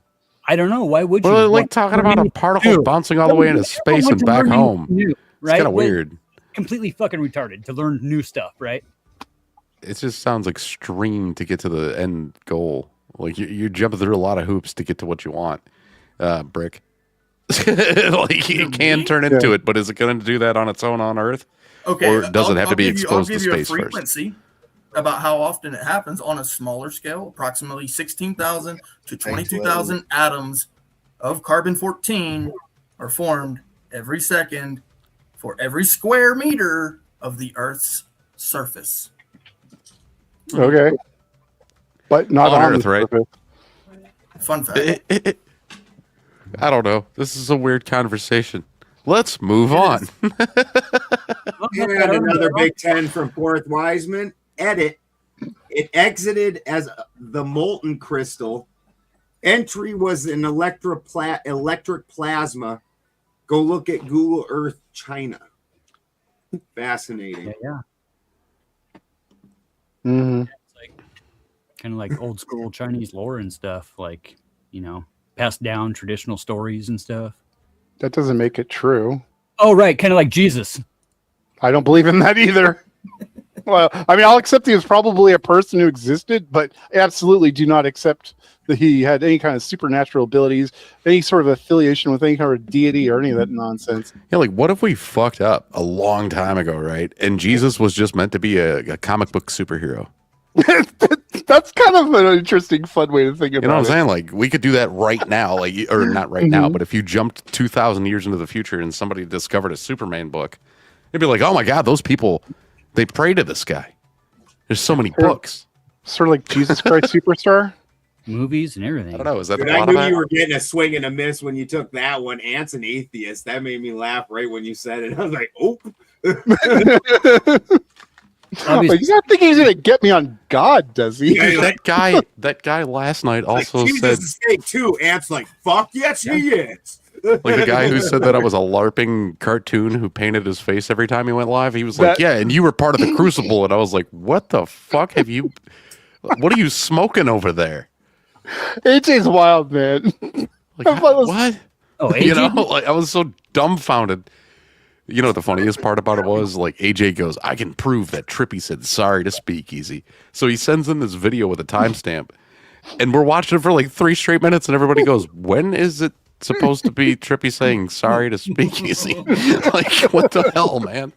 Ooh. It's like, yeah, you picked a part where I was apologizing to someone else, Mm-hmm. and then claimed it to be a totally different circumstance. Like that was. Did explain why we haven't seen him around much lately, though, because for a while he was like always here, and then he just dropped off. But now I can kind of see why, because he really likes Speakeasy, I guess. He doesn't like that we pick on him. He has been like on a lot of easies, I think, or at least one of the ones I've seen over the past like. And hey, I'm not going to tell him he can't like Speakeasy. He can like whoever the fuck he wants. That's what I say too. Like, even though I do streams where I make fun of Easy a lot, like point out his own hypocrisy, like, I'm like, you can go sub to him. I don't give a fuck. Like, you can like both of us. Yeah, but it's a big world. Be careful. May want to be a little careful on that situation because there's going to be a big video coming out soon. It's not my video this time. I never made it. Tree fitted. I had a show with a fellow named George Weissman, who had the idea, who believes that as like the sun's light comes through the atmosphere and comes through the earth, it eventually coalesces back into gold at some point in time. It actually, I actually believe that too.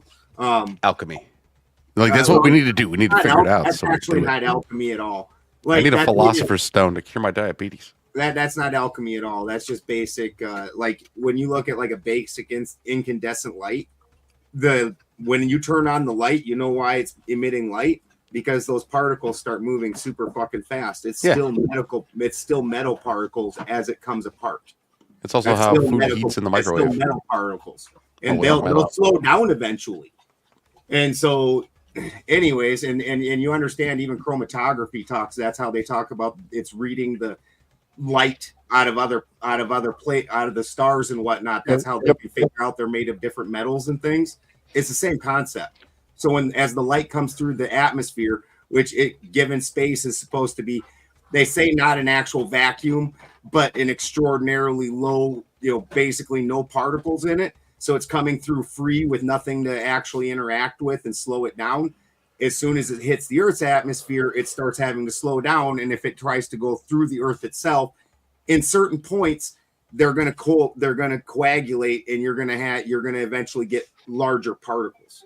And so this is super interesting what he said. This last one right here, it very much reminded me about on that, because if he's saying it and its entry was plasma, again, that's literally just broken up particles, and that was somehow like a seed to a lot of things.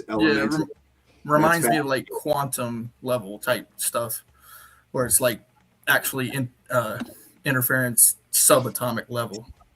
It's kind of like how, like, when you're gonna fist somebody, you get your whole hand in there first, and then you make a fist. That's right. Yeah. I know, right? I don't want to think about that. Dude, I said to my chat today, I was like, did you guys realize that the COOF started in 2019? It's been 7 years. Yeah. Dude, it's fucking wild, right? And that makes your mind go, wait a minute, that's got to be wrong. His other chat, too? Could you bring up his other chat? The one that he didn't super chat, but the other one that he put about entomology? When you study entomology, you soon discover where the languages all got broken up and spread loosely, mostly via the English language itself. What? Yeah, I agree with that. So I believe it actually came just slightly before. It's, for me, I would recognize the Latin being kind of that. Well, English is a relatively modern language. Right. That's why I take it to the Latin, because a lot of the languages that we know now came from the Latin. No, in the ancient world, you'd be speaking like Latin, Greek, Syrian. I don't. The things that come from Latin are basically like big flowery. Yeah, the legal and the medical stuff, right? All of our common nomenclature is, most of it's Germanic with the mix of French. Like there's things like, and like what, honey? Is it? Well, so yeah, some French in there, but the base of our common tongue is Germanic. Yeah. Like it's a 1-for-1. Like when I went to Germany, Spanish, Italian. When I went to Germany in 1995, it was wild. Like you get over there and you're like, how will I know anything? And you turn around and you're like, the cigarette machine says Zigaretten, and where's the toilet? Oh, that thing that says toiletten. Like, oh, that was. No, I agree. I agree that the Germanic languages actually had a lot of influence on the English language. But he's actually talking about entomology, which is the naming or description of, with like insects and stuff, those smaller creations or whatever you want to call it, animals, whatever. So when we're describing those things, it'd be like the medical and the legal. So that's why I was kind of pointing towards the Latin. But no, I agree with you too. I think he was talking about the breakdown of words. Right. And, yes. Right. In the English language specifically. So in the Latin languages, that's well known. But the Germanic languages had reasons for naming their things also. It's just at some point, and this is a super interesting subject, because at some point, what they consider the higher arts includes Latin. So if you were a truly educated man, you spoke Latin. And when even the church, when the church said that most people couldn't read, they couldn't read Latin. They could still read their native tongues. Like, so they weren't illiterate people. They just couldn't read Latin. Well, And- the ancient universities were all either in Rome or Greece, so Yeah. you had to learn the Latin and Greek to get a formal education back in antiquity. So, fourth wise man with another Big Ten. Infrared light goes deeply into the earth and also through us as well. Another thing most don't know is that plants themselves, the roots fluoresce in light hues of blue. Yep. Yeah, and you go down deep into the depths of the oceans, you get to see some of the really wildest creatures in the caves too. So, with the animals, they create their own natural lighting in their bodies. Shit's wild. That's in caves. My favorite in the ocean are the black smokers and the white smokers. That's racist. That's not, Hey, you don't I have nothing to do with that. Come on up, Gibbs. Let's go, Gibbs. Glowy animals and stuff. They're just different. They're just different processes, but they're both like underwater. Yeah, bioluminescence. So it's like you out, Gibbs. You've been dodging me and dodging me, running around like a little Nancy. You need a link? All right, hold on. They're He's, like, underwater cutting the volcanic tubes. underwater We got volcanic tube. Sorry, an albino tobacco plant, right? Grows white leaves. What? there's an albino tobacco plant I wasn't aware of. Oh, you need it DM'd? Weird. Only grows, I'm over here smoking this brown shit. it only grows under black light, right? My phone. Wow. White and wilds, bro. Forget black and white. White and Nobody wild. calls Trippy racist for that shit. Okay. Gibbs, come in. Please, come in. He Alderson said I has have the to power. DM. I have to DM it to him. Oh, or did he just pop in? Oh, I don't know. Yeah, there he is. There Hello, he is. Gibbs. Hold on. What's up, Hold Gibbs? on. Don't say it. Nobody talk. Nobody, everybody shut No. 10 seconds here, and then let me fix my shit. Okay.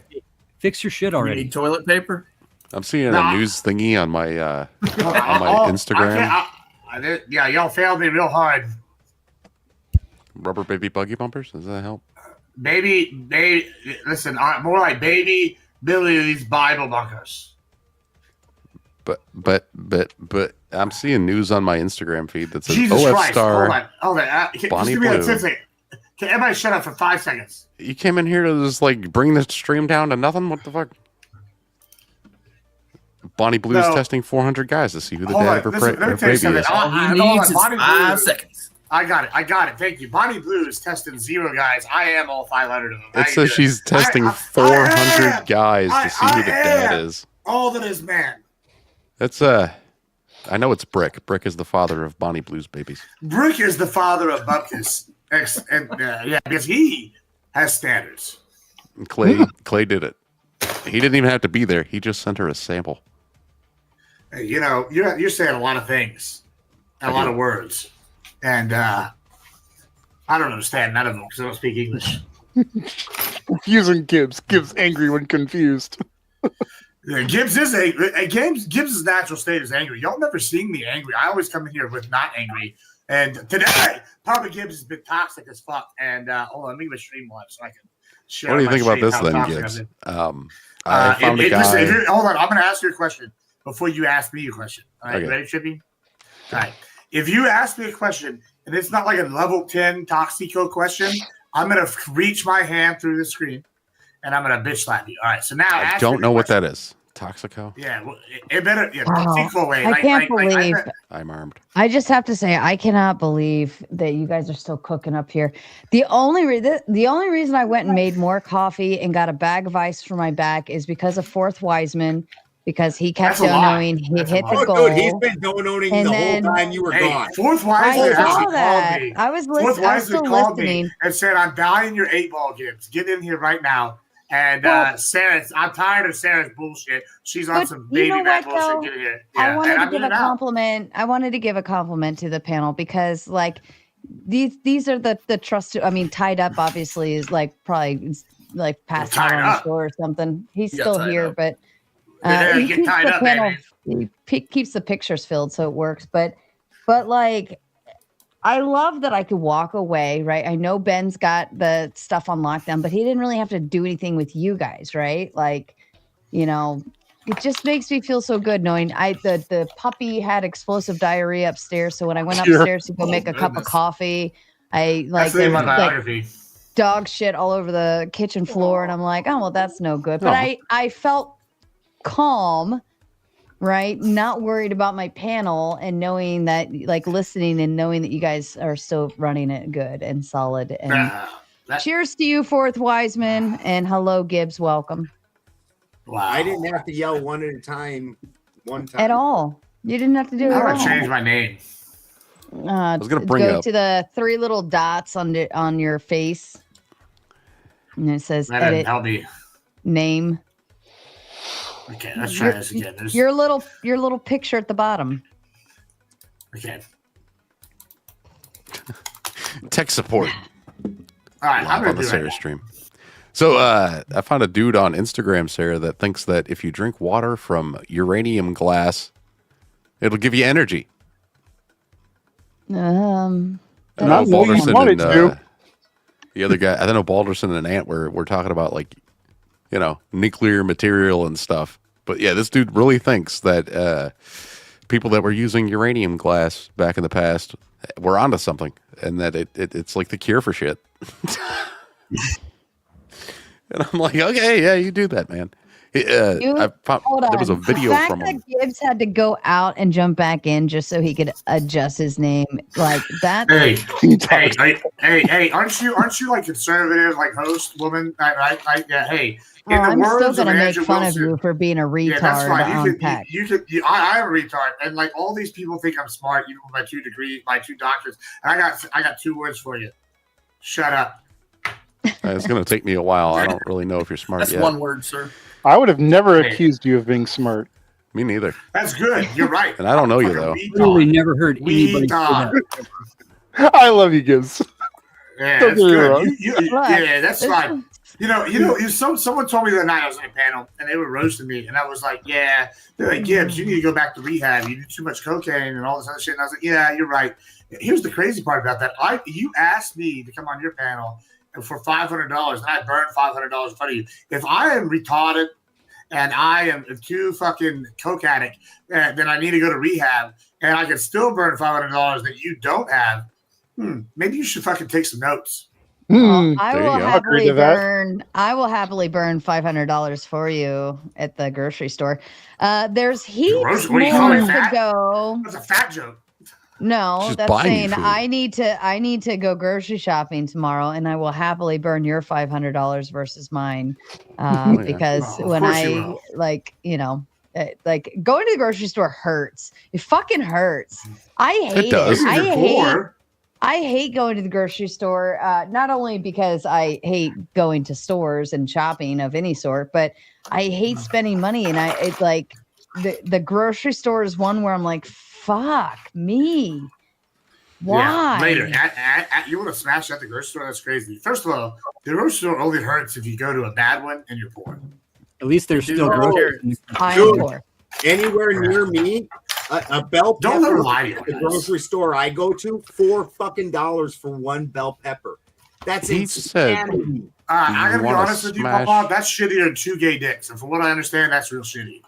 Yeah, it sounds At least bad. they have bell peppers. Well, since Fourth Wiseman is going to guarantee that I'm not entirely too poor, he says there's heaps more to go with the ARC stuff. I'll put a more formal log of it together for you all to peruse. That's a new word for me. Hold on. Peruse. Peruse over. Super sensors and limited space do it no justice, but you kind of get out the outlay brief. Well, on the Buy Me a Coffee app, you can always use that and get lots more wording and zero censorship. That's the way to go if you want to send it that way. It works way better. And YouTube doesn't take 30% of it. And I keep more of it. And the taxes are lighter on it too. But yes, Hold I on, hear the you. taxes, hold on. The taxes only lie if you're reporting them improperly. You know what? I didn't say that. Nobody hears the DEA, ADF. I lied. Don't worry about the tax man. And personally, thank you, Hearth Harbor Mermaid Pirate. When I started out, I sounded like these guys think Steve sounds. Like, it was bad.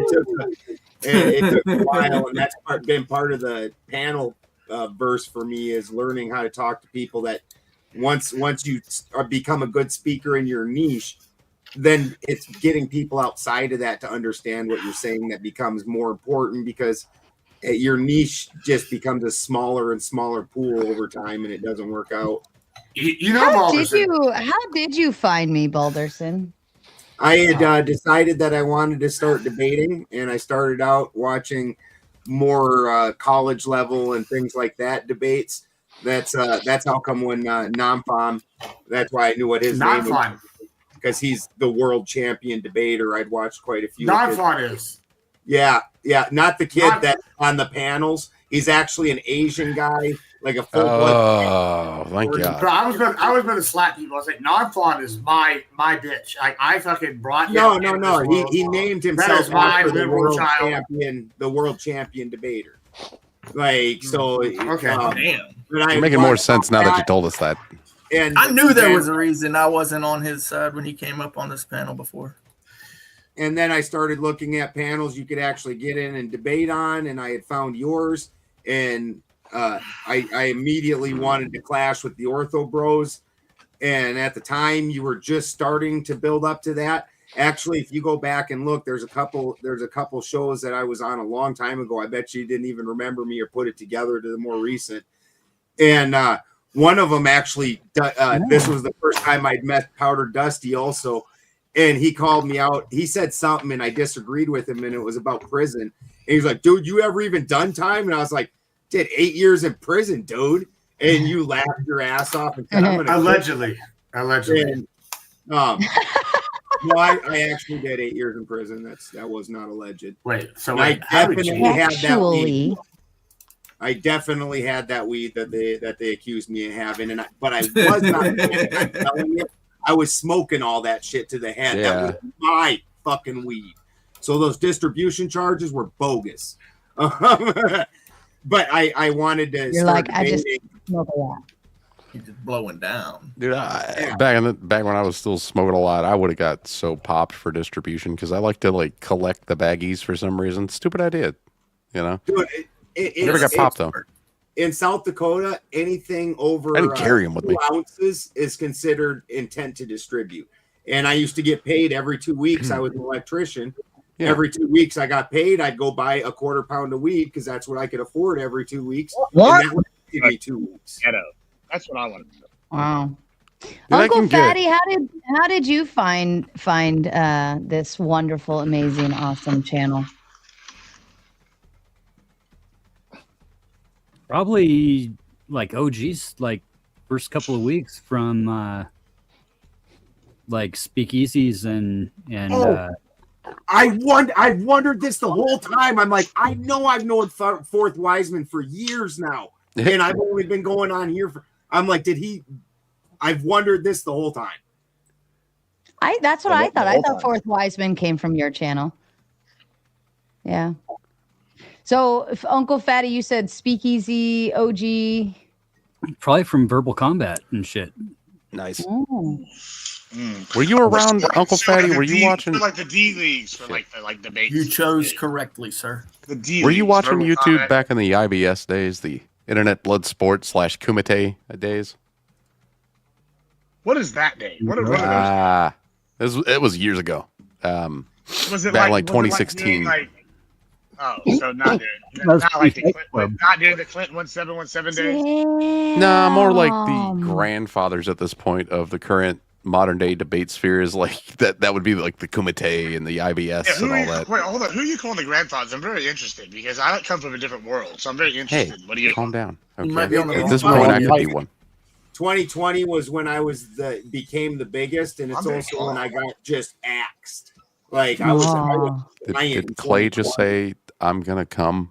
Did you just say that, Clay? No, I you. said Gibbs sounds like he's on the wrong mic. Oh, does. I probably am. You're right. I apologize. StreamYard, Am I StreamYard better? will do that to you. Am I better? Much Yeah. better. Yes. And how did you find this channel? I found you through Rob. I was watching him for a while during like the election stuff, and then there would be debates that would make their way over here, and I was like, "Oh, this is kind of interesting."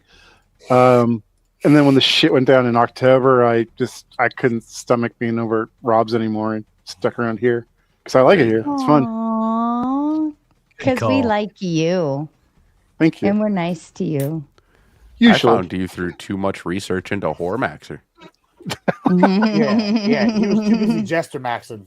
Hey now. I found you on that was it playing with fire speed date thing, and I was like, okay. And one of my people in my chat was like, "Who's that?" And I'm like, I have no idea if this person even has a channel.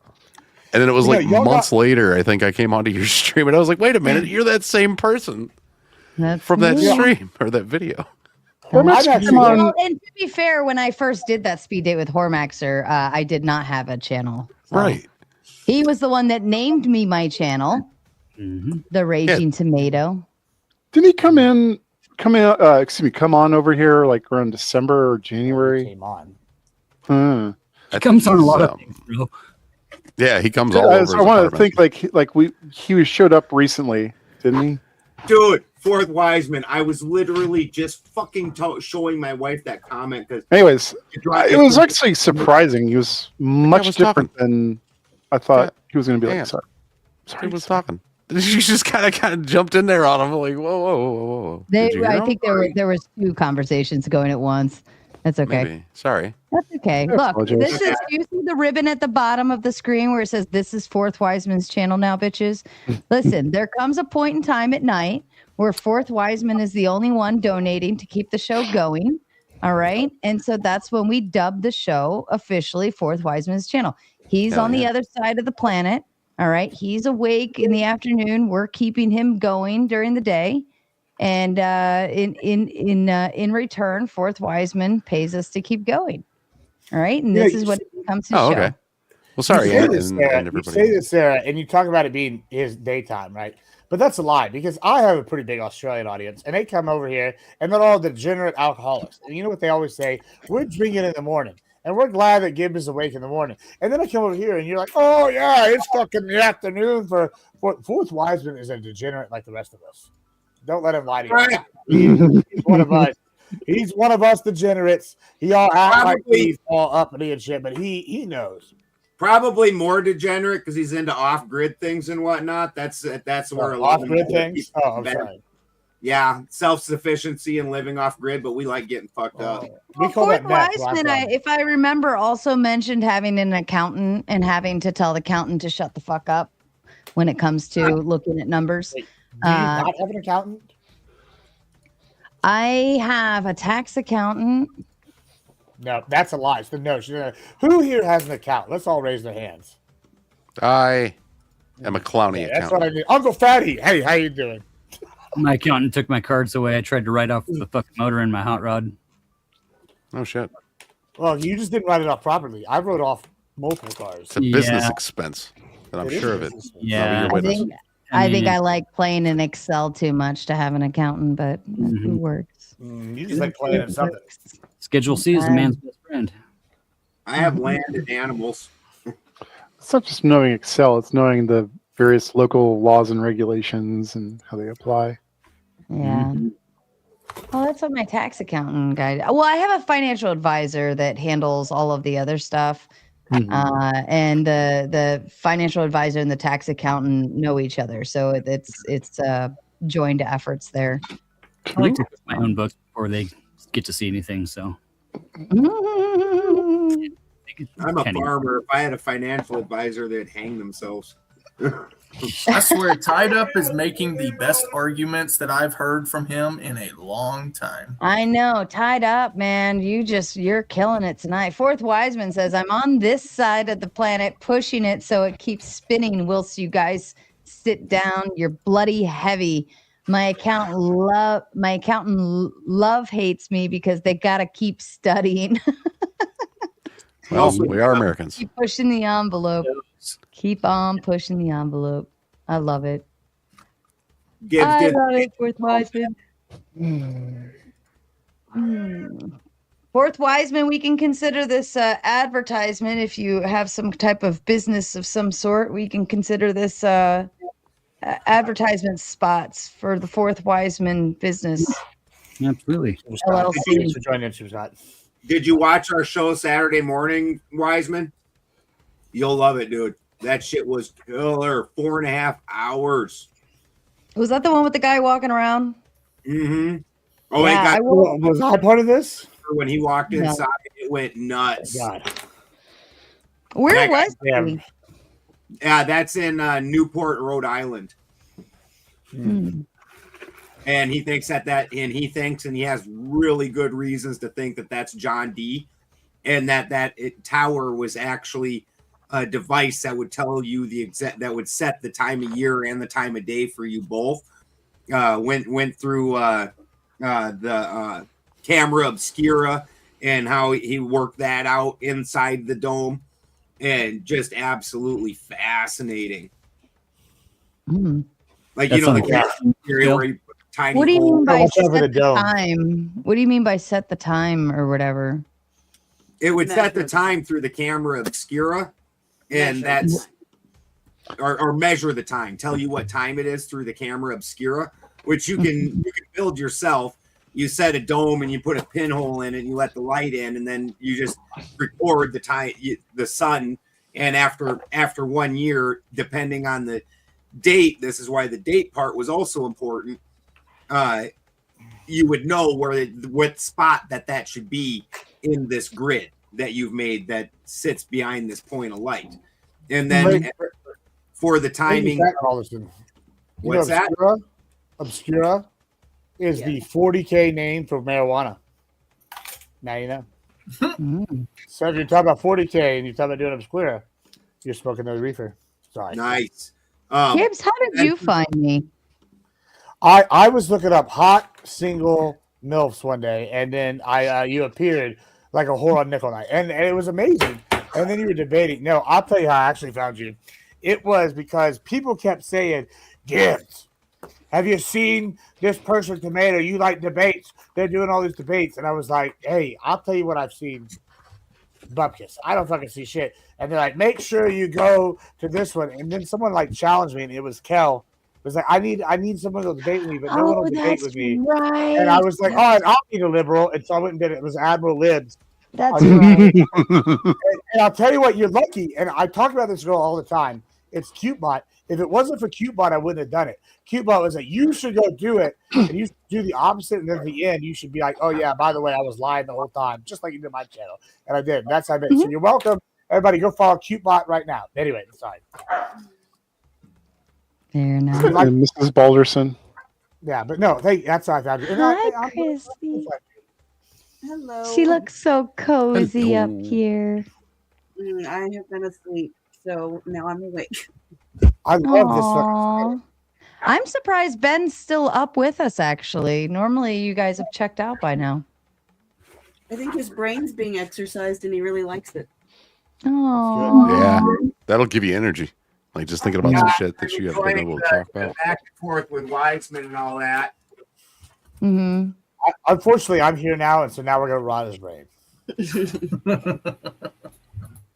I was horribly frustrated through the debate. There was numerous parts where I wanted to get in, but there was no room left for that. Oh, you can't hear them. Oh, let me fix that.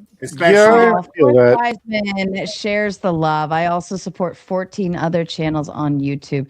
See that? I love this. Awesome. I love this. I love that.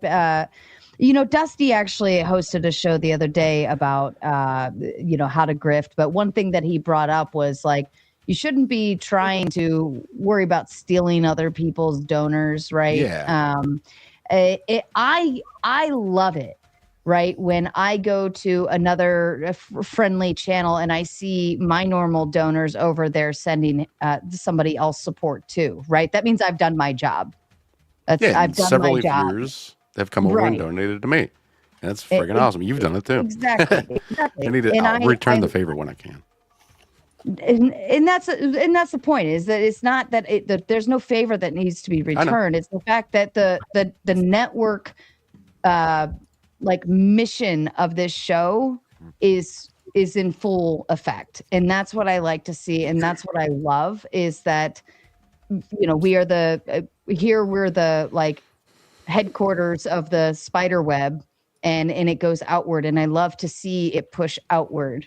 Sometimes it's incoming too, right? It goes all sorts of different ways. Queen of the Panelverse. Queen of the Panelverse, that's right. But absolutely. But if the other friendly channels aren't doing well, right, then I feel like I'm failing at my job. I mean, I don't like take it personally, but I'm thinking like because the rising tides concept, right? If we're all doing good, then we'll all continue to do good together. And so Fourth Wiseman is like proving my point for me, right? The fact that he's goes to 14 other channels and sends love and support. That's what I want to see, because it kicks in a notch for other people to say, I should donate too, right? On other channels. And it just keeps pushing around and around and around. And I just love it. I get excited. So thank you, Fourth Wiseman. It's like an Ouroboros. It's like an Ouroboros. What's an Ouroboros? The snake eating its own tail. Yeah. Yeah, it's like a never-ending circle. You know what I'm saying? Yes. I think it's like another one of those symbols for life. Yeah. What if a snake ate its own tail? It would eventually poop in its own mouth. Yeah, I got a snake. Somebody's wait, never mind. I don't think It's a they're Jesus gonna fish. look at the back tip of their tail, though. It's further up. Who doesn't like to eat the tail, though? It's 2026. I mean, it'd have to be deep throated pretty hard. Clay, do I have you on Discord? Because I got a funny ass image to send you. Is it you eating somebody's tail? No, it's somebody with their fingers in their cousin's crack. He'll love it. You can send it to me on IG. I can't send it to you right now, or I mean, I can, but hold on, let me find your ass. Favorite thing. Where do I find you? Jonesy Brick. Jonesy Brick, You find or it like Joan Z Brick, or is it just JONSEY? JONESEY. JONESEY. Okay, thank you. You're gonna thank me for this. You know what? You need that Moldavite pendant I have up on my site right now. You're gonna thank me for this and probably shit yourself laughing. But I'm that. You see the picture? I'm that guy. Yep, gotcha. Oh, I just found you on here, so like, yeah, I already got you. Here you go. It's going in your messages. You want to talk about exact description that I just said out loud. It's not a very pretty. It's pretty gross what he's about to send you. See, I love It's this. I support hilarious. good content. If it's sloppy and lacks depth, I do comment to assist or email if it's a contact. I do it to help make the world a better place. All in all, it's not about me. It's about all. I love it. Hey, bro. Namaste. See, Brick's on mute for good reason. It's not pretty. Oh, maybe I sent this to some other guy. That would be Probably fucking just funny. You did follow me. I saw that. Yeah, I just did. Okay, that is you definitely. You just didn't See you with your send cowboy me. hat. No, it's in your DM. It should be. If you Maybe it's a prefer request. YouTube content, Gibbs's Nightbot has got it. If you're a YouTuber and you like Gibbs, he's got a YouTube channel that we're trying to make flourish as well over on this side. He does great over on Twitch, but we got to get his YouTube going. So you should all just go and subscribe to this channel right now. Yeah, I'll go live for it. There you go. Now you're gonna have me. There you go. No, I'm just look at kidding. I these see it. Look at these promos. I've been on here with you before, Gibbs. It was a while back, but yeah. You've been on here more than once with Papa. Yeah. When you first got that camera, I think it was, and it was like zooming in on your face really tight without Yeah, you this- cueing it too. Yep. Yeah, it's getting Let's not better. break It's it. got an AI. It's supposed to learn, and we're like 5 months. It says 4 to 6. So that's getting better. Gotcha. Yeah. What is it though? Is it Like- the what type of camera is it? It's like an Ops 2 Top Oh, okay. Yeah, I don't know. It's got an AI built in. That's all I know. Like I said, it's been getting better. Oh, dude, And when there did it you is. notice I What changed the that, Gibbs? Fuck, I didn't notice. When did you notice it? Damn it. You got it. I'm taking it. Yeah, I got it. What the fuck, bro? Is It's that from one of his music videos. you said that? What you said there? That's true. Yeah. Wow. Holy crap, man! Appreciate you sending me that. I don't know. Maybe I'll find something to do with it. Right. I'm It a could be a fellow good Rumble creator, thumbnail. bro. So. Right. I love it. Oh shit! Oh, you guys can't be part of the fun. Sorry. Too hot for YouTube. Too hot for YT instead of TV. Well, put it in your Discord then. Sir, did you notice the Who's Discord? links in the back there? Of course. Oh, okay. Uh, Duh. There's a I what? forgot. Duck playlist. There's a couple links in the private chat I sent it a couple hours. Oh goodness! I don't know if I want to watch hours worth of Duck. No, it's not. It's nothing like. Yeah, no, it's actually the new Raging Tomato song. You ever Oh. have y'all ever had duck sausage? What? Duck sausage is good. Yeah, Oh, duck yeah. back there, get you some. Duck jerky's better. There you go. Ant. You can duck jerk me, bro. How you doing? It's in the Discord, my Discord. Yeah. Awesome. I Pretty see close it. to both those shows. Well, I will see it shortly. Oh, dear Yeah. God. Yep, that's what I expected out of God's favorite ant. He just, God, dear God. Yeah. Yeah. Oh, Uh-huh. He need had to more hire weed. his cousin to be the girl in his video. Well, they're like weed doesn't make you forget. I need tequila. weed. And Hold on, you're not smoking the good kind of weed then. Probably not. need that mind wipe. Yeah, I got some weed that'll make you forget what happened 5 minutes ago. I don't see any other I links need back that right here. The now. only ones I see are the app photos or Google things for Duck. Yeah, it's a photo. It's Google Photos. What is it? It's Rough. Oh, can you hear They're that? getting I'm something. sorry. Yeah, It's grab the it's dog. just Bring him Let in right now. quiet. Bring the dog. It's quiet. They're Get in the there dog. playing. They after the puppy went and shit all over the place in the kitchen. But I walked upstairs. All three of them are just laying there on the floor sleeping. So Yeah. now they're up and rocking. I mean, at Can you least give they like one keep. an RKO? Huh? Can you give like one of the dogs an RKO on camera? That's what we want. What's an RKO? Royal Canadian Mounted Police. No, that's not right. RCMP. That's Y'all don't know what an RKO is. Real knockout. I got one. I got. That's the I got last one. picture of Duck. I Radio? don't want to see any more of Duck. A wrestling move. I hate It's actually a all video. doing that. Oh, RKO last is one. like I don't a- want any more Duck. It's pretty hilarious. Wasn't it a wrestler? It is. No, so it's Randy fucking Orton. Oh, is he the one that died? No, obviously not. How's that obvious to me? Sorry. Well, I mean, he's headlining WrestleMania. I mean, he's Oh. I don't keep up. Total hipster. nobody- I already nobody- knew this was coming. Yeah, in the chat, I can tell. I don't follow wrestling. Sorry. Yeah, like I Right, just okay. don't keep up. Like it's all good.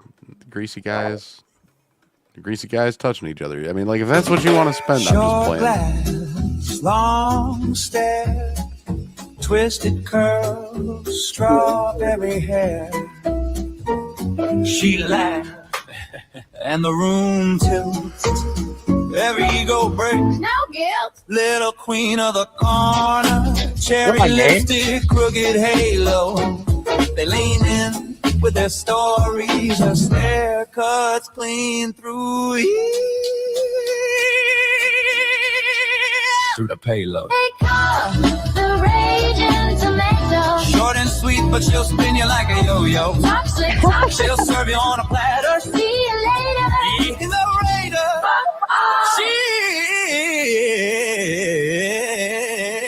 She's the raging tomato. Mr. Tomato.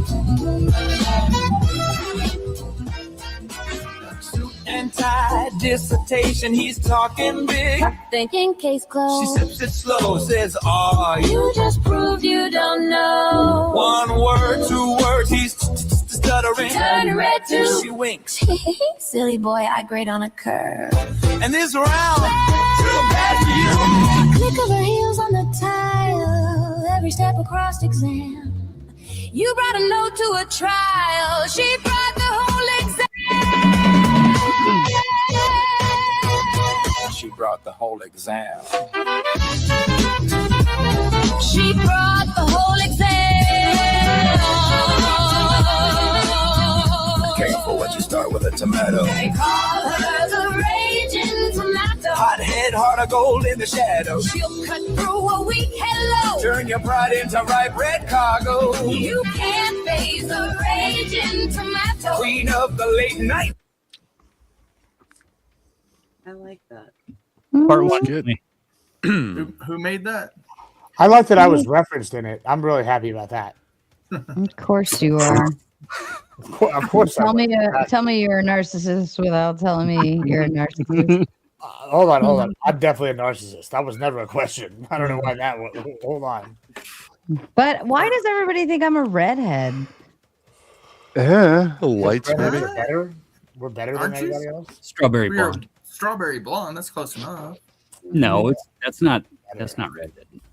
I don't know about Red that. is this. Well, that's why the name blonde is in there.